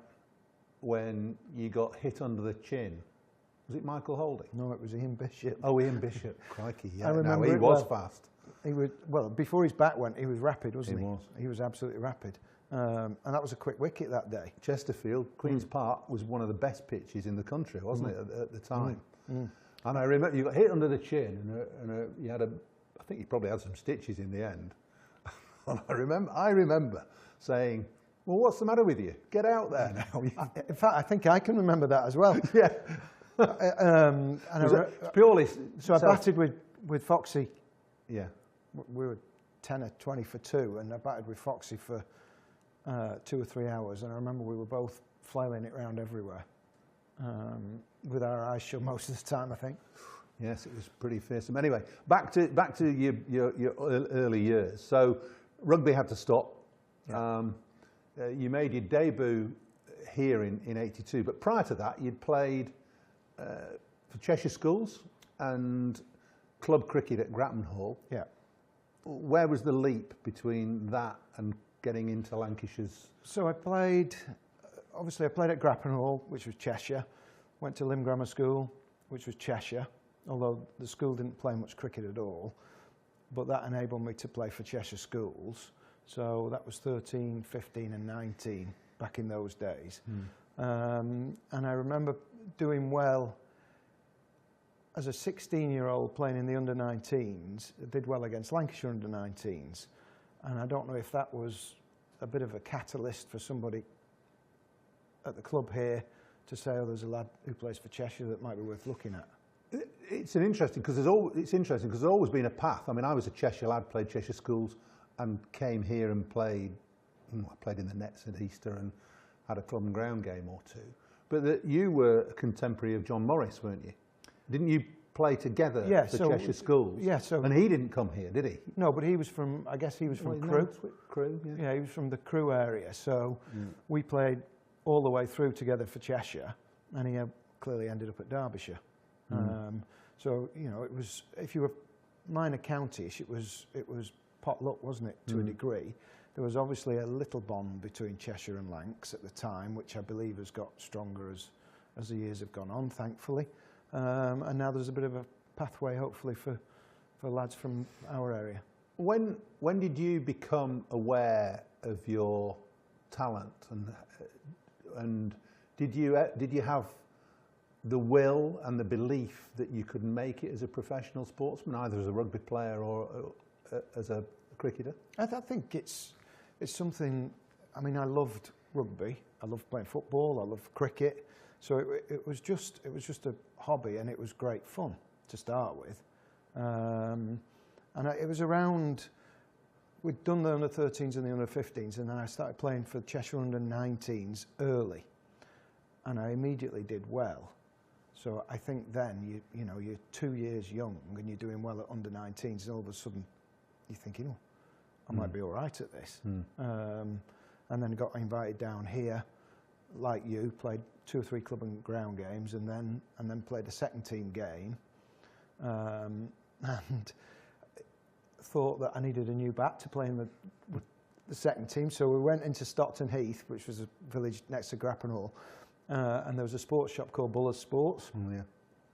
And Mum and Dad took me in there, and I bought a Gray Nichols bat for the second team game, and it was about 3 pounds too heavy. No. So coming to Old Trafford, it was here, we played Glamorgan seconds, and I couldn't lift the bat up. The ball was hitting the pitch and was quicker than anything I'd ever seen, so I had no chance. And the combination of the two, heavy bat and a quick pitch, no good. Not good. Not good. Not good. Oh dear. So that was a lesson very quickly and early learned. You used Gray Nichols in your early days, didn't you? Yeah, very early. Then you moved on. But, yeah. Interesting. What weight of bat did you use then? So all the way through my career, it never moved from £2.8. So that was start to finish. Yeah. Clearly, through my period, there were people that used lighter and there were people that used heavier. Now, I think the generalisation is that the lads use £2.10, £2.11 bats, but they pick up so well now. The bats are so big and they pick up so well that you pick a bat up and you think it's 2.7, and there's actually that much wood in it that it's heavier. Here's a speculative question. Do you think you'd have been a different type of player with a modern bat? Because you were very much a batsman who structured his innings around moving the ball around, placing it in gaps, etc., etc. Would you have been tempted to play differently? Well, you never know, do you? You never know. I do think that when we played, if I didn't hit the ball in the middle, then there was no chance of it going over the boundary. These lads at the moment, they're fitter, bigger, stronger, and they have bigger bats. So if they get half of it, it's still clearing the ropes, isn't it? You know, I never had that feeling. If I didn't middle it, it wasn't going anywhere. That is for sure. Probably made you the player you were then, actually, because you had to be meticulous in the way that you chose your stroke. Yeah, I mean, I think I look back at the way I played, and I think early on I tried to hit big balls a lot of the time, and it, you know, hit my fair share of sixes on this ground, not like the boys today, obviously. And then I think realised that there was another way to play the game, in one-day cricket especially, and that was to hit gaps and run. And run hard, and that is how my game developed. And then I had a period where I mixed both very well, the hitting and the manoeuvring of a cricket ball, and then latterly I think probably went too far the other way towards the end of my career, where it was just nudging it around into gaps, whereas the game perhaps was going the other way, and that's when boundaries were needed.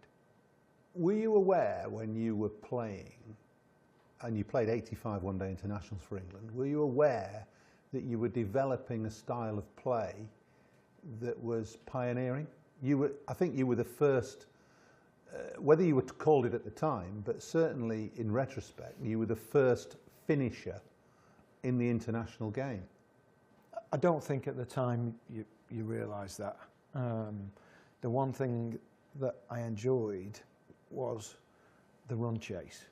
I enjoyed the run chase. I enjoyed being in at the end, and I enjoyed getting this team or the England team over the line if I could.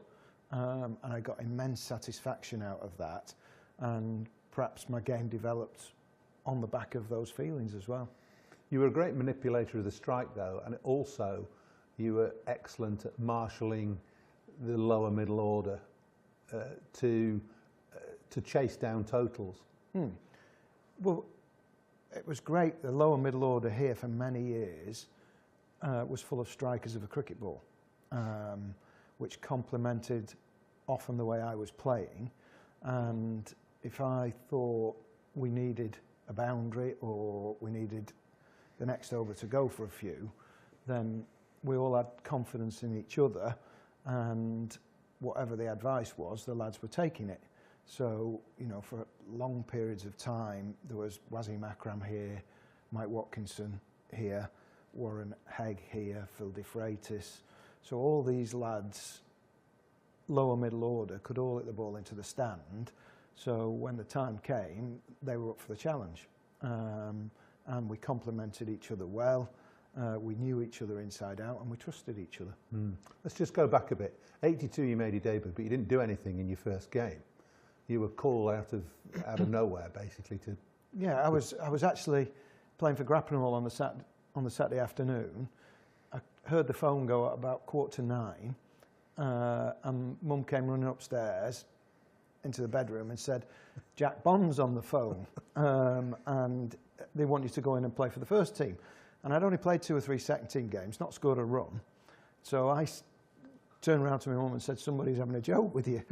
And she said, "No, it's Jack Bond." So literally jumped in the car, came here, and you were all in the nets at the back.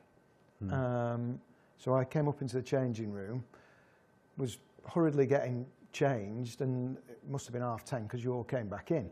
And all of a sudden, I was surrounded by my heroes, people that were playing for England, people that had made the history of this club during the 70s and early 80s, and I was absolutely dumbstruck.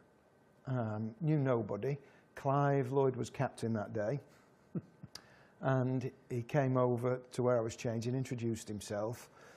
He talked in this big, deep voice, didn't he? Yeah, he did. And I didn't understand and the word he was saying. Yeah, well. I didn't know what he was saying. And he sat me down in the cinema seats that were in the changing room, and he put his arm round me, and I felt obviously ever so small when he was sat next to me. And the day just went from there, and we fielded all day. And on the way home, I had to stop the car, and I was physically sick on the way home, I think from the nerves of the day and everything that had gone on that day. And then Monday afternoon, when it rained, and then Monday afternoon we chased Kent's total, and I didn't bat, and David Lloyd got 150. And obviously Bumble at the time was at the end of his career, and he opened the bat and got 150. I remember it being a wonderful knock.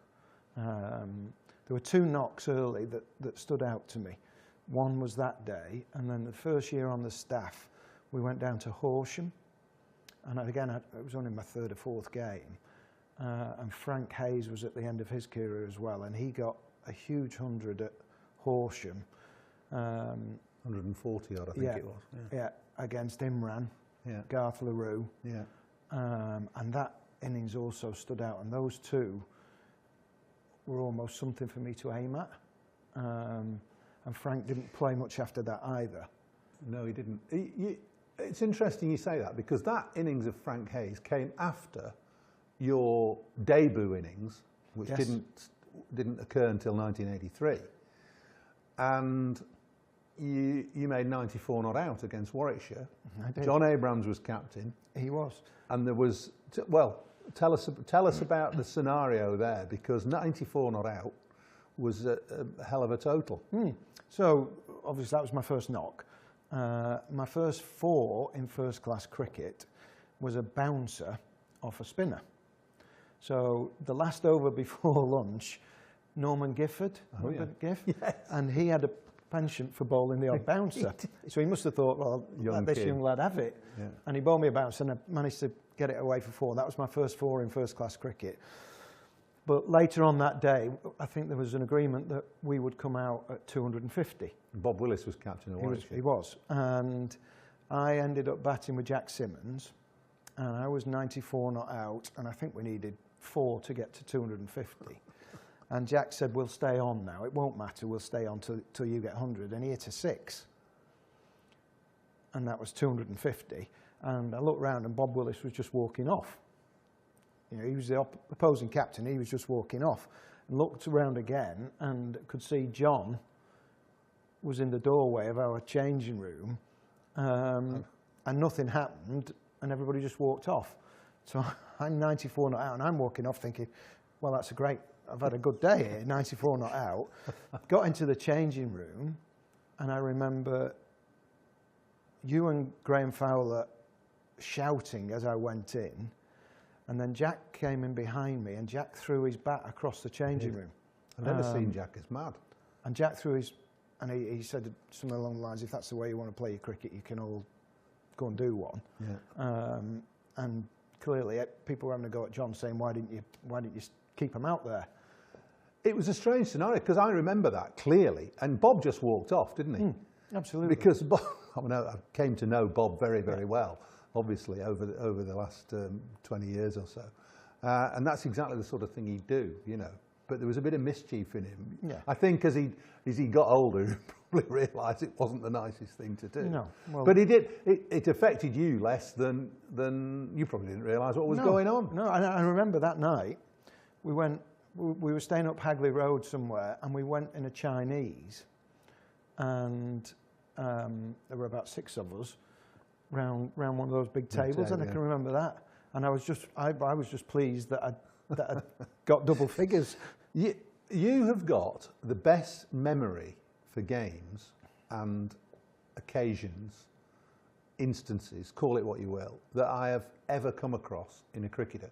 You and I played together for best part of 10 years, and I have very little memory of these games. And you just come out and can, not only can you say who was bowling, you would remember hitting your first 4, but I think inconsequential things. Where's all that come from? I don't know, but I can't remember yesterday now. But I can still remember, you know, some of those things. And we got our own back on Bob Willis, didn't we, when we won the '84 Bensons? And, oh yes, we did. And you were out there at the end of that, weren't you? That was a fantastic day. It was our only success, wasn't it, for a period of time. Yeah, you'd just become a dad, hadn't you? I had the night before. Yeah. Ben was born on the Friday night. Yeah. And Bondi, bless his cotton socks, you all went down on a bus, I think, and he waited behind for me and brought me down in the car. Yeah. I didn't get to Lord's till 1 o'clock. Yeah, it was late in the morning. Yeah, it was late. That was a euphoric day. But we had some bad times in the 80s, didn't we? Really. We weren't very good, were we? No, we weren't. We kept losing games hand over fist. You know, 80, 85. 85 was a bad year. Yeah. 86 was a bad year, apart from getting to the final at Lords. Just before we go on with that, you've already mentioned Clive.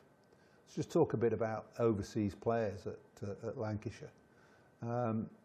Clive was obviously an adopted Lancastrian and played for the county for 16, 17 years, maybe a bit longer. Did he play that long? Yeah, Right. 68 to the mid-80s. Missed a couple of years when he was captain with the West Indies, of course, or playing with the West Indies. But we've been fortunate enough to have two of the very, very best in Clive and Wasim Akram. How much influence did those two guys have on you and the way you played the game? Clive was, you know, he was left-handed. He was one of my heroes. So to share a changing room with him for 2 or 3 years was fantastic. Clearly, we didn't play like each other because he hit the ball thunderously damn hard. Yeah.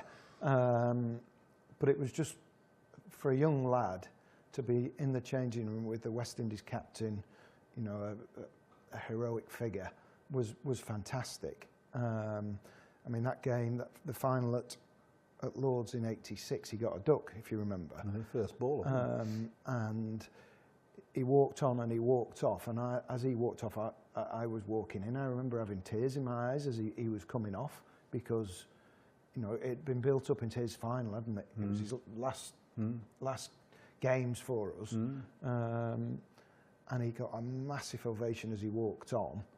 I think the only person in the ground that wasn't clapping him on was Imran Khan that day. And then I followed him in. So, you know, he was a massive idol. But your demeanour was distinctly different, wasn't it? You were nervous as a kitten before you went into bat, and Clive would regularly be asleep on the floor in the dressing room. Absolutely. But with Waz, I mean, Waz joined us 88, and, you know, he was a young lad. So we actually, in many respects, he played here to 98? 10 years, yeah. So in many respects, we almost grew up playing cricket here together. And, you know, it was amazing watching him develop. He came over and he showed the group of bowlers straight away reverse swing, and that clearly helped. It helped us, I would say, immeasurably from an older pro down to the young lads like Ian Austin at the time, who all of a sudden began to understand what reverse swing was, and I think it set us apart from other teams for a little while. Well, Wasim became fundamental in Lancashire's make-up, quite obviously. He was one of the finest cricketers that's ever walked. But you were fortunate, I think, in being able to play in two separate eras of Lancashire cricket. You played in that team that developed from '87 onwards, and we won a number of one-day trophies through 89, 90. We started in '88 with the Refuge Cup, didn't we? 88, 89, 90, 91, and then there was another incarnation of Lancashire which developed around the mid-90s. Yeah, I mean, '86, I remember we didn't win a championship game till August because we weren't very good. And I remember Steve O'Shaughnessy grabbing a stump at Leicester and running off like we'd won the Nat West because we'd won a championship game. So that's where our standing was. Then in '87, David Hughes took over as captain, and then Alan Ormer began to manager stroke coach, wasn't he? Yeah.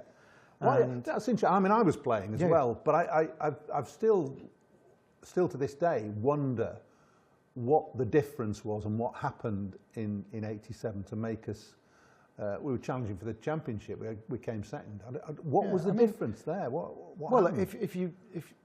If you look at the stats, I would imagine that a third of the way through the season we were the same as '86. And then by hook or by crook, we won a couple of games. Lads started getting a few runs and a few wickets, and then we got on a roll, and we won. I think we won the last 8 championship games to end up second. And I think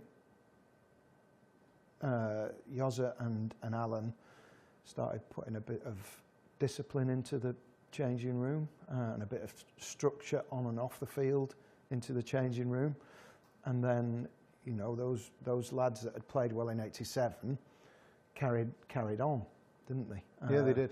And then from a personal level, did you start feeling comfortable in '87? Did you ever feel comfortable as a batsman? We know you're nervous. We know you know you spent time sitting in the back room in the loo and all that sort of stuff. That's just the way you were. But as soon as you walk down the steps, all gone. Yeah, it was. I don't know why. I never understood it. To be honest. No. But you know, as soon as I crossed the white line, all the nerves and the worry went. So did you start feeling comfortable there, or were you always uncomfortable during the build-up to a match or an innings? Yeah, I mean, nervous disposition, whatever you want to call it, and that never went away. You know, from the first day to the last here, that never went away. But you get more experienced as time goes on, and you learn to look after yourself, and you know your emotions, and you work from there, don't you? I suppose so. Were the nerves worse, or was it just always the same, whether you were playing for England in a World Cup or whatever? No, it was no different, whether it was Grattan Hall under 21s or the World Cup final in '92, it was just the same. And when I walked on the field, it was just the same the other way. So you've got a phenomenal record in terms of performance and longevity, really. You played in 3 World Cups. That World Cup final in '92, you were playing against one of your best mates in the game, in Wasim, and you very nearly got England over the line. I mean, it was a... Would that be one of the greatest and worst days of your cricketing? Without doubt. Without doubt. You know, at that point we played here for 5 years together, and we've become great friends, as you say. And that day we actually before knock-ups was lunch, and we actually sat opposite each other at lunch, and then we did our training, we went out, had a net, etc., etc. And then he threw me a few balls, into the net, and then the game started. Obviously, he came in and got 50 when they were struggling, got them up to a good score. We were doing all right, and then he came back onto bowl, and we talked about him, you know, and I had to obviously talk about him and what do we do if it starts swinging, and all I could say was make sure you play with a full face. If you're trying to run anything down and it's swinging, it's playing with half a bat at your peril. Yeah. So it was full face, and Alan Lamb and I had got a partnership going. He came back on and he bowled 2 Jaffers in 2 balls, bowled around the wicket away swinger to Lammy, knocked his off pole over, and then he bowled a massive in swinger to Chris Lewis and bowled him. So his hat-trick ball was the first ball of the next over, and I was on strike. And he used to have different ways of presenting the ball, and he got to here, and I knew he was going to bowl me an in-swinger on the hat-trick ball. But it was that quick, and it swung that far that it basically hit me on the pad. It was just going down leg stump, and it hit me before I was ready to play it. And I looked up, and he was there, and we just smiled at each other. And that was his hat-trick ball in the World Cup final.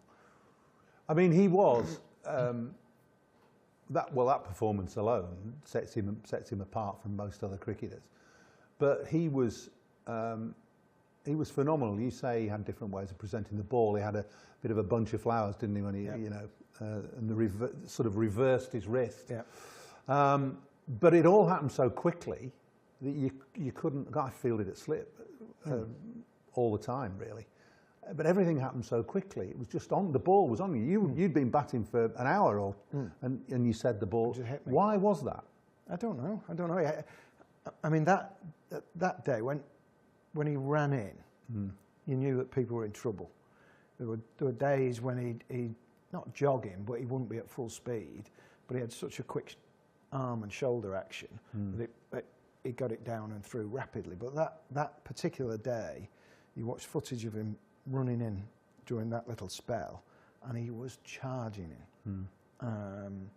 And I can, we played on some hard, fast wickets, didn't we? We did. And I can remember you and Warren standing miles away when he was bowling. Oh yeah, we were a good pitch length back, probably more. More, I would say. Yeah, 25 yards back. Yeah, which was great. But, I was hoping that Warren would dive in front of me. He did a few times. He did. So to play with him and to play with Clive was great for all of us. It was fantastic. But you say Clive became an adopted Lancastrian. Well, so did Waz. He did, without a shadow of a doubt. Yeah. And every time he comes back here, it's a joy to see him. And he's so well loved. I think we've been very fortunate in Lancashire that we've had Clive Farouk as well alongside Clive, who still lives down the road. Wazim, every one of the long-serving and some of the shorter-serving overseas players has always seemed to regard this as home. Yeah.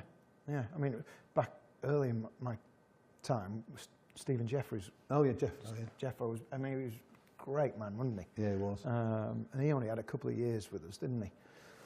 He wasn't dissimilar to Waz when he got it right, was he? Left arm, swung it. Yeah, he wasn't quite as wasn't quite as sharp, was he? No. And then I guess the other standout during my period, he wasn't here that long, was Murley. Oh, true. Yeah. And did Murray play 2 or 3 years? And he was another great man. Absolute cricket badger. Came to play for Lancashire and knew what all the county players were, how they played. Incredible the knowledge he had and what he was reading up on just county players. And his first 2 games, his first game for us was at Southport, and I think it was against Warwickshire. He got 16 wickets in the game and we lost. And then we had 2 days off, and the second game he got 14 wickets and we lost. So he got 30 wickets in 2 championship games, and the rest of us had done rock all. It's interesting you say this. Lancashire was hugely successful from '88 till you finished 2002. Certainly in white ball or one-day cricket, as it was then. Why didn't we win the championship? I don't know. Because the size. It wasn't. It actually wasn't for the lack of trying. No. It actually wasn't for the lack of trying. And we got close. I think we were runners up 3 or 4 times, and never quite got over the line. Well, yeah. You and I have probably puzzled over this for years. Not much point puzzling over it. We didn't get there. No, it didn't happen. We got close, and that was it. You also hold a record, couple of records actually. You've scored more runs on Old Trafford than any other cricketer. Do you know that? I do know that. Not first class, but because you've played so many one-day games. No, I do know that. And it's a nice little. Is it ever? It's a nice phenomenal. little thing, yeah. But we played on some good wickets. We had the best groundsman in the world. In Peter Marin. And you had a very good relationship and friendship with Pete, didn't you? Yeah, absolutely. You encouraged him, obviously, to make good flat batting pitches. I was looking at Glenn Chappell's record here, who played 20 years, obviously, and he was a fantastic bowler. And he averages 32 here. Does he? With the ball, which is high. Yeah. Everywhere else he's in the low 20s. Yeah. But they were phenomenal pitches, weren't they? Yeah, but when Chappie started, 92? That was in the midst of really good wickets. There were quick wickets, bouncy wickets, but there was no sideways movement. No. And once you got in, then it was great to play your shots. And I think that period was when we had those two different one-day teams, or different teams, not one-day teams. So we had the team from, let's say, 88 when we won that Refuge Cup to 91. Yeah. And then we had a transition period, and then we came again in 95, 96, 97, 98. And then at the end of 98, Fred came along and was part of that 98 team, and then it went from there. So there were two distinct good periods during my time, and there was an overlap of one or two people. Let's just move on slightly, and you've been involved in the game for 40 years, and you've just mentioned Fred, Andrew Flintoff, who you managed as well and played alongside. Who are the finest cricketers in that time, both when you were playing and subsequently? Because you're fortunate enough to... What, here? Or...? No, I think generally. But we'll start with here. Who would you say, if you had to pick one player, and I'm not talking about an overseas player for here, a homegrown Lancashire player, who's the most influential, best player in that 40 years? I think I have to mention two or three, I think. I think Mike Atherton was a fantastic batsman. So was John Crawley. I thought John was an unbelievable player. So if there's two Lancastrian batsmen, I think they're the two that just stand out. Skill-wise, Glenn Chappell as a quick bowler, not just because you sat here, as somebody that got absolutely the most out of their ability, gave everything that they could every day for the club. So I think you two as bowlers stand out. For longevity, Mike Watkinson played for 20 years as an all-rounder, and then latterly bowled some spin as well. So, you know, those are five names, and then you can't not mention Warren Hegg as well, who kept wicket for probably, I don't know, 16, 17 years for the club, and was one of the great Lancastrians. Never saw him drop a catch. Ever? No, I didn't. But you must have dropped the odd one, but I never saw him.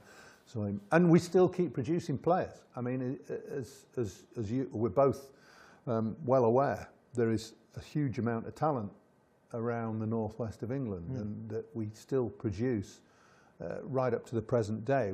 We now have Liam Livingston and Saqib Mahmood and Matthew Parkinson. George Balderson is another one off.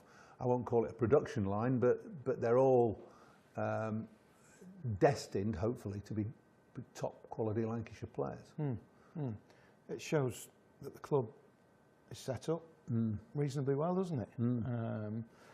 And you know, I love coming down here now and watching these lads play, and I love 2020 cricket as well. I think you'd have been quite good at that, to be honest. So I do love watching these lads play.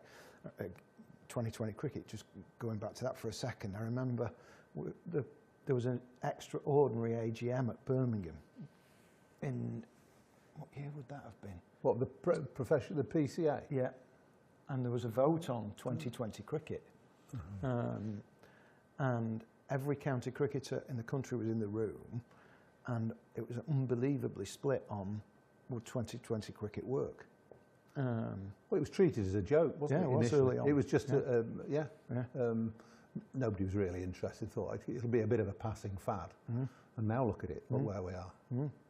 Well, it's brought the game on in many respects. Yeah. Talking about bringing the game on, where do you see the game going? I mean, red ball cricket in terms of Test cricket seems to be becoming concentrated really between England, Australia, India, and that's about it.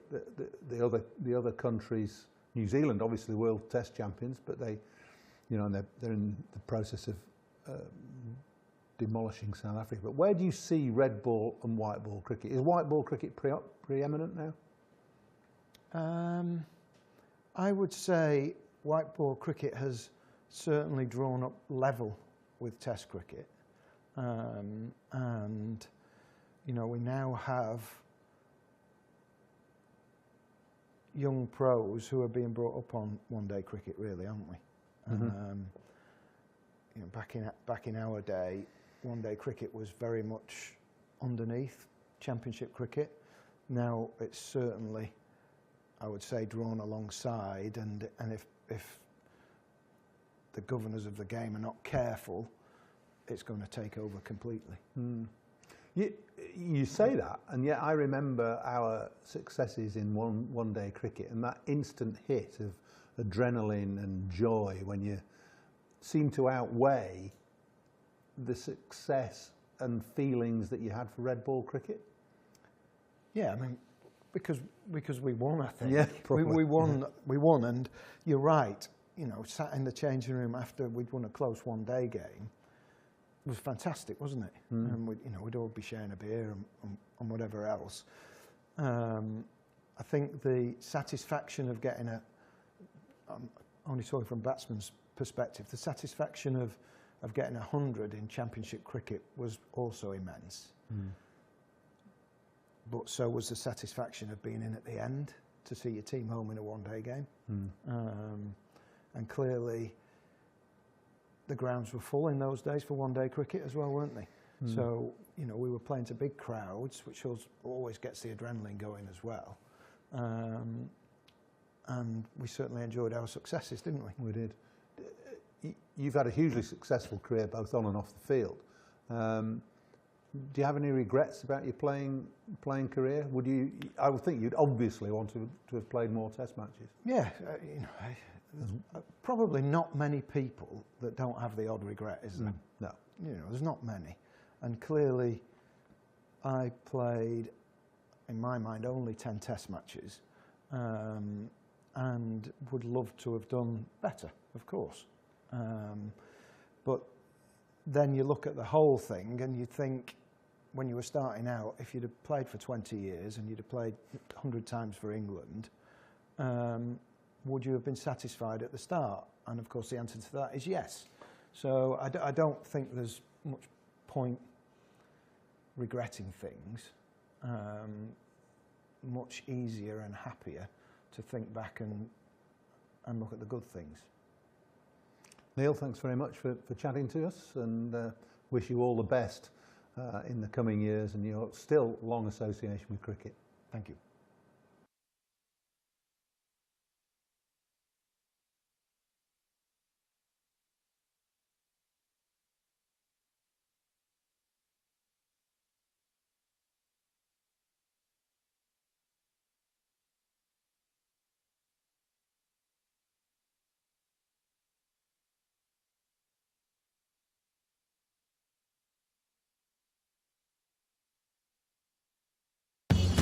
Welcome to Corner Dubai. Here's your key. Thank you. Let me help you with the bags.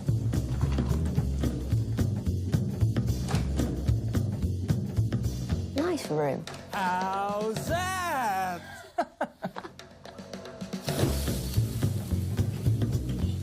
How's that?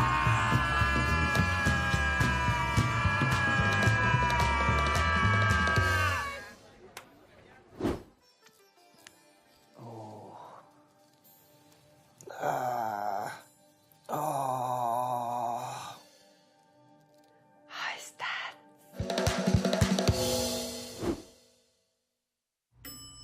How's that?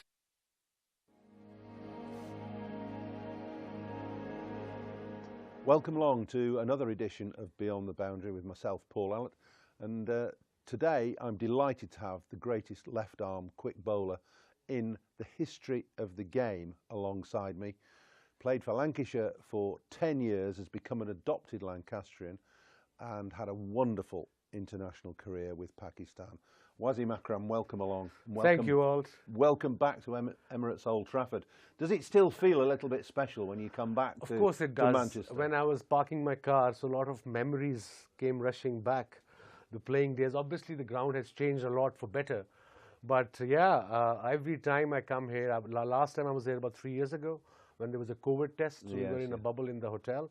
But over and all, playing for Lancashire has been the highlight of my cricketing career. You know, I'm writing my book, it's almost ready, it'll be out in November. Okay. So a lot of positive stuff of Lancashire. For me, playing for Pakistan and coming to Lancashire was like a little oasis. Everything was comfortable, you guys just played cricket. And we had 3 senior players, Paul Allett, Michael Watkinson, and Graham Fowler. They used to make fun of all the junior players. It was a tough school at times, I agree. It was. But it's great that you hold Lancashire in such reverence and such esteem. But tell us a little bit about how you came to come to Lancashire in the first place, because you were a very raw international cricketer in the late 80s and 88. Yeah.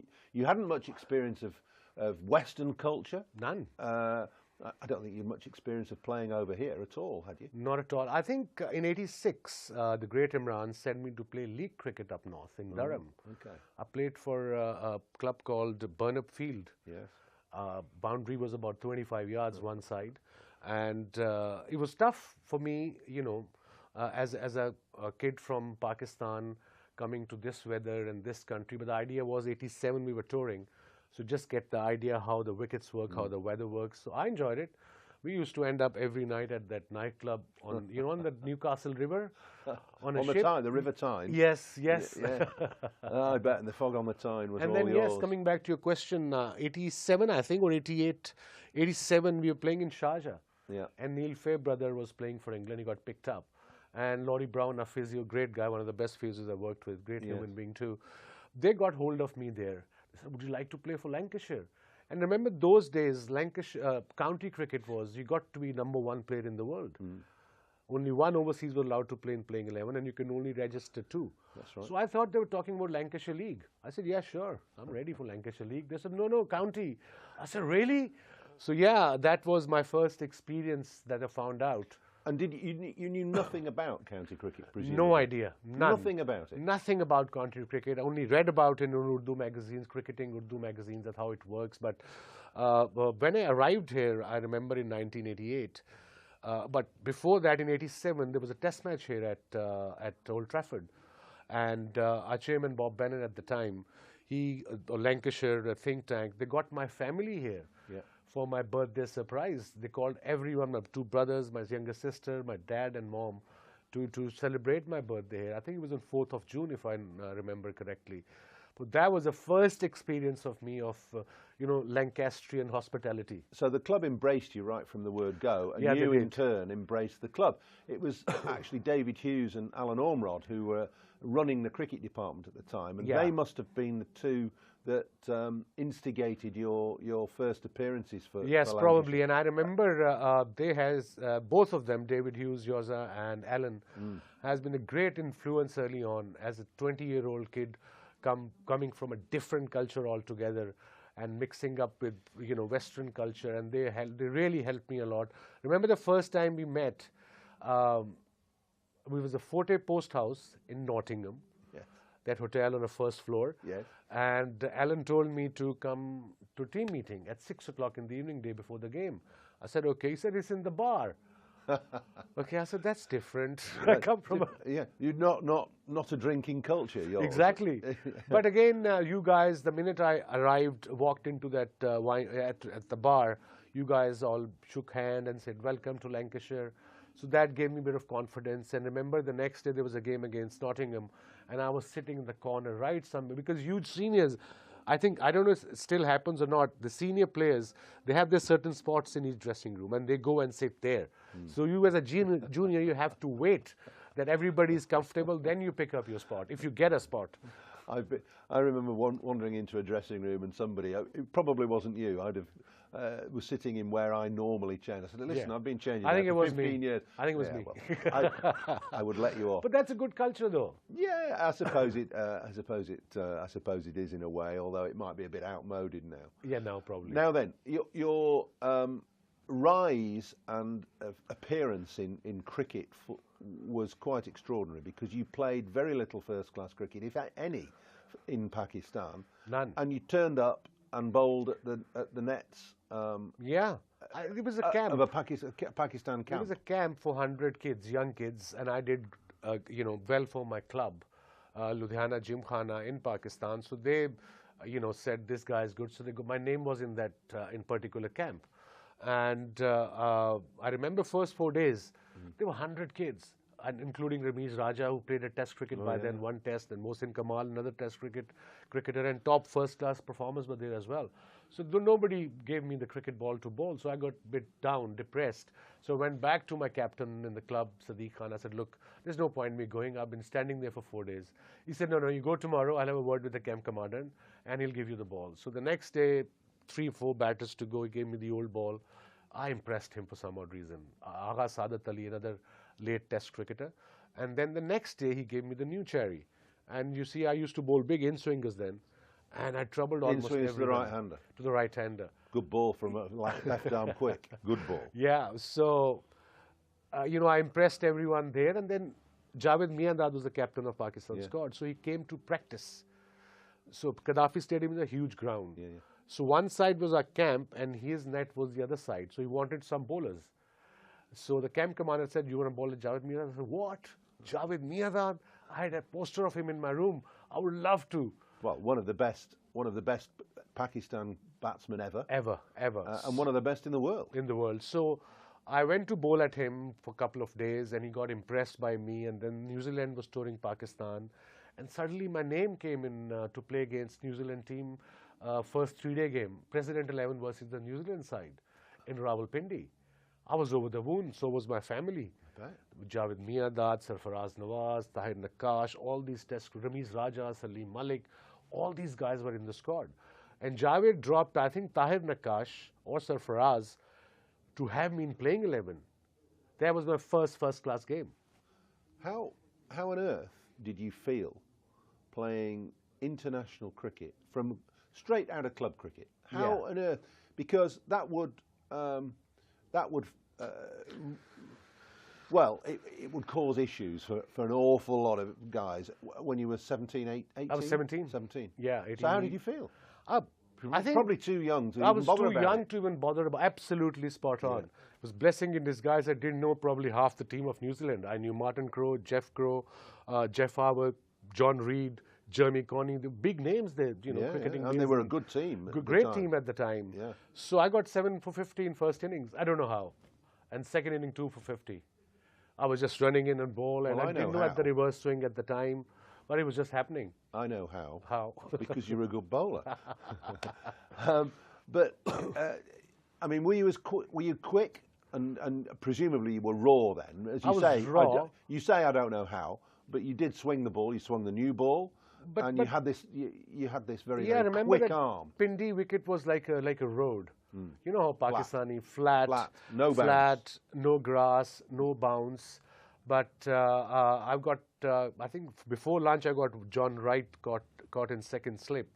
And then from there onwards, just everybody walked in, I would just start bowling full, and everybody was getting leg before bowled. So yeah, I think I was too young and naive. It was blessing in disguise that I didn't know who the players were. And you didn't have time to worry about it, presumably.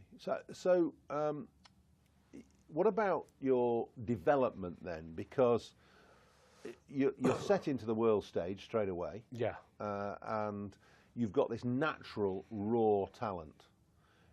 Were you allowed just to carry on doing that? Or was there some pressure on you to change what you were doing? Oh, there was no pressure. I had very good mentors in Javed Miandad, and then Mudassar Nazar, who still lives in Manchester. He does, yeah. Well-travelled person in Jeddah. Well-travelled, who also helped me off the field. And then that was on New Zealand tour. And then Imran was joining us. He was playing for New South Wales. So he was joining us. We were meant to tour to go to tour to Australia for Mini World Cup in 1985, where India, I think, won eventually. India, Pakistan went the finals. So I played, I think my first game was against Windies or against Australia. And I got 5 for 21, first top 5 wickets. Again, just bowling full, no control of the swing. That I learned eventually. But in the beginning, just come and bowl and hit the right areas, and that's what I did. And Imran was standing at mid-on, you know, telling me on every delivery what to do. So that, as a young kid, was a huge confidence. My hero was telling me what to do, and I listened to everything he wanted me to do. And I think that's how I sort of got into the groove of Test cricket. Was Imran a good teacher, a good mentor? Did he allow you to develop naturally, yes. or was he dictatorial? No, he was very easy, whatever I'm comfortable with. But he always wanted me to work hard when I was 17, 18. You know, those were the trades I've learned from him, me and Mudassar, that, you know, talent can stay for 2-3 years, and the hard work can prolong that talent for another, say, 20 years, 15 years. And I think that's where I have to come back to Lancashire. When I played in 88, I remember getting my first 100 here, first class 100. And in 89, I became the #1 player in the world. That 6 months of county cricket, playing with you guys day in, day out, travelling. And you guys were very helpful. You were helpful as a bowler, our captain, Yoza. I don't know. It's probably the best compliment that anybody's ever paid me, for you to say that I helped you with your bowling. But I'm flattered. I do remember giving you a real kick up the backside once when you came off because you said your nose was running and you didn't feel very well. Yeah, I Tunbridge remember. Wells, do you remember? Yes, I remember. I remember that game as well, Tunbridge Wales. Don't want to play there anymore. No. I never liked it there. So I said, come on, this is hard work. Bowling is hard work. Yeah, I remember. So you have to bowl even though you might not be feeling great, you might not be bowling great. So that might have been a lesson. Probably. I think tough love sometimes works. Yeah. And I'm glad you did that. It helped me. And you see, the whole team was behind me, the captain, the club. Yeah. I remember they would put me in this hotel. It's still there or not? Trafford Hotel? Just down the road. Yeah. Down the road. Well, Bob Bennett the chairman used to stay there. Yeah, so they gave me a room I don't there. think it's still there now. Nah. But it was all right at the time. It was okay. So we went to play away games. We were away for about 2 weeks, 2.5 weeks. They came back. They checked me out. I couldn't find my clothes. I said, where are my clothes? They said, we checked you out. I thought you were not coming back. So we had some great stories. But again, when I bought my place here at the time, I remember I must give compliment to this Pakistani Sufi Sadiq. He's still around. Accountant. He says, I'll help you with your accounts and all.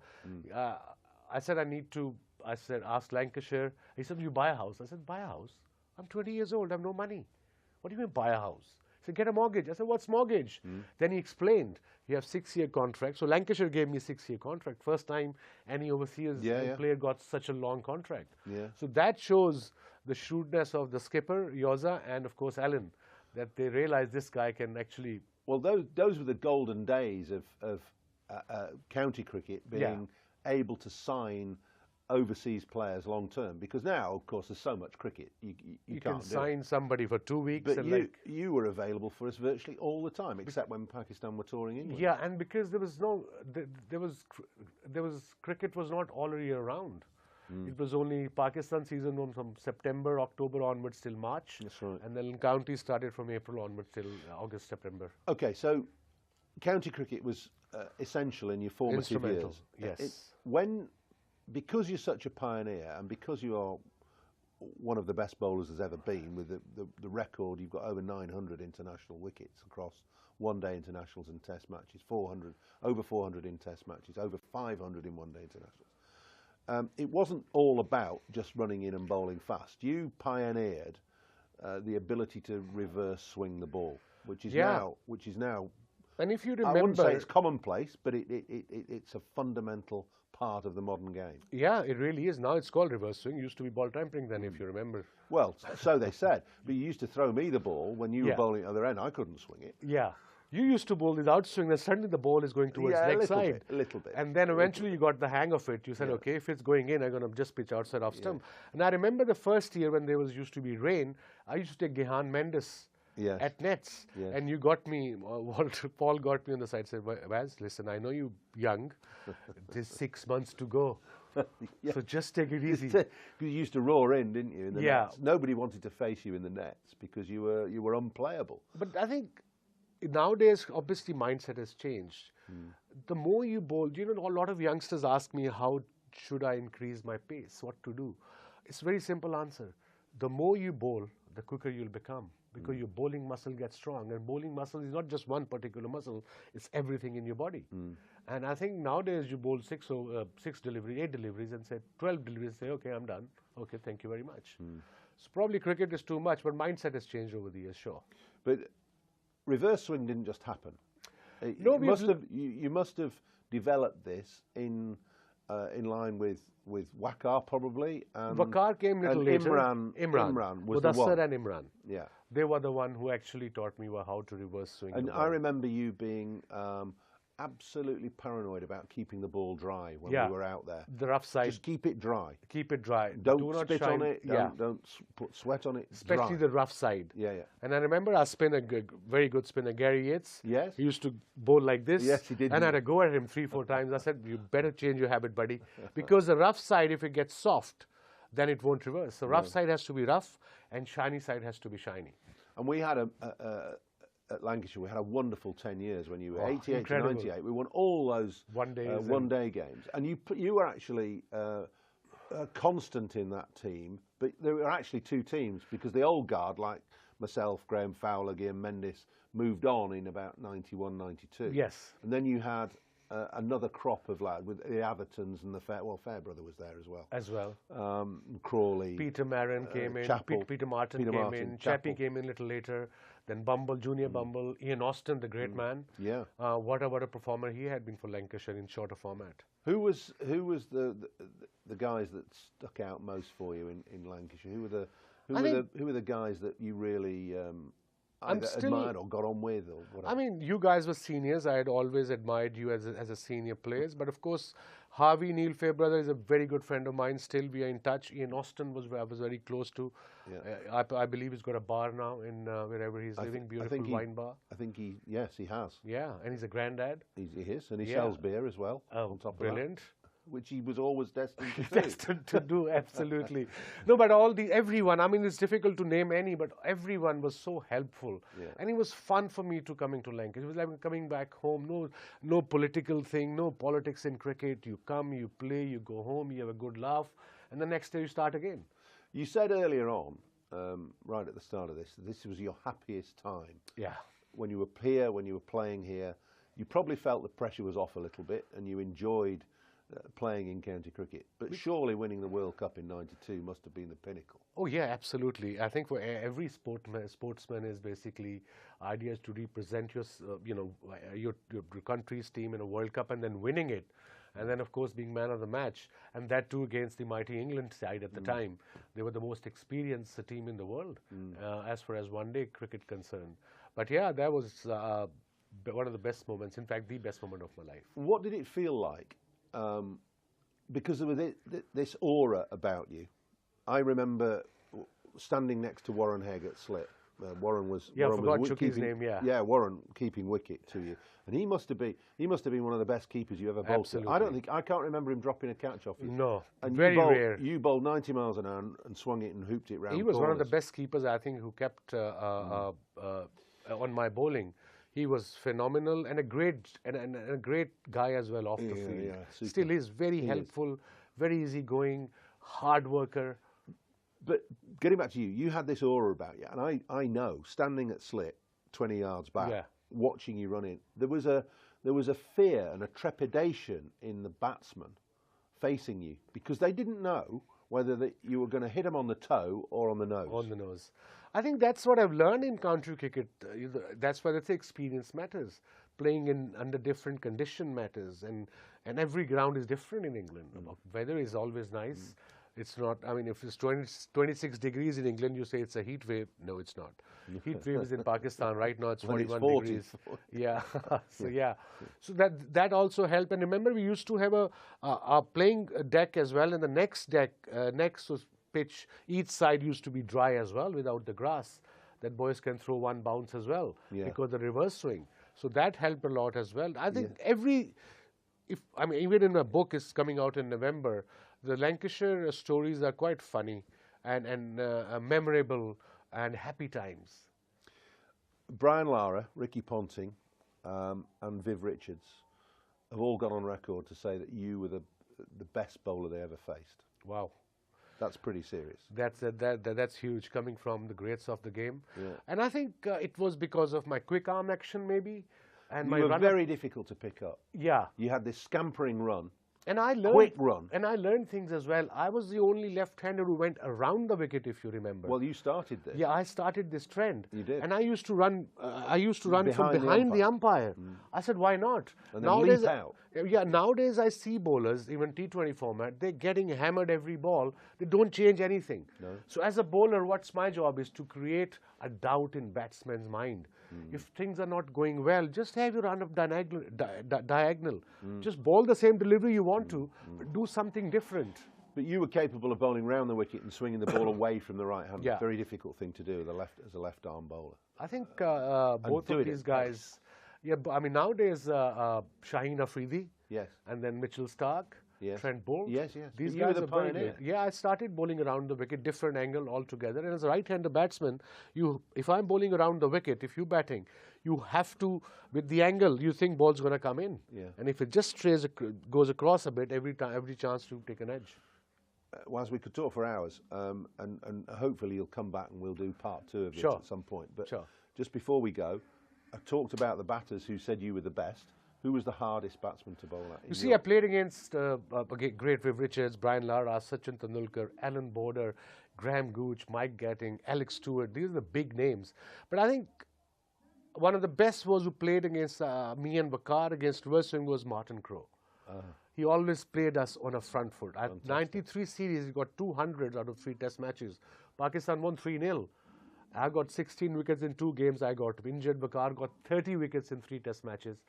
And he got 200s. And I think in England, who really played both of us well with the new ball was Alex Stewart. Because he realized I have to attack. I can't just block and wait for the semi-new ball. By the time it'll be too late. So yeah, he was also quite difficult, especially. And in one-day cricket, I suppose Brian Lara and all these guys were there, but Gilchrist was the most difficult, especially when there were no bounces. Waz, it's been fantastic to talk to you, and I hope that you'll come back and talk to us again. You're going to keep coming back to Emirates, Old Trafford, and absolutely, any time. I mean, I'm 20 minutes away. Every summer, I'm here for a month and a half with my family. My boys are 23 and 21, 24 and 21. They were born here in Wythenshawe Hospital. So they love coming here. They have a lot of memories of their mother as well. So yeah, love coming back, enjoying the weather, enjoying my little town, little Altrincham town. Just walk around, Dunham Massey. Just love it. Beautiful. Well, we love having you back. Thank you very much. Thank you for everything that you've done for Lancashire, and keep coming back. Absolutely. Thanks a lot. Thank you.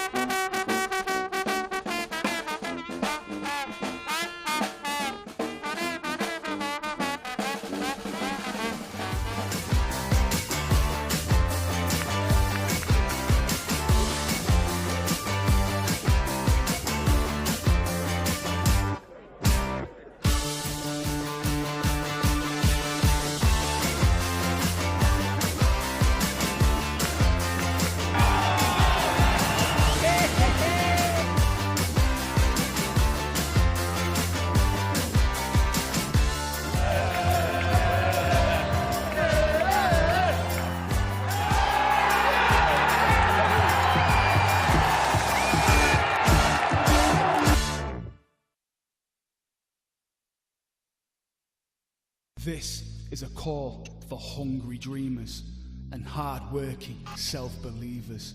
Success is down to more than just luck and talent. It's striving to be the best, breaking the boundaries and never giving up. Are you ready to become your best self? Are you ready to unlock your greatness? So what are you waiting for? This is Education Evolved. This is UA 92.